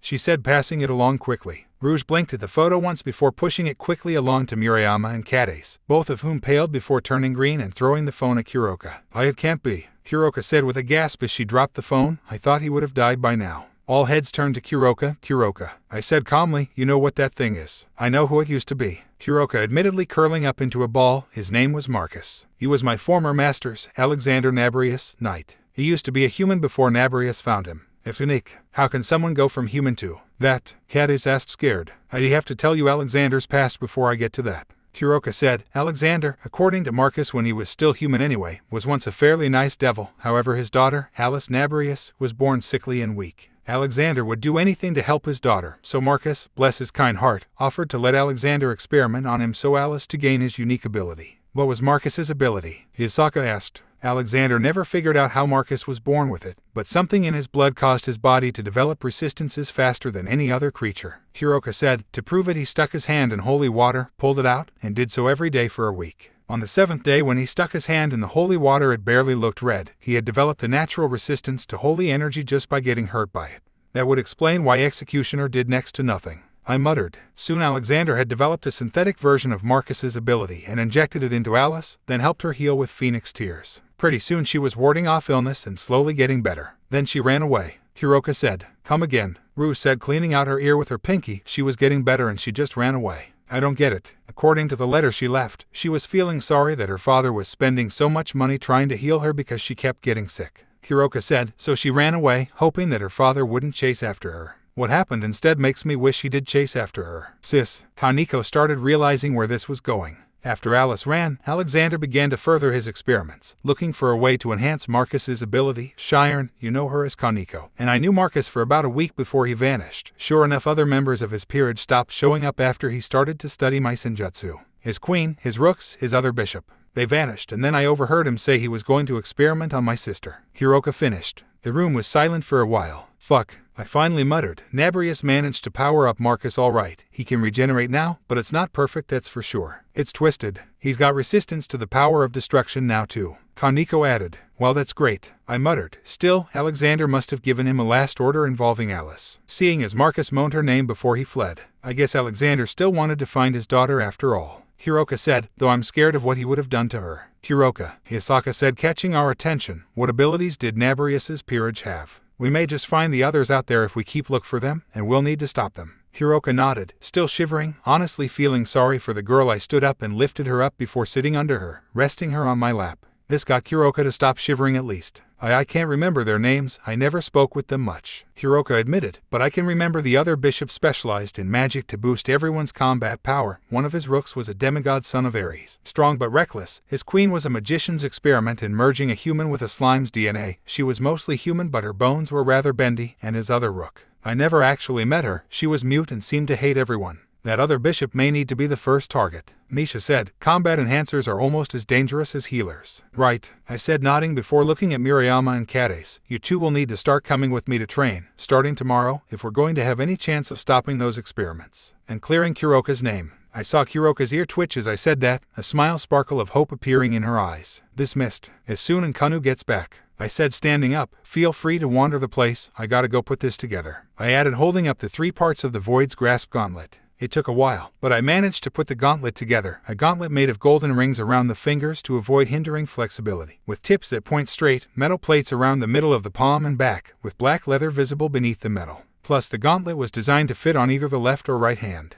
Void's Grasp Gauntlet, made to hold that which one cannot hold. This gauntlet will allow the hand it's held with to hold anything without pain. Lava, light spears, even attacks from weapons will not harm the hand that wears this gauntlet, just make sure it doesn't touch your arm. It won't, however, allow you to wield demonic, holy weapons that haven't chosen you. Well, at least Muramasa wasn't picky about its user. I muttered, putting the gauntlet on my right hand. One thing I learned about Muramasa from Sona, Muramasa was perhaps the easiest demonic sword to use. It didn't care who held it. Muramasa just wanted blood, and it'll drive its user to suicide if it has no choice for its blood. Still, at least it's not too cheap. I mean, how unfair would it be if I only needed to wear this to use something like Excalibur? Shaking my head, I went back to the main room of my sanctuary where I took the 2 katana Kanu bought, as well as noticing she bought herself some toys, and sent everyone back to the real world. I don't know, I muttered, looking at the puppet standing at the armor shop while I waited for Murayama and Cassa to pick themselves up some armor, but I completely approve and need to get my other weapon and armor puppets to wear the same. Seriously, the puppet manning the armor shop was male-modeled and dressed as the Resident Evil 4 merchant. Hell, it even had a soundboard to emulate the merchant's voice. We're ready, Murayama said, stepping into view wearing leather armor similar to Cassa's, both of them having their new katanas sheathed at their hips. So, with us leeching off your ability, all we have to do is fight to get stronger, right?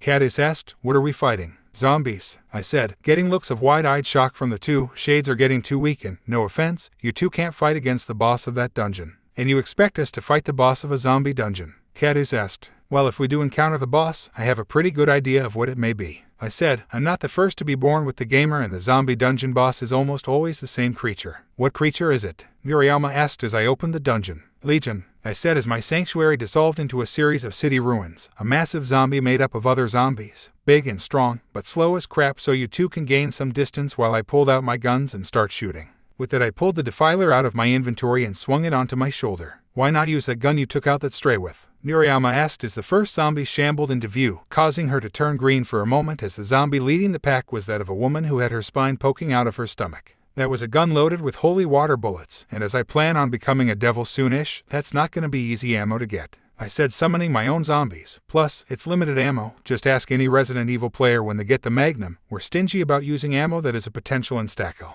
Wait, Cassa shouted as she killed off a zombie that came up behind her. You plan on joining the devils? Why? You don't seem like any kind of sinful person, Murayama added as she swallowed down her bile before joining the attack. Well, for starters, I'm basically a marked man due to my first stray devil kill, I shouted, slamming my weapon into a zombie. Sure, the Yakai could offer me protection and all that, but Rarrrraggh, I shouted, cutting off my calling out Rias on her name. I don't want Murayama and Cassa learning the names of the devils in charge of QO if they don't need to, but the devil in charge of the territory is in trouble. I could see it in their eyes. Did some interrogating and found out what the problem is. She's in an arranged marriage with one of the worst kinds of people. A pervert like that perverted trio. The two asked in perfect sync as he impaled the same zombie in the head, right before one of my zombies grabbed one that was coming up behind the duo. Well, yeah, he's a pervert all right, I said, making an upward swing with my weapon. I managed to look into it thanks to my shades and got a name though, Riser Phoenix. Okay, that part was a lie, I knew from canon, but I can't exactly say that now, can I? Like the ever-reviving bird?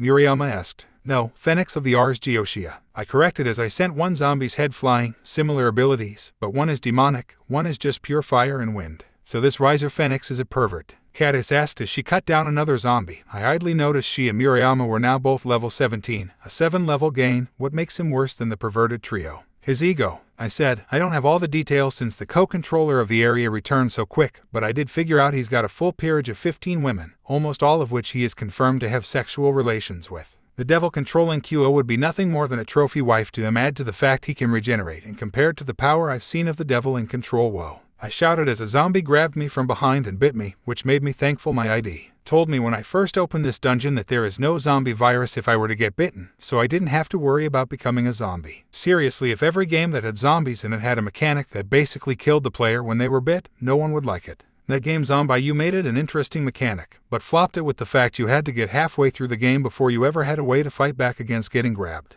Annoyed at the fact it took 36 HP from me, I threw myself backward, smashing the zombie's head against the concrete. What about the devil in charge? Murayama asked as I noticed the zombies were getting thinner, save for mine. No wait, I was losing zombies too. She's powerful, but her reserves are low and she only uses her special attack, I said, getting back up and smashing a zombie away. She can handle a short battle easily, but a long and drawn-out battle is her Achilles heel. And if Riser has the same abilities as the bird his clan is named for, Cassa realized as she cut down one last zombie. It will become a long fight. Murayama finished looking around. Where are the rest of the zombies? Warning, boss approaching.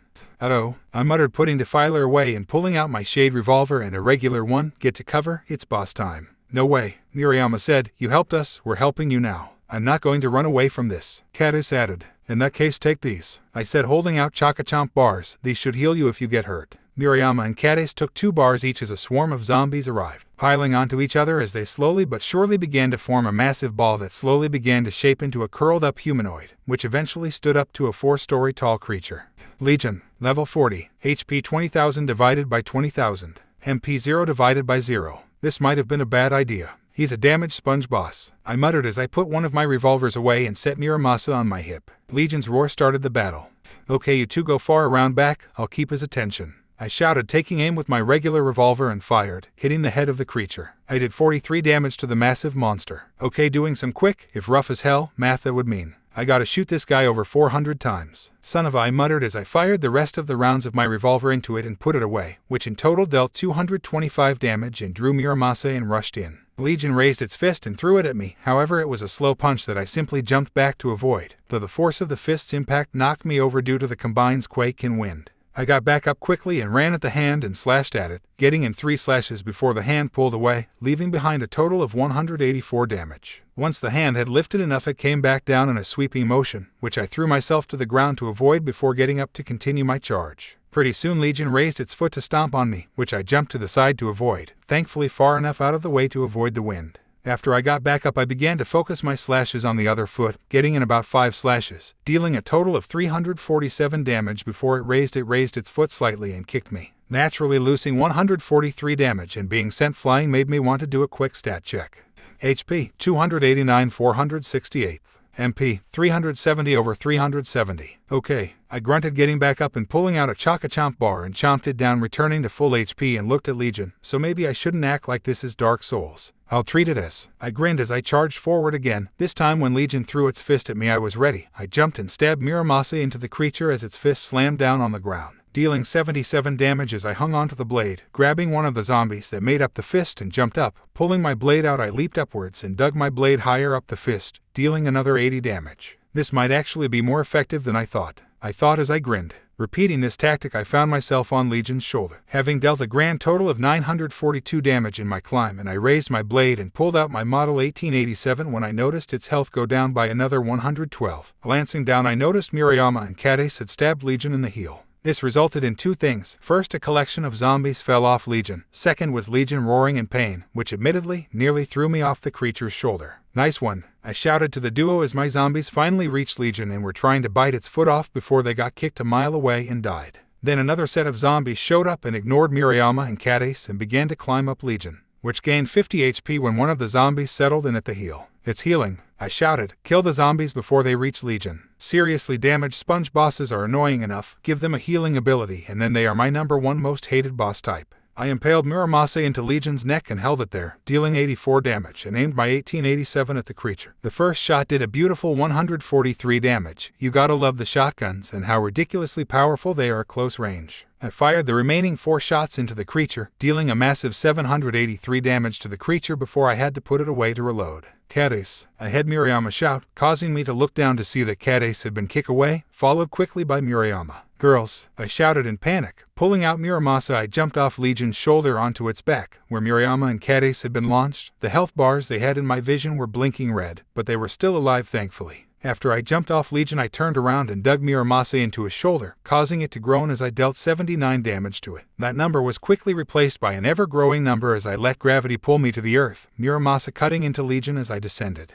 While I was doing that, I was sending out my sniper puppet, as well as many shades as I could to cut down the massing swarm of zombies trying to climb Legion. Once I reached the ground, I gave Muramasa a twist before pulling it out of Legion, dealing a grand total of 869 damage during my descent. Rushing toward the building Murayama and Cassa had crashed into, I saw them slowly eating the Chomp bars I gave them, their nice new katanas broken on the ground. Shit, are you two okay? I asked, scratch the dumbest shit question. I added, shaking my head as the two finished off the bars. I'm sorry, I underestimate Legion and overestimated how much damage we could do to it. You'll find someplace to hide, I don't want you two dying here. No way, Cassa said, getting up and grabbing her broken katana. I'm going to get stronger, that way Murayama and I can protect each other if one of those stray devils attack us. I'm not giving up either, Murayama said, picking her broken weapon up. If I ran away from this, I'd never be able to look at anyone in the kendo club in the eyes again. With that, the two raised their weapons, despite the sweat on their brows, ready to charge back at Legion. Right then, 2 zombies shuffled into the building we were in and the kendo duo charged forward. Right before their weapons reached the zombies next, the broken katanas flashed.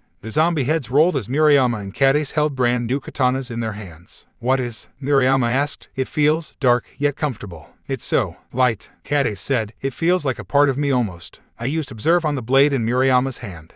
My eyes went wide as I looked at Cadis's weapon.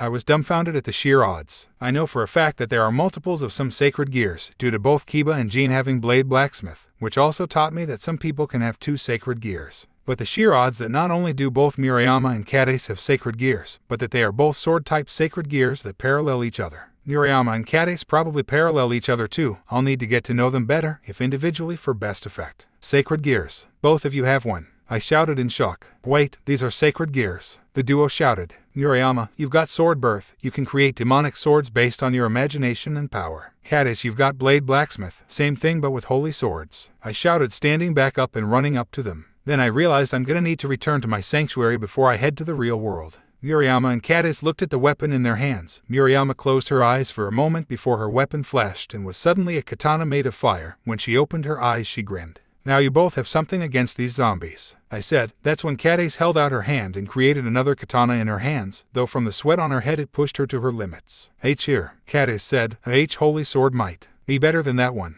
I nodded and took the katana, simple looking but I could feel its holy energy, so I sheathed Muramasa and put it in my inventory before we returned to the fight.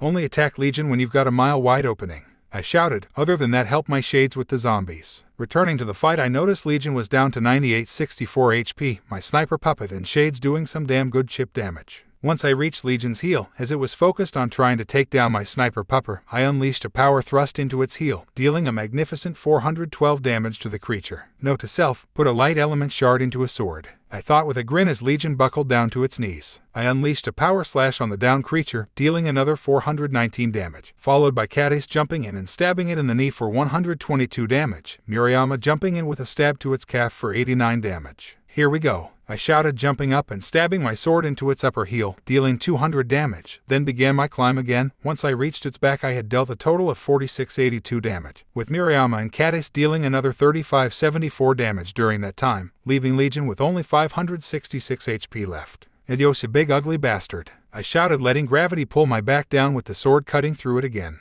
When Legion's HP hit 0, it lurched back sharply, throwing me off its back into the ground, where I was caught by my specter. Didn't notice I had released him. Thanks, I said with a smirk as it set me down. Ostend, you've reached LVL 26. You've reached LVL 27. You've reached LVL 28. You've reached LVL 29. You've reached LVL 30. Legion roared out in agony as it leaned backwards, resulting in all of us running out of its crashing zone. As its back reached its furthest arch, the monster began to fall apart as the zombies dissolved mid-fall. Half of Legion never hit the ground as the loot orb appeared in the empty space. We did it, Cadis asked as she fell to her knees, the holy weapons vanishing as she did. We did, I said, picking up the loot orb. Loot orb opened, you received 40,000 yen, 100 zombie flesh, 1 Legion's heart, 20 zombie spirits, bracer of Legion, 5 element shards. I ignored what the bracer of Legion did and ran over to Cadis and lifted her onto my shoulder. Murayama didn't look any better and I immediately pulled the two back into my sanctuary after my spirits were dismissed. Murayama and Cadis were currently resting on a bed in one of the guest rooms as I sat on a chair in the corner. Are you too sure you don't need anything? I asked, concerned for the two. We sure, Cadis said with a huff, just a little rest. I hung my head low. I'm sorry, I really shouldn't have brought you into this, I said. Instead of protecting you, I may have just put you in more danger. Our sacred gears, Murayama said with sigh. Now we're on the watch list of devils, and who knows what else the moment we step out of here. Personally, I'm amazed it slipped by so, I muttered before I realized something, unless, Issei actually saved you too. What? Murayama and Cadis shouted, lurching out of their beds so fast I was almost fooled into thinking they had recovered. How in the name of God did that perverted beast save us? Cadis shouted. Issei's on a devil's watch list because he apparently has a powerful sacred gear, I started, and because he's trying to peep on you so often and you're beating him down so often. Whenever a devil is near you, Issei is near you and his sacred gear's aura is overpowering yours, hiding them. Murayama and Cadis looked at each other. I am not thanking him, Cadis said. I won't directly thank him, Murayama said, but I will go a slight bit easier on him next time they peep. I sighed and discreetly equipped a cup. Right now, however, both your sword birth and blade blacksmith are awakened. One might cover the other, but I doubt Issei's gear will cover either of them. But I do have a solution that will cover them so long as you wear it,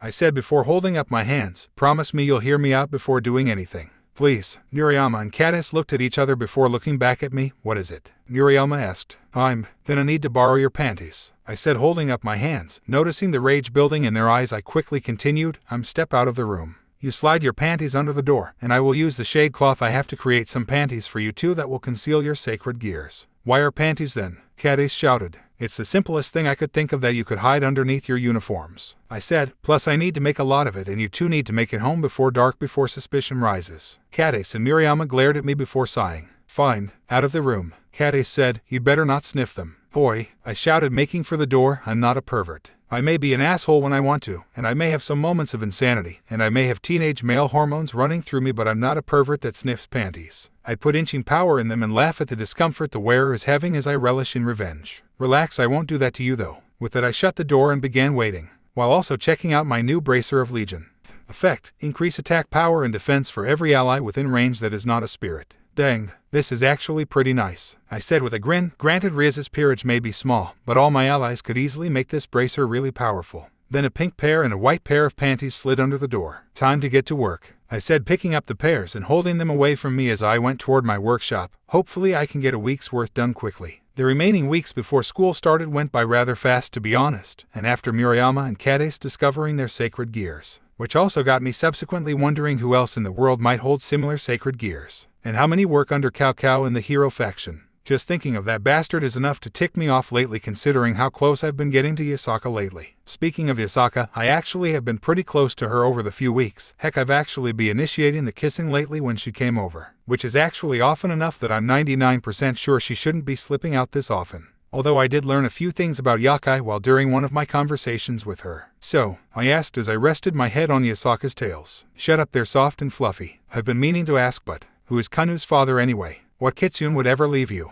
Yasaka just chuckled. What makes you think he was a kitsune? She asked. Huh? I asked, looking at Kanu, who was asleep on Yasaka's lap. But my ability is registering her as just kitsune, not a kitsune hybrid. Yasaka simply chuckled. Well, considering the percentage of Yakai that is female, you'd be pretty hard-pressed to find an actual full-blooded species. Yasaka explained. You see, Yakai have a rather peculiar gene in their bodies. It's been referred to as the assimilation gene. Any member of the Yakai have the unique gene in their bodies to purge away hybridization. For instance, Kanu's father was actually human, but while in my womb Kanu's body was overriding the human DNA of her father, turning it to that of pure kitsune. The reason we have this gene is because the first Yakai were mostly spirit creatures possessing a form from this world and molding it into the shape we wanted, which more often than not was that of a woman. So would that mean if Kuroka had any children they'd be pure nekashu? I asked. Yep, Yasaka said. It won't purge the devil blood inside them though, but it would overwrite them, giving her children the same power they would have had if they were devils, as well as whatever else their father might have been. Okay, I'll admit, that's actually a scary thought. I said, seriously, canon Kuroka's idea to have a child with a dragon is actually one that would not only revive her race, but give them the power of a dragon without the weakness to dragon slayers. Now that's some terrifying shit right there. And it's kinda making me wonder why she's fallen for me now. Sure, the gamer ability is a completely broken ability, but it's not something that passes down to the next generation. Is it? Well, I guess it's just one of those things that needs to be found out through time.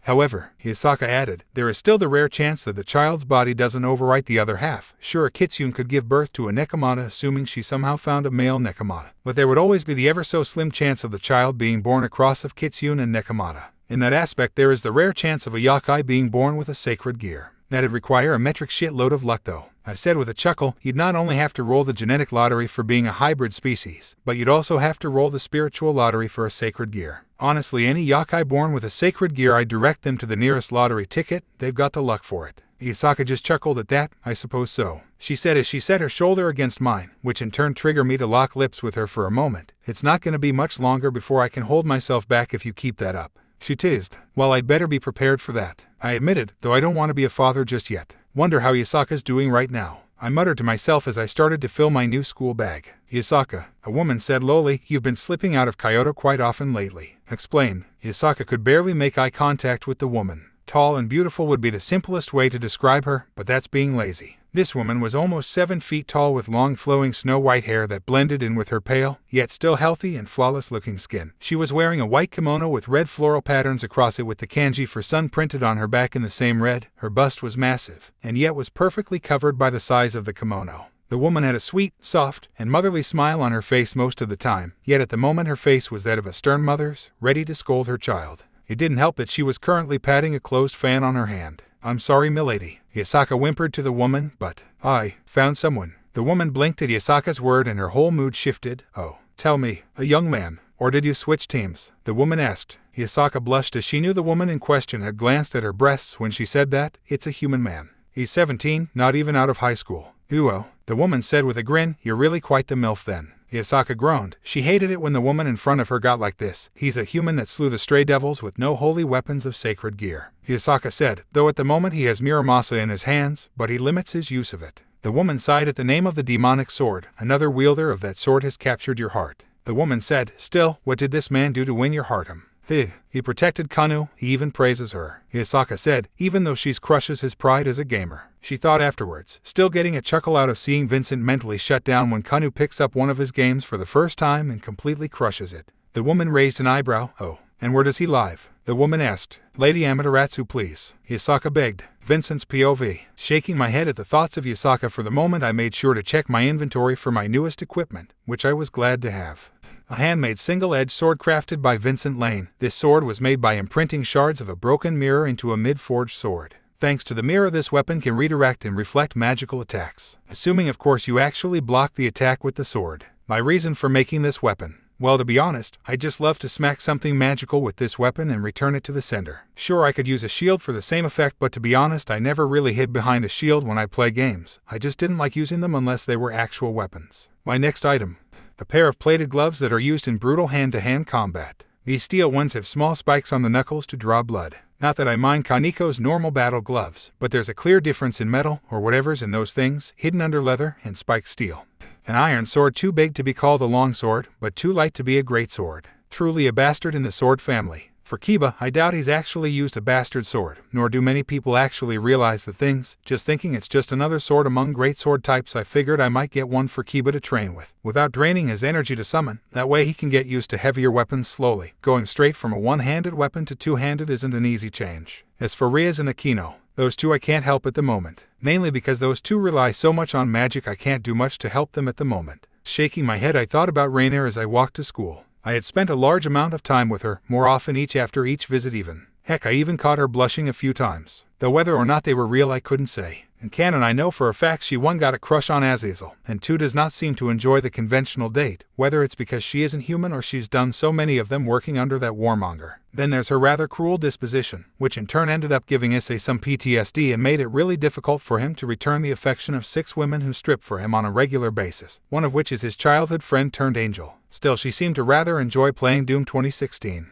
Not that I blame her, great game, but it burned out its stuff a little too quickly and the constant fighting lacked any form of breakup near the end of the game. Still, it's a wonderful distressor. As for Murayama and Cassa, I hadn't spent as much time with them as I'd like, but when I did manage to spend some time with the kendo duo I learned that they were working pretty hard on their sacred gear, while thanking me for the excessive amount of shade undergarment. Personally, I don't really care how they view it. This is a world where women lose half their clothes when they take a big hit, yet men barely get their shirts untucked. Plus, the moment Issei develops his dress break. A good tactic, I'll admit. Unfortunately, it's something that's really freaking effective considering just how many women are in the supernatural world, and given the fact that most women in the worlds have a little something called modesty. Give a perv power and he'll ruin that. Seriously, Issei's pervert magic is a wild card in magic classes, outside of wind and the common magic triangle of fire, ice, and lightning. Completely ineffective against males but can cripple the tactics and plans of any woman. It's honestly something I don't know whether to prevent or let happen. Though that does beg the question if succubi, incubi have actually created spells for that themselves. Actually, I'm surprised they haven't appeared yet. Bad brain, focus back on what you've learned of the kendo duo, I thought, shaking my head. Right, those two. Well, when I did have the privilege to see the two train, I noticed something. They used their sacred gears to support each other. When Murayama pulled out a sword of fire, Cassa formed a wind weapon to empower the flames. Water was joined with lightning. Ice was boosted by either water or wind. Basically, together those two could really deal some damage. However, at the moment it takes a lot out of them to create the elemented weapons, so they don't pull those out often. Still, they are pretty good. Not sure how they'd fare against an actual supernatural being, excluding Kiba being a nice guy and going easy on them, of course. I was pulled out of my thought when I heard a voice. "Ah, it's nice to see you, Vincent," Sona said as she stood by the gates. "Glad to see you early." I blinked. Early. I thought, how fast did I walk while I was in thought? I muttered to myself. Concealing myself the moment I entered Kyo Academy, I was determined to study this Vincent character as much as. Dear father, look at the rack on that woman, I thought as I looked at a woman with long black hair tied in a ponytail by a yellow ribbon. Geez, are those the fallen genes or the human ones at work there? I shook my head. I will not let the entire supernatural world know that I'm a bisexual pervert. I'm one of the top 10 strongest beings in the world for father's sake. Returning to my focus, I spotted the man Yasaka described to me. There he is. Well, he looks calm for a Muramasa wielder, I thought, but this is something that would require. Shit, a woman shouted, my he manga project. A sheet of paper flew onto the bush I was hiding in, behind me so I couldn't see it. On the other hand, I got a nice look into the cleavage of the girl whose breasts pushed into bush to grab the sheet. How? She's completely human, I thought, drooling at the cleavage in front of me. Class, my teacher called from the other side of the door. We have a new student coming in from America. He transferred over the break, so please help him in any way you can. You can come in now. Stepping into the room, I slowly walked to the door, idly double-checking my uniform. Everything was there except the ribbon. Seriously, unless it gives me the ability to resist every ailment, I will never wear a ribbon. Ever. Well, unless I need to use it as a bandage for some reason. Hello, I said. My name is Vincent Lane. I'll be in your care. With it I bowed. Hey Vincent, Issei called out, waving to me. How does the pervert know the transfer? One woman asked. Is he a pervert too? Another woman asked. I hope not, he's pretty handsome looking. A third said. Well shit, that's not a good sign. Howdy neighbor, I said to Issei. Remember, keep the perversion to a minimum around me or else. I warned. This got a new murmur to spread across the room, this one of relief that I wasn't a pervert and that I was actually Issei's neighbor. And no promises. Issei admitted. I won't drag you into anything. But I'll never give up on becoming Harem King. Issei shouted at the top of his lungs. The whole room was silent as the women and a few men silently groaned at Issei. I guess this happens a lot. Good luck with that. I deadpanned, especially when someone finally has enough and chops him off. I like this guy already, I heard Kiryu say with a chuckle. Oh dear lord, I mentally groaned, looking at the braided brunette female pervert of Kuo and judging from her gaze. She's already scanning my junk. There's an open seat behind Issei, the teacher said. Good, I said, grinned. Great angle to kick Issei's ass if he's get too rowdy around me. The cheer I got from the women in the room was deafening as I passed Issei. Relax, just keep it quiet and we'll be fine, Issei, I whispered. Besides, I treat my good friends like this as well. You're an asshole, Issei grumbled. Any gamer worth his salt has that side. I grinned, especially one like me who works with trickery. Amateratsu's POV. By my father breath, I thought as I snuck around the edge of the school building looking for Vincent in one of the classrooms. How do all of these women have such abundance? God, it's so magnificent, I love it. And I hate it too. If I'm caught staring at all these women, my reputation will be shot. I'll be lumped in as a pervert alongside Odin. Peeking into one of the rooms, I quickly ducked back down. Art room, I thought. I don't think nude modeling is supposed to be allowed in school though. Vincent's POV. The day passed rather quietly, is what I really wish I could say. Word spread of me during lunch. From what I've gathered based on what people are saying, I've learned that the top things people were commenting to me about were as follows. I'm an American, so the guys are going to try to figure out if I'm one of those fat stereotypes. For the record, I'm not. I'm actually the other stereotype. Crazy as shit when the times comes. Next was that I was Issei's neighbor and was working toward deperverting the guy. Then again, when I did meet up with Issei one time before school began, I basically warned him I'd cut his junk off if he held too little self-control in my presence. Heck, I already had a few sessions with Issei to control his pervertedness. Even Issei isn't dumb enough to play Monster Hunter with his avatar in her underwear. Kind of the reason I've still yet to do those Devilcho hunts that tell me all I can bring are my weapons. Third,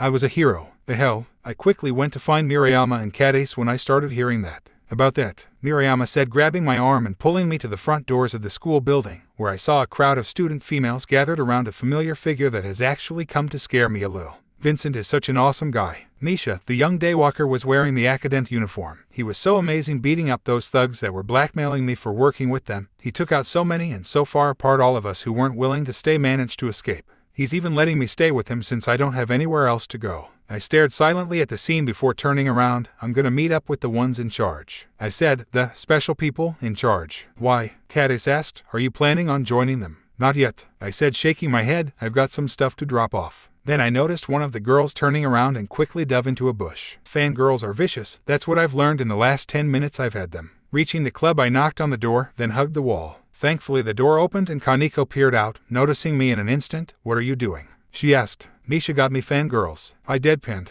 Kaneko blinked before grabbing my arm. In, she said, pulling me inside the building and shutting the door. Why are you here? I smiled. I honestly love Kaneko's blunt approach to conversation. I get the most smiles out of it. Think you could tell Rias that I'm not going to join her peerage just yet. I want to adjust to school life first before I start having to mix in all my devil work. I said. Sure, Kaneko said, nodding. Also, I said, reaching into my inventory and pulling out the cestus and bastard sword, for you and Kiba. Great. Kaneko taking the cestus and putting them on. Great fit. She added before taking the bastard sword, lighter than I thought. That's a bastard sword for you, I said, chuckling. Your friend wanted me to tell you she's going to be out of town for a few days, so you won't be spending time with her for a while. And thus I saw Kaneko's sad face, which looked like that of a kicked kitten. Thanks for letting me know, she said before opening the door and peeking out. It's clear. Thanks, but, I said, opening the nearest window, I'm not taking chances. And with that I performed an unnecessarily epic dive out the window and into a bush. I lost 10 HP getting jabbed by all the branches. Hey, I heard a man's voice from behind me as I entered my next class. Thus I turned around to see the nerdy-looking Madohama and the bald-headed Matsuda. You're to the perverted trio, right?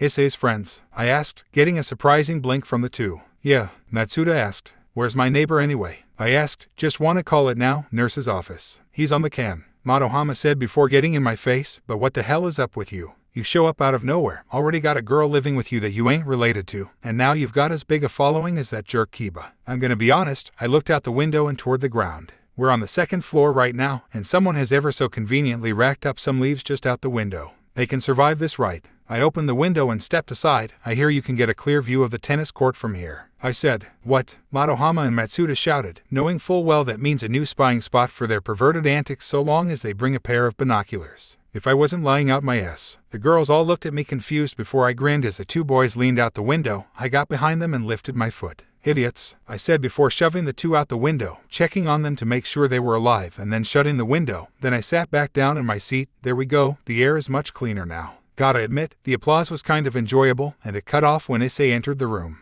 Hey Vincent, where are Madohama and Matsuda? He asked me. Took a trip, I asked with a shrug, getting a few snickers from the rest of the class. The day ended without much more incident. Well, there was the army of fangirls waiting by the front gate. Maybe booting out a pair of perverts was not something that would help my reputation in a way that would not keep me from being swarmed. Waiting for the fangirls to leave, Kiba asked me as he stepped next to me. I shook me head. Nah, I've the perfect way to move them, I said, clearing my throat. Hey, I heard the perverted trio was by the kendo club again, I said rather loudly, and just like I predicted, the group swarmed away, picking up sticks or pulling out books, ready to beat perverts to submission. It was easier than I thought it was, I admitted. Most girls here would like nothing more than to beat those three into oblivion. Kiba said. Still, it was nice meeting you again without that thing around. Glad it's dead though. Doubt it, I said as we stepped out of the school gates. Things don't just regenerate and mutate only to die off second later with a smirk on its face. I think those were just the teeth. Kiba reminded me. Whatever, I said. Point is, keep an eye out for this thing. Find anything on the name Alice yet in the supernatural? Not really, Kiba said. Alice is a fairly common name among devil families. The most notable is the presumed dead Alice Nabrius. It is about her, I thought. Then I noticed Kiba and I were about to go in different directions. I guess this is where we go our separate ways for today. I guess so, Kiba said, smiling. See you tomorrow. Later, I called as I walked off. Reaching my house, I was actually surprised. For starters, Misha was not in the house, and Kuroka was still doing something for volley, but Yasaka sure was, and Kaneo was there too. The latter playing Parasite Eve. Damn it, Square, why can't you make games like this anymore? Final Fantasy 15 didn't even feel like a Final Fantasy game, damn it, it felt like a Kingdom Hearts game.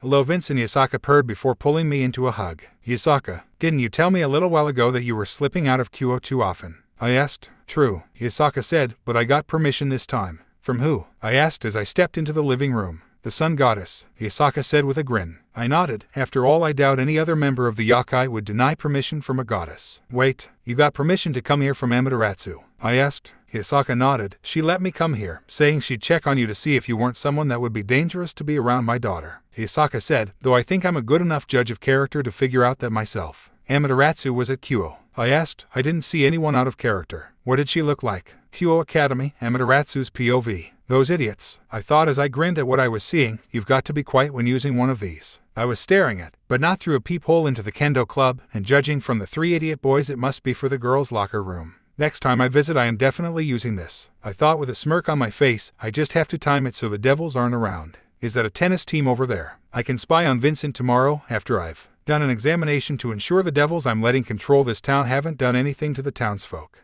Nope, didn't see her, I admitted. Yasaka hummed and thought, she must think you're okay then, because she didn't incinerate you. Yasaka said, now come on, I've made some food for us all. Why do I have this feeling that's not the case? Later that night I had switched to a pair of pajamas and was entering my bedroom while I froze at the door. Lying in my bed was Yasaka, stark naked, her tails covering her private areas. Something that hasn't happened since I fought Carmilla's vampires. Oh, Vince, and Yasaka purred, a lewd smirk on her face. Come join me, you'll love it. I don't think I'll be a virgin tomorrow. Note to self. I thought waking up a little dizzy, the lack of a stamina bar, thus giving me infinite stamina, will lead to a long night in bed. Taking a look around my surroundings, I first noticed Yasaka was still on top of me, and I could feel I was still inside her. Second was that she was cocooning me in her tails, with zero intent on letting me free until she was awake. Third was that Kaneo was staring directly at our faces. Morning, I said rather dumbly, blinking in surprise that Kaneo wasn't really freaking out at the sight. Unless she's just really good at hiding it. So you and Mom finally made it official? Kaneo asked, tilting her head. You are surprisingly calm about this, I said, but, yeah, I think this makes it official. Kaneo's smile turned into a wide grin. Then I guess that makes you my dad then, she said, grinning. Title effect, plus 25% EXP when nearby a child that considers you their father despite you not being genetically related to them. It took all I had not to deadpan at the gamer ability for that one. I think so, Yasaka said, waking up as giving me a quick peck on the lips, and if he can go that long then it might not be a stretch for you to have a new sibling soon. Hey you, Kaneo cried out, Mom, I still don't want to hear about you and Dad even if you've prepared me for this moment. That would explain things, I muttered before patting Yasaka on the back. Alright, Yas, I've still got school so I need a shower. Care to join me? I would love to, Yasaka said as she lifted me up, not separating our bodies just yet. Now POV, Huotown Maid Cafe. Huotown's Maid Cafe, Silken Maid's Moon, was currently in the morning low as most people were busy heading to work or school. However, there were 3 people in the cafe at the moment. The first was the owner of the cafe, a bald man who was busy cleaning his glasses as he sat down in a kimono before taking a sip of his coffee. Sure, I can't interest you in a coffee, Armilla? The old man asked the woman sitting in front of him. I'm sure, Jinku. The woman, Armilla said, her long black hair tied in an off-center ponytail that was closer to her left arm. She was wearing a pair of reading glasses over her blue eyes at the moment as she looked at a magazine sitting on the table. She was wearing a bright pink tank top over a white duster coat and blue jeans with red high heels. Her left hand lifted up a cup of hot tea to her lips as she sipped it. You should know by now I prefer tea in the mornings over coffee. Just checking, Jinku said, chuckling. Morning, Alicia, he said, not even turning around as the door jingled opened. Sorry, I'm a bit late, boss, Alicia said as she walked over to the 2. Alicia was a woman with long blonde hair that was currently tied up in a pair of pigtails and was currently wearing a blue and white maid's outfit. I swear I felt something following me on my way here, so I took several detours to lose it. Did you? Jinku asked, tilting his head. At that moment the door opened to a small group of 4 men, all of them wearing hoods over their faces. Don't think so, Alicia whispered before clearing her voices. Welcome, young masters, she said in a forced higher-pitched voice with an overhelping of exuberance in it. Shall I show you to a table? I don't think so, one of the men said as his partner locked the door. Where is your master? Alicia sighed and quickly dropped the act. Listen, unless you'd like to stuff my pillows tonight, I'd suggest you turn your asses around and get the hell out of this cafe or order something to eat, Alicia demanded as her blue eyes turned ice cold. As this happened, Armilla reached into her coat with her left arm as Jinku stood up and closed the blinds. Oh really? What's a stray like you gonna do? One of the men asked, as all 4 of them revealed their black feathered wings. You're just one devil against 4 fallen, and what's your backup?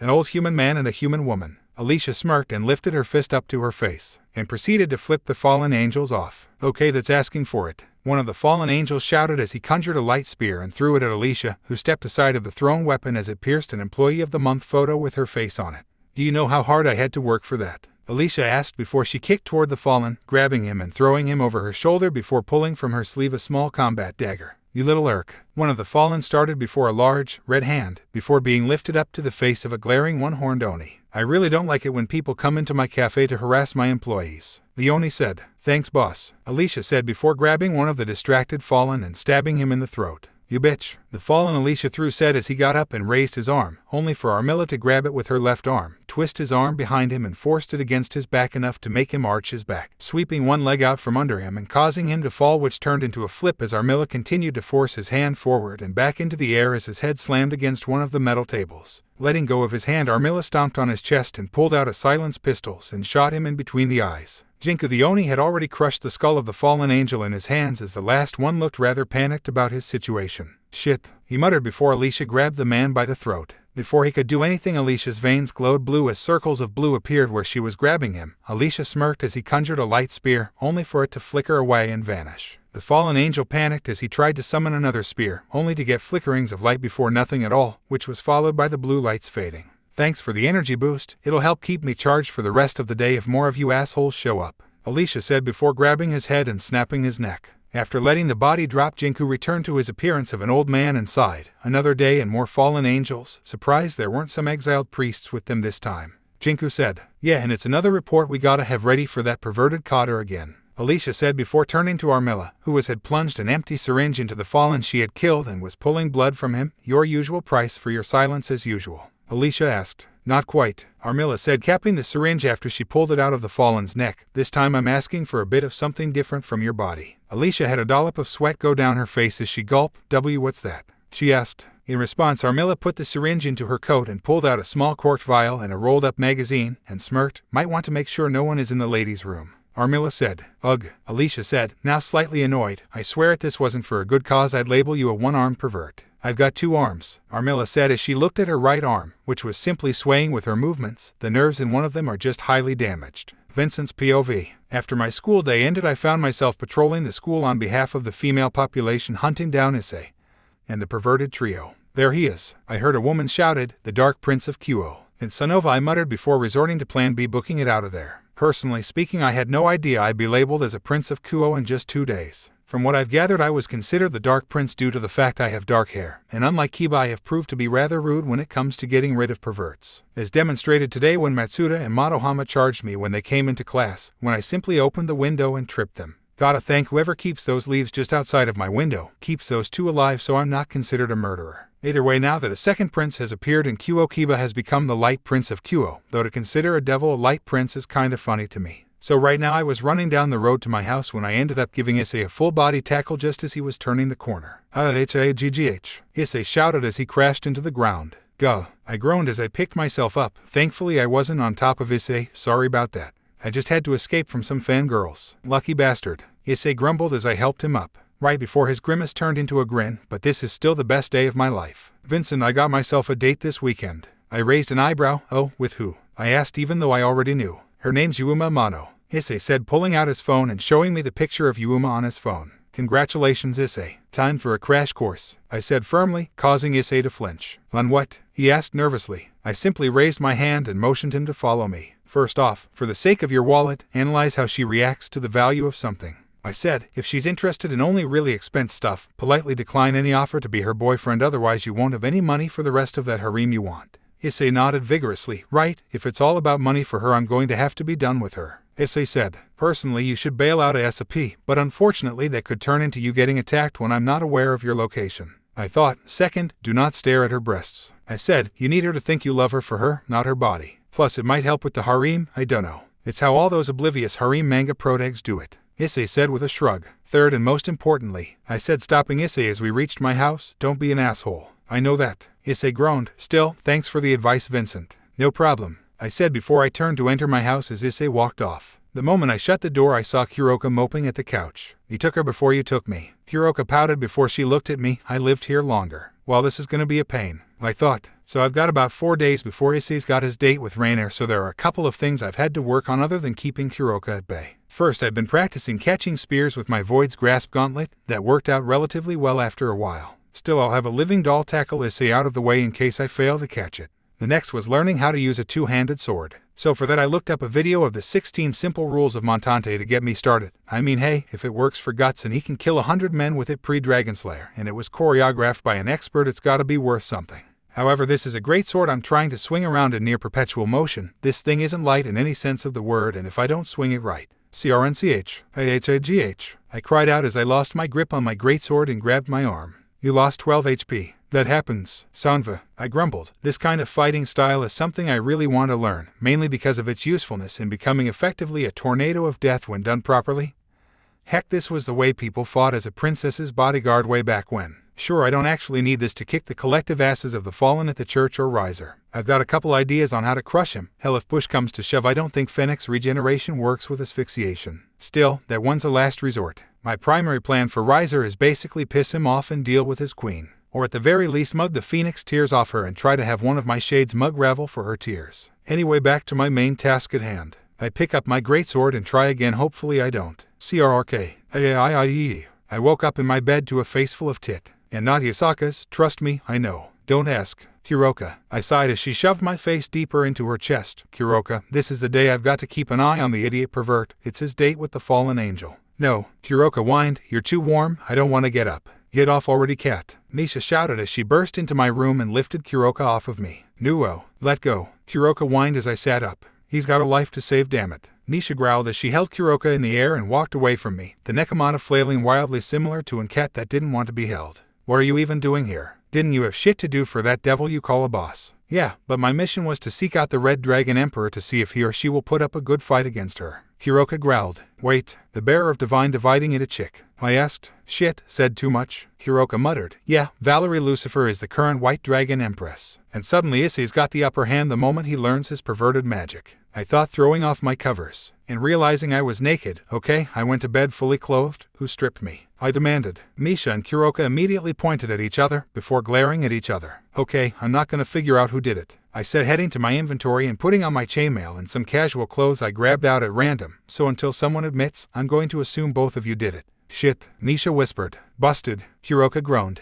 I think I'm taking the window today. Still, I think you could do wearing something. Unnecessarily epic window diving escape, I shouted, diving toward my window. When women start talking clothes, or Satan forbid, shoes, that's a man's cue to bail. You know, I thought, I wonder what Rainier would actually prefer on an actual date. Sitting in a tree like a bird was boring as I started at the fountain, waiting for Issei and Yuma to arrive. Then I'd jump out of the tree in an attempt to catch Rainier's light spear, and have a shade pull Issei aside should I flub that. Why was I having these thoughts? I have no idea. At that moment a flyer flew and slapped me in the face, miraculously not hitting any other branches. Well, it's not a freaking bird, I muttered, pulling the flyer off my face. Devil and Angel's Fair coming divided by 2018. The date was smudged by chocolate, but I can look that up later. Looking at the back, noticed one more thing: Sinful Night Strip Club, open from 9 p.m. to 6 a.m. located in the ticket hall, only during those hours. Well, someone's gonna want me to drag them there, I muttered, but what the hell is wrong with this town? A strip club right in front of a fair. No wonder there's a shit tons of perverts in this town.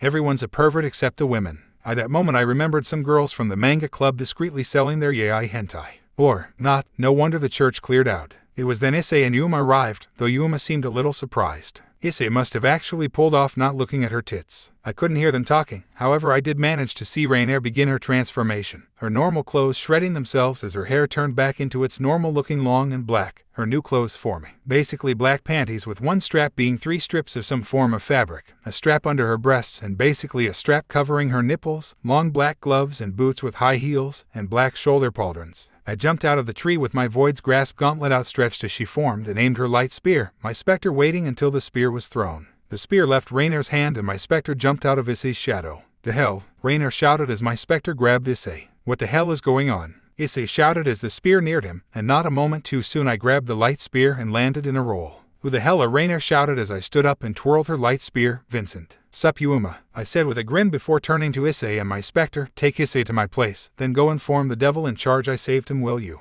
The specter nodded before it began to sink into the shadows. The light spear in my hand dissolved as that happened. Vincent, Rainier said, still stunned. I can explain. So which did you want to explain? I asked in deadpan. The fact you're a fallen angel. Knew that. The fact you're trying to kill my neighbor. I can assume it's cause he's got a sacred gear. Or are you gonna explain if you plan to kill me or not? Rainier seemed shocked as she descended to the ground. You knew? Rainier asked. Yeah, I said, crossing my arms, my shade revolver discreetly equipped. So care to explain on the real reason you hung around me so long? Rainier sighed as she sat down on the fountain. My orders were to observe you, see if you were going to be swayed to a side, and kill you if you chose to join any other faction other than the Fallen. Rainier said. Oh, for the love of, I groaned. Do none of the factions employ freaking diplomacy? No wonder everyone's fighting each other, and no freaking wonder there are internal conflicts within the Devils and Fallen. Rainier's head shot up as I said that. What do you mean internal conflicts within the Grigori? Rainier demanded. What was your original set of orders, and who told you them? I asked, cocking an eyebrow. Lord Aazil. Rainier said with a sigh. He told us to observe anyone with a sacred gear. And that boy Issei is the only one that has one that I've been able to sense that isn't a part of the Devils. And you failed to spot 2 more. I thought, and how does observe translate to run through with a light spear? I asked. We received new orders from Aazil. Rainier said.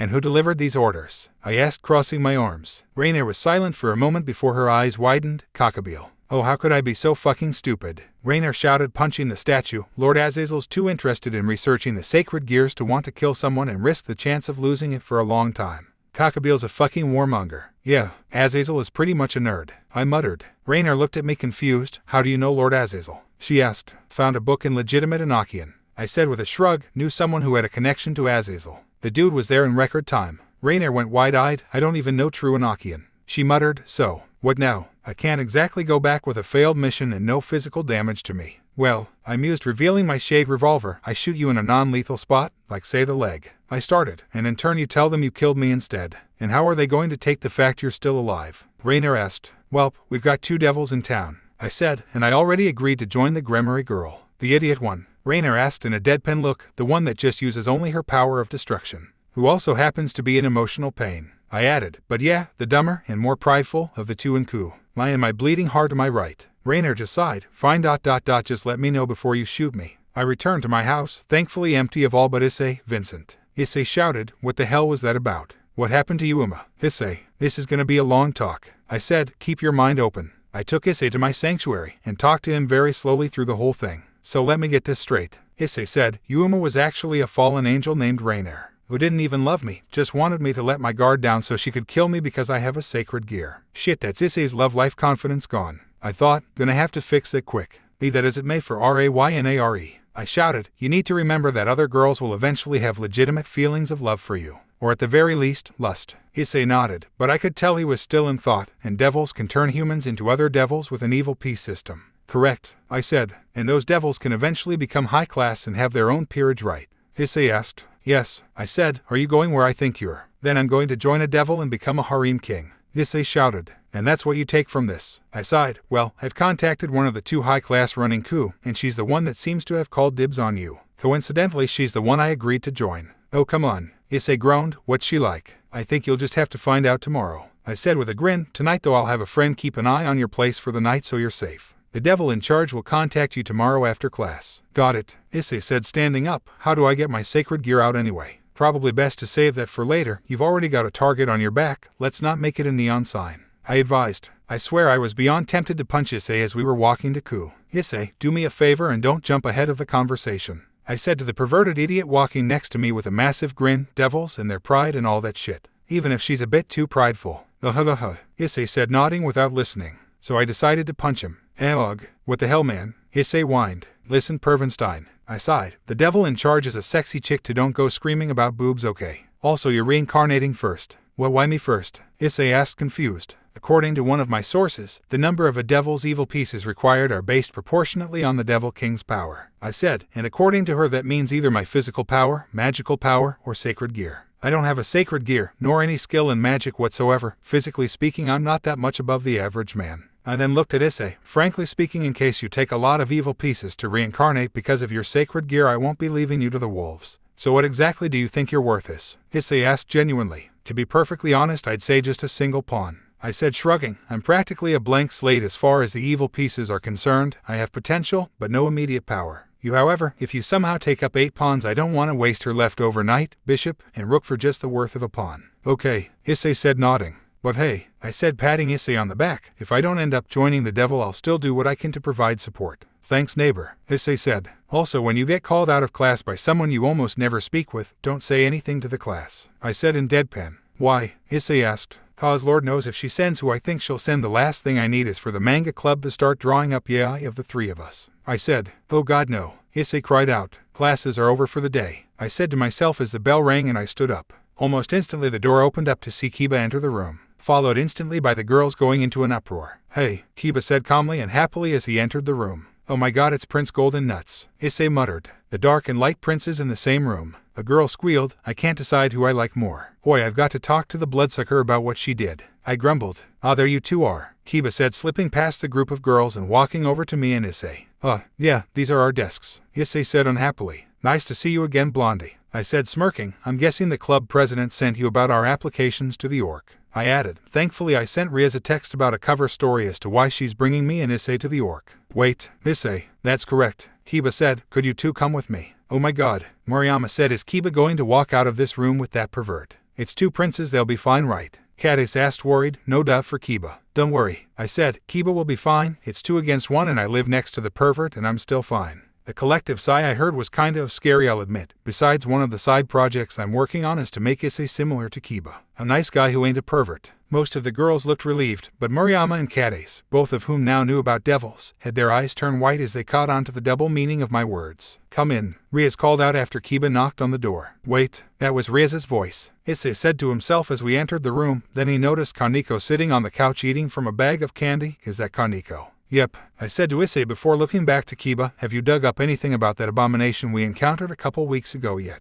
No, Kiba said with a sigh. It's like it doesn't want to be found. Damn, I muttered. I don't like that thing just wandering around. What are you talking about? Issei asked. Some information you'll probably be needing to look into during your future time as a devil, I said, causing Issei to freeze. Wait, Rias Gremory is the president of the orc. Issei muttered, "Are you telling me Rias is a devil king? He's got a brain after all," Kaneko said, popping a candy into her mouth. "No need to be rude, Kaneko," I said, listening around, hearing a shower running. "Seriously, you guys have a shower in here?" "What?" Issei asked, popping his head in. "President's using it right now," Kaneko said. Akino's grabbing her some clothes. Issei practically went catatonic at those words, prompting me to clonk in on the head to knock him out of it. "Got it," I said, taking a seat next to Kaneko and looking at Kiba. "How's the bastard sword working for you, Kiba?" "It's coming along," Kiba said, causing me to give him a flat look. "Also, that perverted witch you and Kaneko saw. I think I saw her yesterday." "Huh?" Issei and I asked. "Yeah," Kiba said, scratching the back of his head. "She saw me right as she was reaching to grope herself and just ran away." "Oh brother," I grumbled. "I'm completely lost."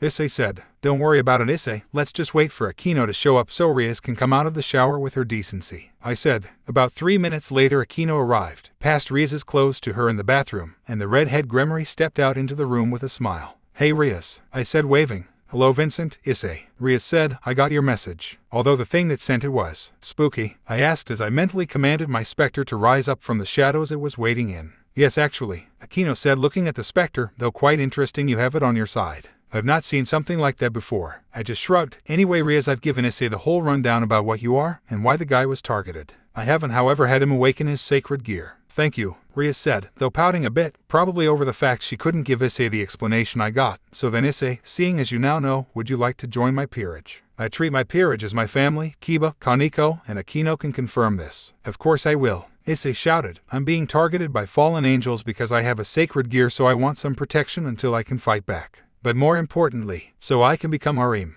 "Bang!" "Ape!" Issei squeaked as he ducked down after I pulled out and fired my revolver. "Oh calm down wuss, it was a blank," I said, chuckling. "Anyway," Rias said, a bit jumpy after I had fired a gun in the room, "let's get started." With that Rias began to summon her box of evil pieces. "You brought a gun to school?" Akino asked. "I'll explain later," I said. "Besides, after Carmilla I'm going nowhere unarmed." Issei blinked. "Carmilla, the vampire, she's real?" he asked, getting looks from everyone. "It was part of a book report in school before Ku became co-ed." "Oh yeah, queen vampire of a more Amazon-based vampiric kingdom," I said, and when she said the novel she had written was almost completely accurate, I'm pretty sure she's just like the novel. "Lesbian. Actually, she had a woman by her side when she attacked me. That might have been Laura." "What did you do to piss her off?" Issei asked. "Filled a stray devil with lead," I said, shrugging. "Who's going first?" Rias asked as she pulled out a pawn. "Issei," I said, pushing the pervert forward. "I've already done some calculations and I'm most likely worth a single pawn. Issei's sacred gear, however, is the wild card." Rias nodded. "All right Issei, lie down on the couch," she ordered. Issei did just that. After Kiba got off the only couch big enough for him, Rias then knelt next to Issei to reach his chest easily. "Not one," Rias muttered, "or two. Not even four." Eventually a red light covered Issei and blinded me, with Rias sighing in relief. "Thanks Satan," she muttered. "Issei, you took up 7 of my pawns." "7? He took 8 originally," I thought. "Thankfully I had a mutation piece in the form of a pawn that I could use for you." Rias finished. "A mutation piece is just as it sounds, a rare variant on evil piece that is worth more than the average piece. Still, the fact you took so many, you must have one hell of a sacred gear," I said, smirking. "So you've got one pawn left?" "Yes," Rias said as Issei stood up, his hand covering his eyes as he adjusted to his new senses. "Well, let's get to it then," I said, lying down. "The sooner I'm on a side, the sooner I'm off the targeting list." Rias just chuckled as she placed her remaining pawn onto my chest, and my vision went red. "Guess I called it right," I thought. "Your race has changed to devil. Your resistance to darkness has increased significantly. Your resistance to light has decreased significantly. You've gained the ability night vision. Night vision, you can see in the dark what it says on the tin. You've gained the ability language. Language allows you to understand any spoken language, both human and supernatural. You've gained the ability promotion. Promotion, when in enemy territory you can change your evil piece, granting buffs to your stats based on the piece. STR, Vit, Int, Wise, Augie, and Luck have increased by 5. Holy crap, I just got notification bombed, I thought, sitting up. Issei, Vincent, how do you two feel? Rias asked us. "Pretty good," I said as Akino sat next to me and Issei sitting on the other side of me, as there was no room next to Akino, although, now that I'm officially a member of your peerage, I've got to confess. "About that thing?" Kiba asked, pointing to Spectre. "Oh," I said, holding up my hand, causing a spirit's flame to form. "Spectre is hardly a scratch in what my ability is and is capable of." I looking around the club room after I finished explaining my abilities as the gamer. Kaneko merely feigned shock as she stared at me, reasonable since she already knew. Kiba also just stared, though in genuine shock. Akino, on the other hand, had a slight look of fear on her face, possibly due to the fact that I could possibly know what she really is, which I do. Rias kept a calm face, but her eyes are telling me she's internally acting like she won the lottery, twice, considering she also has the boosted gear now. Issei, however, was jaw-dropped. That's so cheap. Issei shouted, "You mean to tell me all we gotta do is just join your party and we can get stronger way faster just by beating up strong enemies?" "Yes," I said, smiling. "That won't, however, improve your technique, so you'll still need to practice on your own time." "Of course, that's obvious," Rias said, looking at me. "I've been pondering your advice from the last time we met, and unfortunately I have to admit I've grown a little too reliant on my power of destruction, and Akino has been a bit lacking in her physical capabilities. Well, as much as I'd like to, I can't exactly punch my enemies," Akino said, sounding slighted. "I haven't worked on my speed as I've focused on the speed of my magic for so long." "So grab a weapon," I said, shrugging. "I've got an armory selling me stuff in my sanctuary. We can visit tomorrow and find ways to arm yourselves. Heck, there are a couple other shops there I haven't looked into, including a clothing shop." At that moment the three girls in the locked eyes onto me and I realized I said too much. "Oh shit," I muttered. "I mentioned clothes shopping." Kiba, surprisingly, looked scared, as did Issei. "Run," Kiba said quickly. "When clothes shopping is brought up, these meetings are usually over." As soon as he said the last word, he stood up and sprinted off, Issei and I quickly following after him. "So, any ideas on where we should go?" Issei asked as Kiba and I walked with him. The sun had already set and it was night out, my night vision activating automatically. "Well, I don't know about you two, but I'm gonna patrol the town like I've been doing lately," I said, shrugging, checking my stats as I did. Vincent Lane, LVL 30. Title, Adoptive Father. Race, Devil. HP, 593 over 593. MP, 470 over 470. STR, 22. VIT, 17. AGI, 20. INT, 17. Wise, 18. Luck, 25. Unused stat points, 98. Why patrol? Issei asked me. "Hold on, gotta buff myself a tiny bit," I said. One tiny thing on this screen was irritating me. Vincent Lane, LVL 30. Title, Adoptive Father. Race, Devil. HP, 615 over 615. MP, 500 over 500. STR, 22. VIT, 20, plus 3. AGI, 20. INT, 20. Wise, 20. Luck, 35. Unused stat points, 80. Sorry about that, there was a slight imbalance of my stats and I haven't been increasing my luck regularly, I said. Probably should start working out myself to boost those further. Anyway, the reason I want to patrol this town is because the sheer number of supernatural being wandering the town. I know what you mean, Kiba said. That stray that tried to kidnap you for that purpose a while back. Sona gave us an earful about letting something like that be in hiding so long, along with a PowerPoint presentation on what would have happened if you hadn't obliterated it. That caused me to do a double take. Sona put one of those together, I asked, surprised. It was an hour long, Kiba said with a shudder. By the way, Issei started, I have a sacred gear, right? How do I activate it? Well, why don't you think of something powerful? I asked. Just try to pull all your strength into. Detected bloodlust. Shit, hostile, I said, diving into my inventory and putting on the Void's Grasp and pulling out my shade revolver. Where? Kiba asked as he conjured a demonic sword and looked around. Impressive. You sensed me, so you're a devil now, a female voice said, sounding full of contempt. Shame too, I was hoping I'd be rewarded with a new thrall. At that moment we heard the sound of fabric fluttering from above, causing us all to look up before following a figure landing in front of us. HP, 878 over 878. MP, 300 over 300. I quickly sent out a party invite as I examined the vampires that was in front of us. She had short silver hair that covered a blindfold on her eyes. Painted on the blindfold was a pair of red eyes. Around her body, however, she simply wore a blood-red cloak. Who are you and why are you in Gremory territory? Kiba demanded after he joined my party. I am a bounty hunter of the Carmilla clan, the vampire said. I've come to collect the bounties on the vampires that feigned their death on the attack against Vincent Lane. Furthermore, Lady Carmilla placed a generous bounty on Vincent Lane himself, living or dead, though living results in a new thrall for us. The vampires looked at me, however, as he is now a devil that may be harder. Didn't Yasaka warn Carmilla about trespassing through Yakai territory last time she tried this? I demanded. Perhaps, the vampire submitted, but I am a bounty hunter. My job is to kill those that betray Lady Carmilla. My actions do not represent the Carmilla faction as I was not directly sent, I came of my own accord. So she can't get into any trouble that can be linked back to her faction. Kiba growled. Ugh, I hate political loopholes. I grumbled. Issei, get ready, she aims to kill most likely. Crap, Issei muttered as he looked around before feebly putting up his fists. Issei, focus on trying and awaken your sacred gear. I whispered, it's your best chance of survival. Now then, the vampire said as a bare arm, her hands covered in a black gauntlet, slid out of her cloak to grab an edge. Time to do my job. With it, she tore off her cloak to reveal what she wore under it, which would have made Rainer's outfit look decent. She wore two blood-red strips of cloth in an X fashion that did little to cover her C-cup breasts, failing to even hide the nipples, and a blood-red thong. That's it. Aside from the black gauntlet she wore, that was it. No shoes, no pants, no shirt, just her gauntlets and a thong. For the love of Satan, why can't these women wear anything decent? I grumbled as Issei stared at the woman's tits, prompting me to smack him on the head. Focus, damn it. Alright, Issei said as he attempted to focus. Lesser Vampire Battle, Castlevania 64 divided by Legacy of Darkness First Vampire. I took the first shot of the fight, only for the vampires to blur ever so slightly to the side of the shot, leaving only an afterimage to take the bullet. Shit, I muttered, putting the revolver away, seeing as it wouldn't do me any good in this fight, and chose to pull out my vampiric whip as Kiba conjured a demonic sword, one with the appearance of a European longsword, and used his night speed to rush at the vampires. Pitiful, the woman said as she jumped over Kiba, leaving after images behind at the start of her jump. At the height of her jump, spread her vampiric wings, aiming to use them to shoot down at Kiba. No you don't, I shouted, swinging my whip at the vampires and cutting the skin of her legs, causing her to cry out and tumble mid-air, losing 66 HP in the process, while giving me 0 due to its vampiric effect. In the fact I'm at full health. Smart, the vampire said as Kiba recovered from his miss. That just means I'll stick to the ground,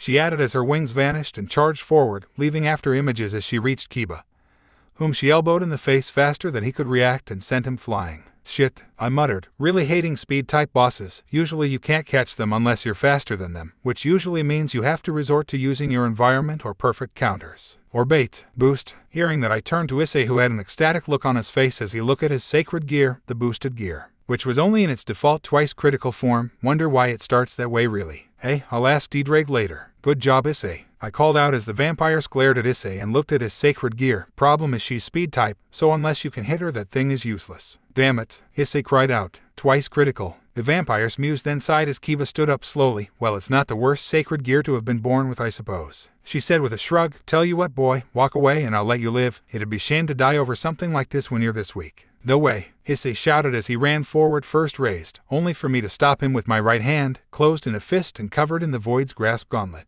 Wait for the signal, I whispered, lowering my arm and stepping forward. Fine, you win, I said, causing Issei and Kiba to stumble. What? The vampire said, raising her fists. You put up a sudden fight and now you're just giving up. We can't win this, I lied, hiding a smirk. You outspeed Kiba, a knight. If you can dodge that, then what chance do a couple of pawns have? The vampire smirked as she walked over to me and grabbed me by my neck and lifted me up. Fine, I'll let those two live, she said, putting her face to mine. Any last words before you lose your new life? Yeah, I said, smirking. Feel the burn. As I said that, I thrust my gauntlet-clad fist into the vampire's face, opening at the last second to smash a vial of holy water into her face, dealing a solid 500 damage to her. HHHHHHHHH. The vampire screeched as she covered her face with both hands, attempting to get the holy water off, which subsequently dropped me to the ground. No, I shouted. That was the signal as Issei rushed forward and punched the vampires in the throat, dealing her 56 damage and pushing her neck first into Kiba's sword, killing her.